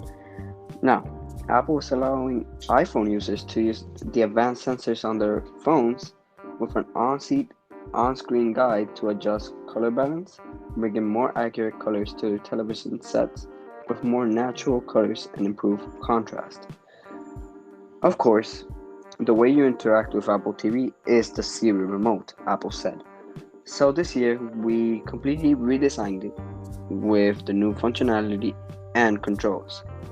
It starts with a new one-piece aluminum design that fits perfectly in your hand. With contrast and controls you can easily find and hit the button you want. That's the Siri remote, which I have a picture right here. Let me tell you, it is a cool remote. Simple, but hey, simple sometimes is amazing. Apple TV 4K, it's like basically a Roku box, but obviously it has more specs. It is a cool device. You have the Apple TV 4K with the Siri remote starting at $179 for 32 gigabytes or $200 for 64 gigabytes. Not a bad price for a box, for a Roku box, I guess I can say. It's not bad. It's not good either. Many like TVs already come with their apps and such. You use it for the specs. Obviously 4K and high refresh rates, it's quite refreshing, but I don't really care about this item. But how about you, Akira? I mean, in the most you not, but like still there are a little bit of aspects that I don't necessarily are good with, but I'll just say that I agree with you on this one. Alright, fair enough. I'm gonna go through two things they announced, but I'm not gonna do any detail on this. They announced the Apple Card. Which is basically like a Visa, or like a Visa. But obviously will have a logo in it. Yeah, definitely. Yeah, it is that. It's like a white card with the Apple logo on it. So I mean, it obviously will have benefits. And they said an Apple Card can be now used by anyone in your family over the age of 13, with optional spending limits and controls for kids. That is cool. That is not bad at all for parents. You can't. So always they can cash. let their kids have a little bit of freedom, but at the same time controlling what the budget they have is. Yes. Yeah. It is a good idea. Yeah, it is a very good idea. We can't always pay with cash because let's say you're earning a little bit too much, you'll have cash all over your place, which is not necessarily good, and when you're gonna pay, it often leads to a mess. So a good organized card is a game changer. It is. And by Apple, you know how Apple does it. They do it better than everyone. So that's the Apple Card. Really a good idea. Then we have Apple Podcast Plus, which I'm not going to go into detail. And we have the iPhone 12 purple colorway, which they made an ad, which is a classic song. Who Can Take the Sunrise? It goes. It is a very catchy song, and like Apple always does, it is a very pleasant ad. The color, people have mixed feelings about the color. I think it's quite alright. Apple, I love all of Apple's iPhone colors, but some people do not like the purple color. Uh, it's all purple. It is an all purple iPhone 12, and I bought an iPhone 12 recently, and I was given the option to get the purple iPhone 12. I would have taken it, but man, the blue color is better, way better than the purple one. So it looks stunning. I'll give you that. But it's a color, just a color. Have you seen it, Akira, the new iPhone 12 color?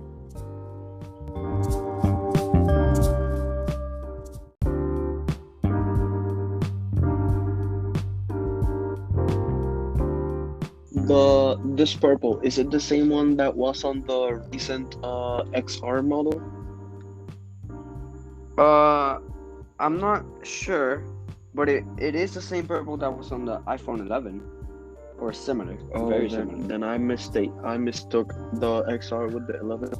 But if it's the same one, then yeah, I do like it. If I had an 11 or a 12, I will definitely buy a purple one because I find it new, and I personally Yeah, it is a good colorway. Like I told you, I chose the blue one because I don't know, blue is blue. But Exactly. the purple colorway is cool, and it's all purple. And the blue, the blue is also all blue. But yeah, it is a purple iPhone. That's cool. All right, so we covered the AirTags, we covered the iMac, we covered the Apple TV 4K, we covered the Apple Card, we covered the Apple Podcast Plus. Okay, so I think it's now time to get on to the big thing here. The iPad Pro, the M1 iPad Pro. All right, this is insane. I'm just gonna leave it there. It is an insane iPad that blows away the competition. The previous iPad, the 2020 model, already blew out all of the tablets in the whole world. It outshined Samsung, it outshined Google, and it outshined Windows. It is such. The 2020 is it's a very powerful device. And now you take the M1 chip that you had from Apple's computers and you put it onto the iPad. What does that mean? It means amazing. It means amazing. That's the only thing I can say about it. The iPad Pro is getting even more pro than ever with the big under the hood improvements. Now, this marks a big change for the iPad, which had historically been based on Apple's A series chips, example A10, A12, A14, with the new iPad Air. The shift to M1 should make the iPad and the Mac more closely aligned, blurring the line between PC and tablet. The M1 offers a whopping 50% better performance than the prior generation iPad Pro. But then again, the iPad Pro 2020, which is the previous one, it still is amazing.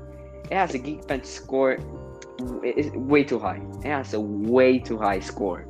And now you take and add a 50% better performance. I gotta say, Apple, you're doing amazing on your iPads and tablets. You're doing amazing. Like I said, the M1 offers 50% better performance than the prior generation iPad Pro. Compared to the first iPad, M1 delivers a 75 boost, Apple said.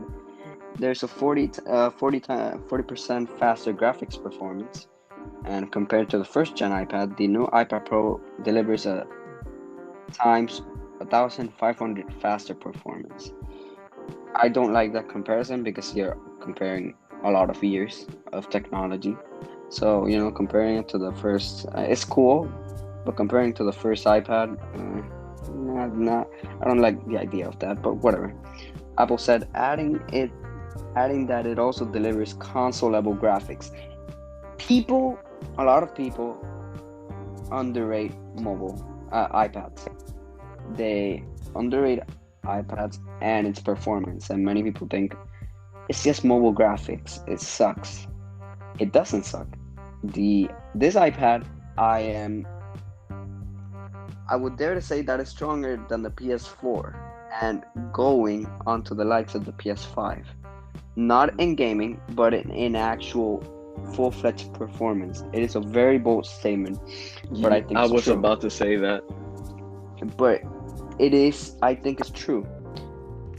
It is way too much. It is way too much. The M1 chip is way too fast. There's now a 2 terabyte configuration with more storage and 2 times faster storage to access your data even faster. A new 2 terabyte configuration gives you Wait, hold on. enormous. Okay, yeah, what's up? It has a 2 terabyte storage? Not at the base model. The base model is like 128 gigabytes. But if you want to upgrade it to like the best, yes, it has a 2 terabyte storage, which is way too much. I know. I think Exactly, that's overkill. overkill. For an iPad, a terabyte is overkill. And just adding another tera, ain't it like How do you fill that up? I mean, exactly unless on you, an iPad? how do you fill 2 terabytes? I don't know. It doesn't make any sense to me. It is way too much. But hey, people sometimes fill it up. So Exactly. editors, I think they fill up a lot. Yeah, probably. So this iPad is for you, fellow Yes. editor. A new 2 terabyte configuration gives you enormous storage capacity, so you can keep up to 60,000 pro raw photos at your fingertips, or up to 220 hours of 4K HDR video content wherever you go. So it's basically you can keep up 220 hours of 4K videos. 4K videos take up a lot of space. So 220 hours of 4K videos, it is a lot of hours. Another big change is that the USB-C port on the new iPad supports Thunderbolt connectivity, thanks to the change to M1. This means that the iPad Pro has four times the bandwidth through the port, and the tablet has access to a wider ecosystem of accessories and docks. The iPad Pro also supports 5G connectivity, like the company's latest iPhone models, along with a fast millimeter wave 5G support. It also boasts more capable cameras. I don't know people who actually like to shoot photos or videos with iPad cameras. That's why you have your phone, but some people are into that, so this is for you. It boasts more capable cameras, along with studio quality microphones and the LiDAR scanner. The iPad Pro is a more versatile content creation tool. The image signal processor on the M1 allows the iPad Pro to have better HDR captures. The new iPad Pro also comes with a new 122-degree ultra-wide camera lens called Center Stage with auto tracking. What does this mean?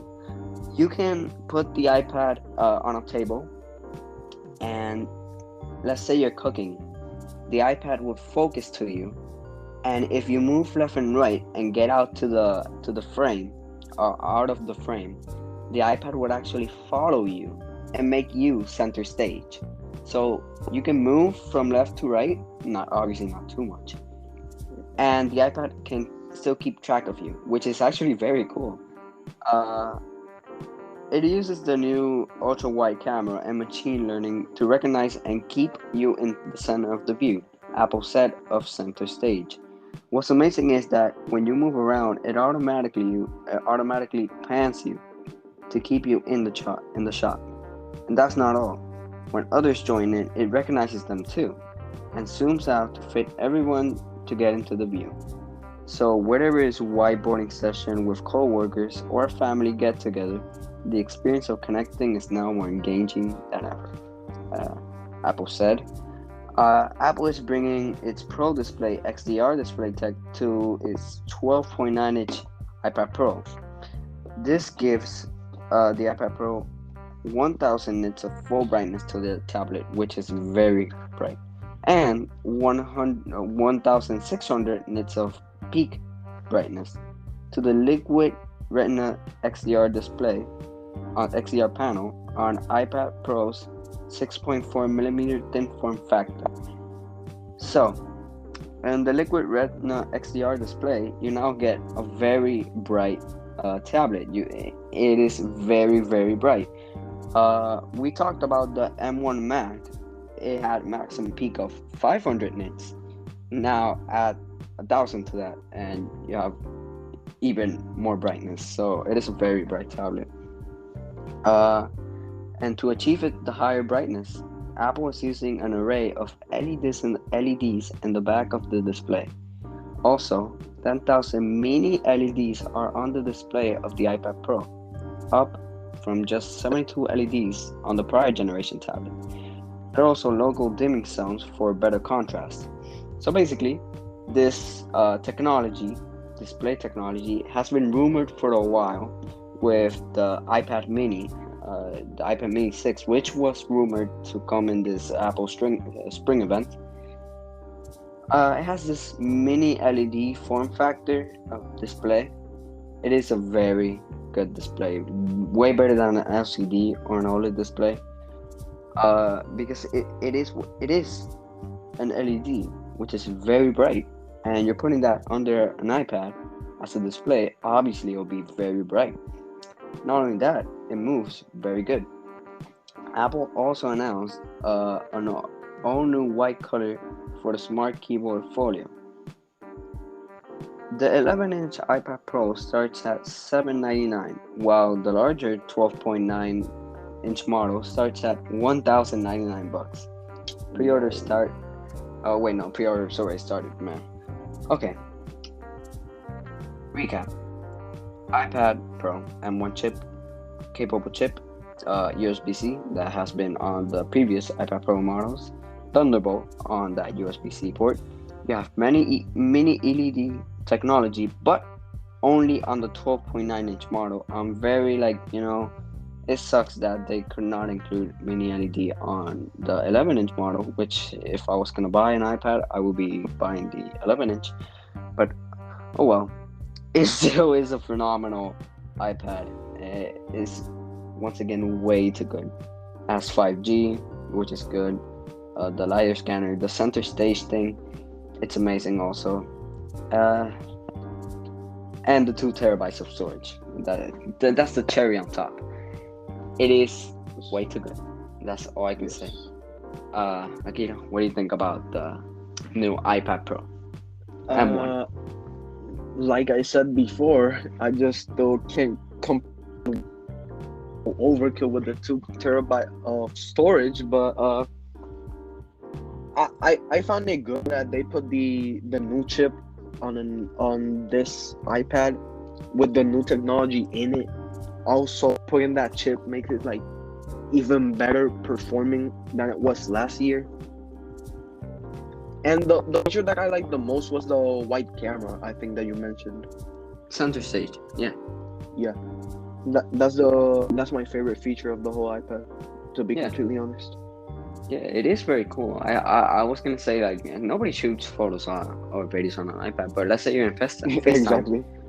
and you can do the center stage, and it is very cool. It tracks you around, and not only you, but it only tracks your friends, family, and such. Very, very good device. Now, the Apple Spring event, that was all that was announced, I think. It was a very good event. Obviously, Apple events are very good. They're very fun to watch. I certainly had fun watching it.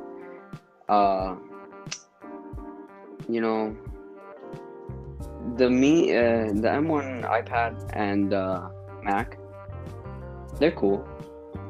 AirTags been rumored for a long time. They're cool. The Apple Card and podcast, it's cool. The purple iPhone, it's necessary, but it's cool. But I do gotta say this: we were expecting a redesign on the Mac display. We were expecting a new iPad Mini, which will probably come out on this event that's coming, which they will announce the iPhone 13. We were expecting AirPods 3 or AirPods Pros 2. That did not get announced. So everything I'm saying right now, it's supposed to come out on the next event.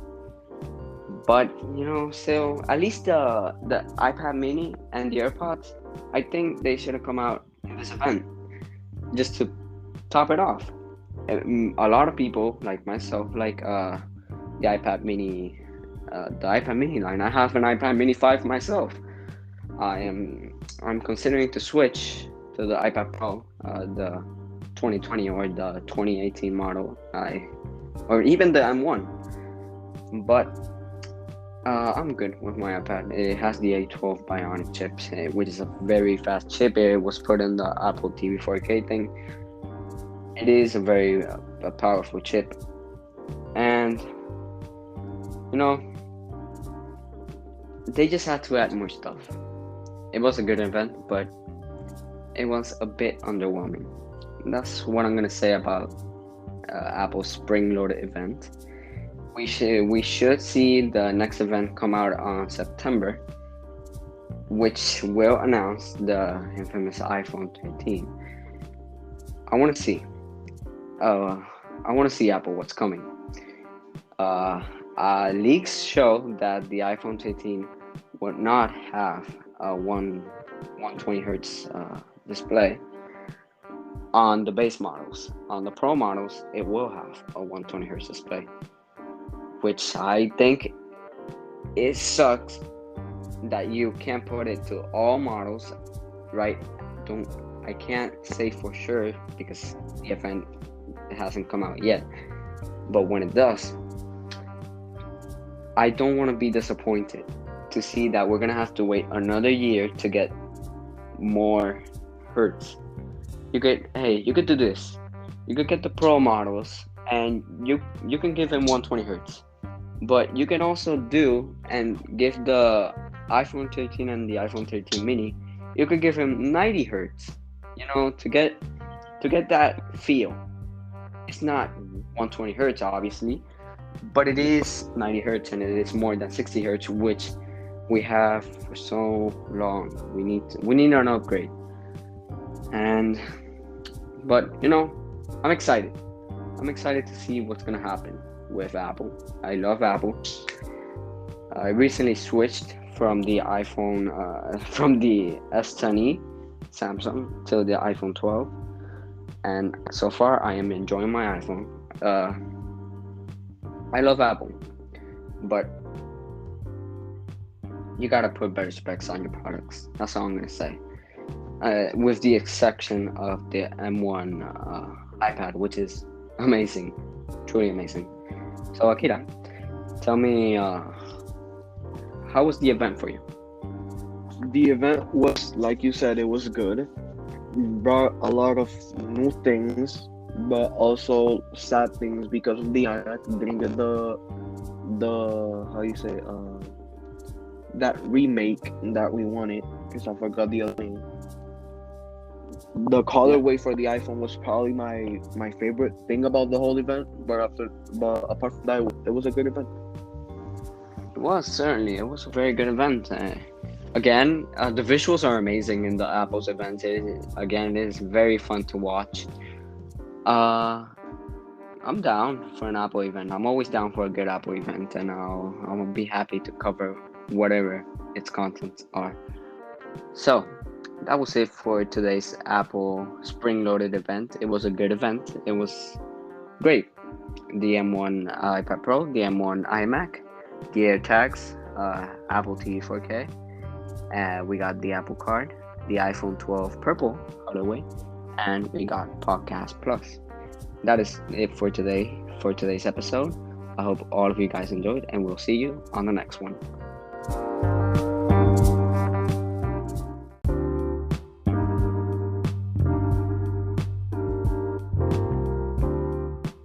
Hello listeners, my name is Piwi and welcome back to another episode of Media Buffet. I'm here joined by nobody. I'm alone. I'm gonna do an episode solo of one that I said in the previous burger episode. We're gonna touch on sodas. We're gonna discuss sodas in this episode. And I'm just gonna start right away. We're gonna go to the actual definition of soda. A soda is a carbonated drink that, it is often to have a lot of chemicals on them, which makes them taste good on some cases, but a soda is basically carbonated water, originally made from sodium bicarbonate, that drunk alone or with liquid or wine. So basically carbonated water and sodium, and obviously chemicals. Sodas are good. I try to keep them as minimal as possible, but sodas are great. Sodas are good. They're refreshing, some of them, and they're cool. I'm gonna touch on the first soda, and that's the most iconic one, which is Coca-Cola. Coca-Cola, industry staple. It is a very good drink. But I do have mixed feelings about it recently. I used to love soda when I was younger, and I used to love Coca-Cola when I was younger. I think it was the best tasting soda I've ever tasted. But as time went on,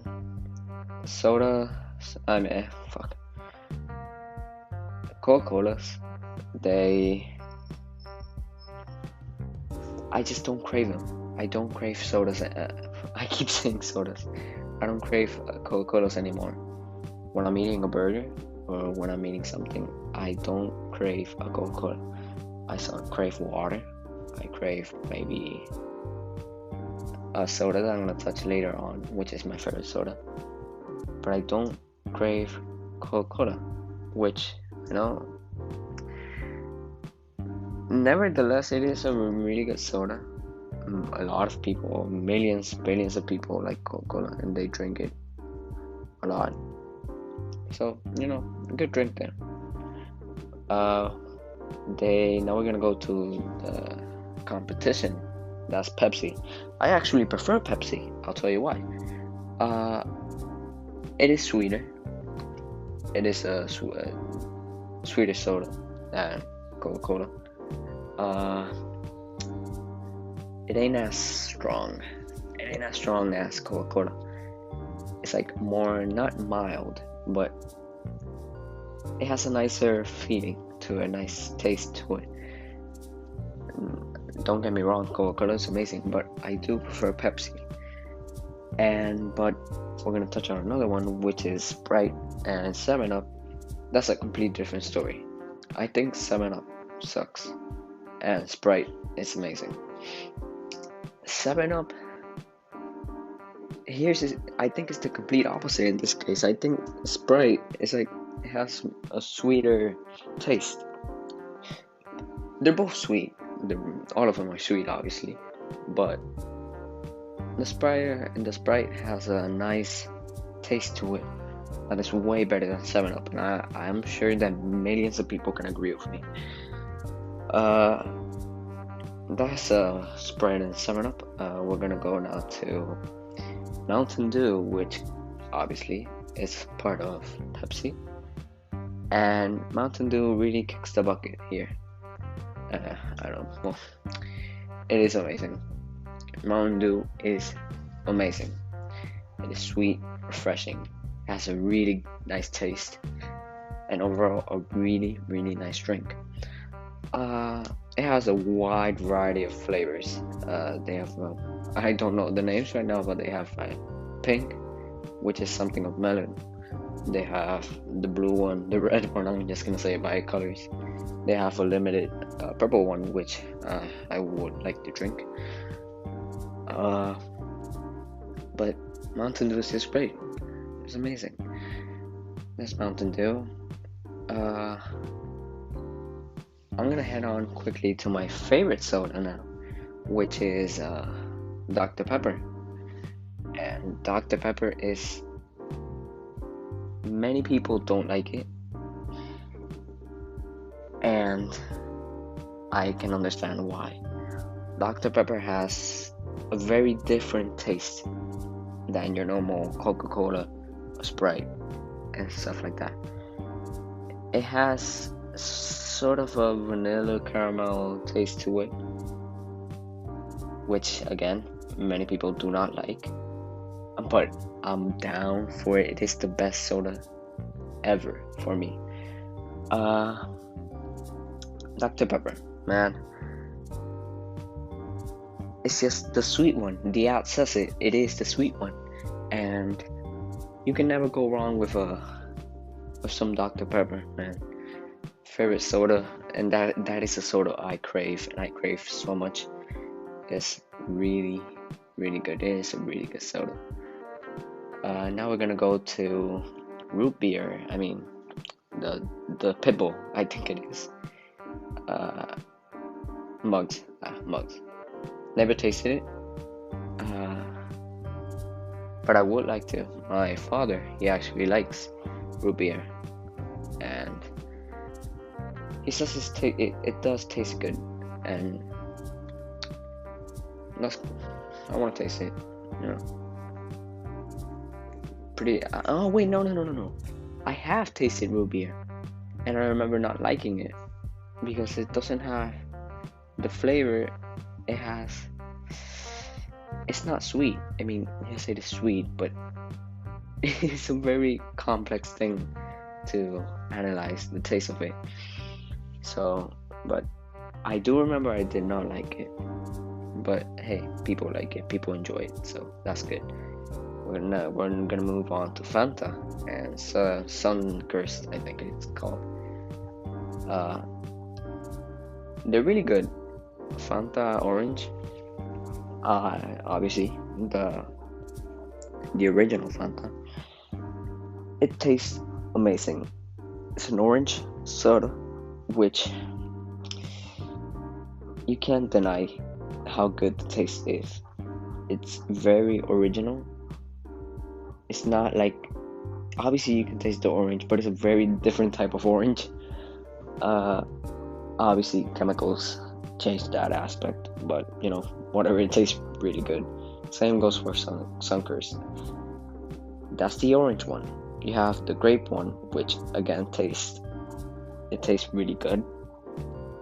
Then you have the blue one, which I don't remember the name right now, and I say it tastes like icy, like a blue raspberry icy, and you know, it is cool. I really like the blue Fanta. Once I saw it in the gas store, I had to run and pick it up and just taste it because it was such a good soda. Now we're gonna move on to iced tea. Not the actual tea. I mean like raspberry iced tea from Lipton, or just normal lemon iced tea. This I can drink every time. It is such a good drink. It's not. I would classify it as a soda because it has similar components. It is obviously carbonated water, but not that. It's not that, you know, fizzy. It has fizz to it, but it's not that fizzy. Many people would argue with me that it is not a soda. No, Piwi. I see it's not a soda. It's more like a juice than anything, but I will say quite the opposite. It has a shit ton of chemicals like every other soda, and it does have that carbonated water and the sodium. So I will classify as a soda, but it is a very good tasting soda nevertheless.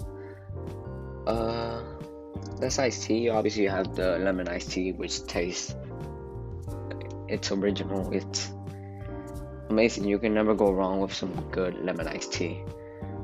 And you know, just a great drink. Now you have raspberry, which the raspberry iced tea tastes equally as good as lemon. I prefer lemon, but you know,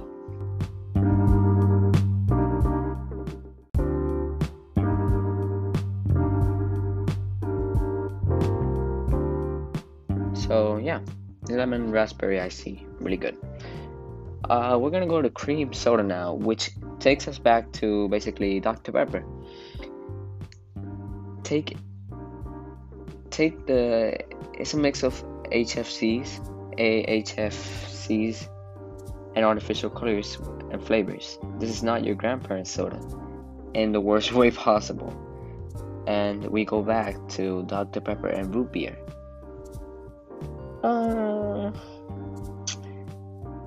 Here's where I have a problem. It's very different. Root beer, it is creamy. Not obviously not in the sense, but it tastes creamy if you understand what I'm saying. But it most resembles to Dr. Pepper, and I totally understand why. It is, when you taste Dr. Pepper, it is a very complex taste. It has sort of vanilla, caramel, then I don't know, it's like a little bit of Coca-Cola. Not obviously, it's not Coca-Cola, but it tastes a little bit like Coca-Cola. It's a combination of a lot of things, which the combination, it makes it good. It makes it a really good soda, and you know, props for that. We're gonna go to Crush, which is basically, you know, Fanta. We're gonna go to Pib Extra. I've never tasted it, so I gotta taste what it is. Sierra Mist, I've never tasted it as well. Jones Soda, I never tasted it. Surge, I've actually tasted it. It is not, I don't like it. Ginger Ale. I don't like ginger. Many people said ginger ale doesn't taste so much like ginger. It ain't as strong, but at the same time, it does taste like ginger, and I do not like the taste at all. But people like it, so let's go. Mellow Yellow. I need to know. The name is kind of catchy, but I need to know like how good is it. Never tasted it. I haven't tasted so much soda because in the place I live, it's like a limited amount, and not a limited amount, but you don't see Mellow Yellow in the place I live, which I can't taste it, so I can't give like a review on it, but I'm pretty sure people like it. A lot of people do. Man, this soda episode, it's, how can I say this correctly? Sodas are not healthy. They're not. And if you can stay away from them, the better. They're not healthy at all, but they do taste really good, and every once in a while a good soda really is refreshing. It obviously has a lot of sugar, chemicals, and sometimes even salt. But once again, every once in a while, it ain't bad to have a quick soda. Let's see.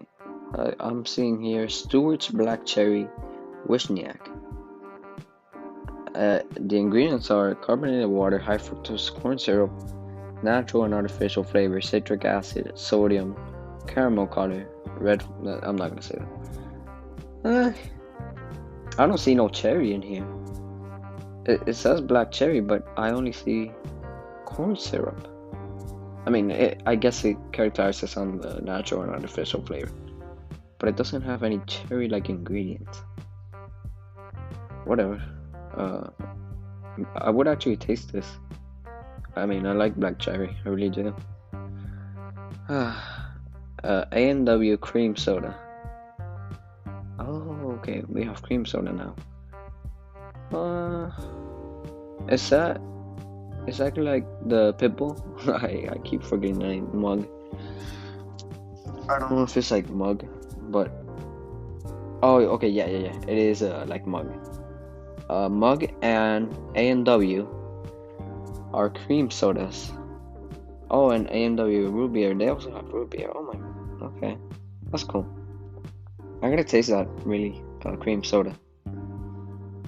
And then I'm actually looking at not a tier list, but I'm looking like top 30 sodas. So I'm gonna start again and just say this is according to Earth Ties. So, oh wait, oh my god, Eat This, not Earth Ties. Eat This. Okay, this is according to Eat This, not that. We're gonna go first, number 30, Dr. Brown's Black Cherry Soda.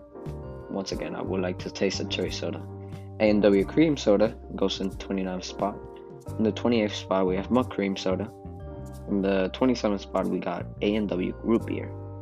In the 26th, we have Mountain Dew. Wow, that is really low. I thought it was gonna be like high, but okay. Mountain Dew Code Red. Oh, that's the red one, Code Red. Okay. Then we have Dr. Brown's Cream Soda, Dr. Brown's Root Beer, and on the 23 we have Surge. On the 22 we got Mellow Yellow. Wait, is that like some lemon soda? Yes. Okay. It is like a citrus flavored soda. Okay. It's gotta taste good. I thought at first it was like a banana soda. Does that even exist? I don't know. Then we have Sunkist, which is obviously Pepsi's Fanta. I guess you can say that. Then we have Barks Root Beer. Oh, that's the one I tasted. That's the root beer I tasted, and I did not like it. Banks. Barks. It doesn't taste good at all. Then we got Fanta in the 19th spot. We got Orange Crush on the 18th spot. Mug's Root Beer on the 17th. We got Wild Cherry Pepsi in that 16th spot. We got Crushed Grapefruit. We got Stewart's Root Beer. Okay. We got Cherry Coca-Cola. I would like to taste that. I tasted Orange Vanilla and Vanilla. And Lemon, I think. Lemon Coca-Cola. That's a very good tasting Coca-Cola. Then we have Pepsi on the 12th spot. Interesting. Then we have Pepsi made with real sugar, which is like actual cane sugar. I've actually tasted this. It is way better than normal Pepsi. After Pepsi real sugar, we have Pib Extra. Interesting. It is basically a caramel soda. Then we have Cherry 7-Up. I agree. We have Coca-Cola Classic on the 8th spot. Okay. That is interesting with that whopping 40 grams of sugar. Almost every soda has 40 grams. 7-Up goes higher than Coca-Cola. That does not make sense. I do not agree. 7-Up should be 30. And 30 in the tier list. Maybe not even in the tier list. I do not like. Then we have Sprite. You should be a little bit lower. Then we have Canada Dry. Oh my god, Canada Dry Ginger Ale. No, this should go like way down. Like, whatever. Dr. Brown's Celery. Never tasted that before. We got more ginger ale, and the first one is bruh. Sierra Mist is the top one soda. I do not agree with this at all. I don't. Sierra Mist is not top one soda. Top one soda is Dr. Pepper, in my opinion. Yes, Dr. Pepper is the better soda of the soda world. But that's just my personal opinion. Feel free to just like tell me what's your favorite soda, and I'll be happy to hear and argue with such person. Well, that's gonna do it for today's episode. Today's episode was soda, and I certainly enjoyed the episode. I was alone, yes. It is a solo episode, but I enjoy these solo episodes. So, thank you for hopping in and listening to Media Buffet, and I'll see you guys on the next one.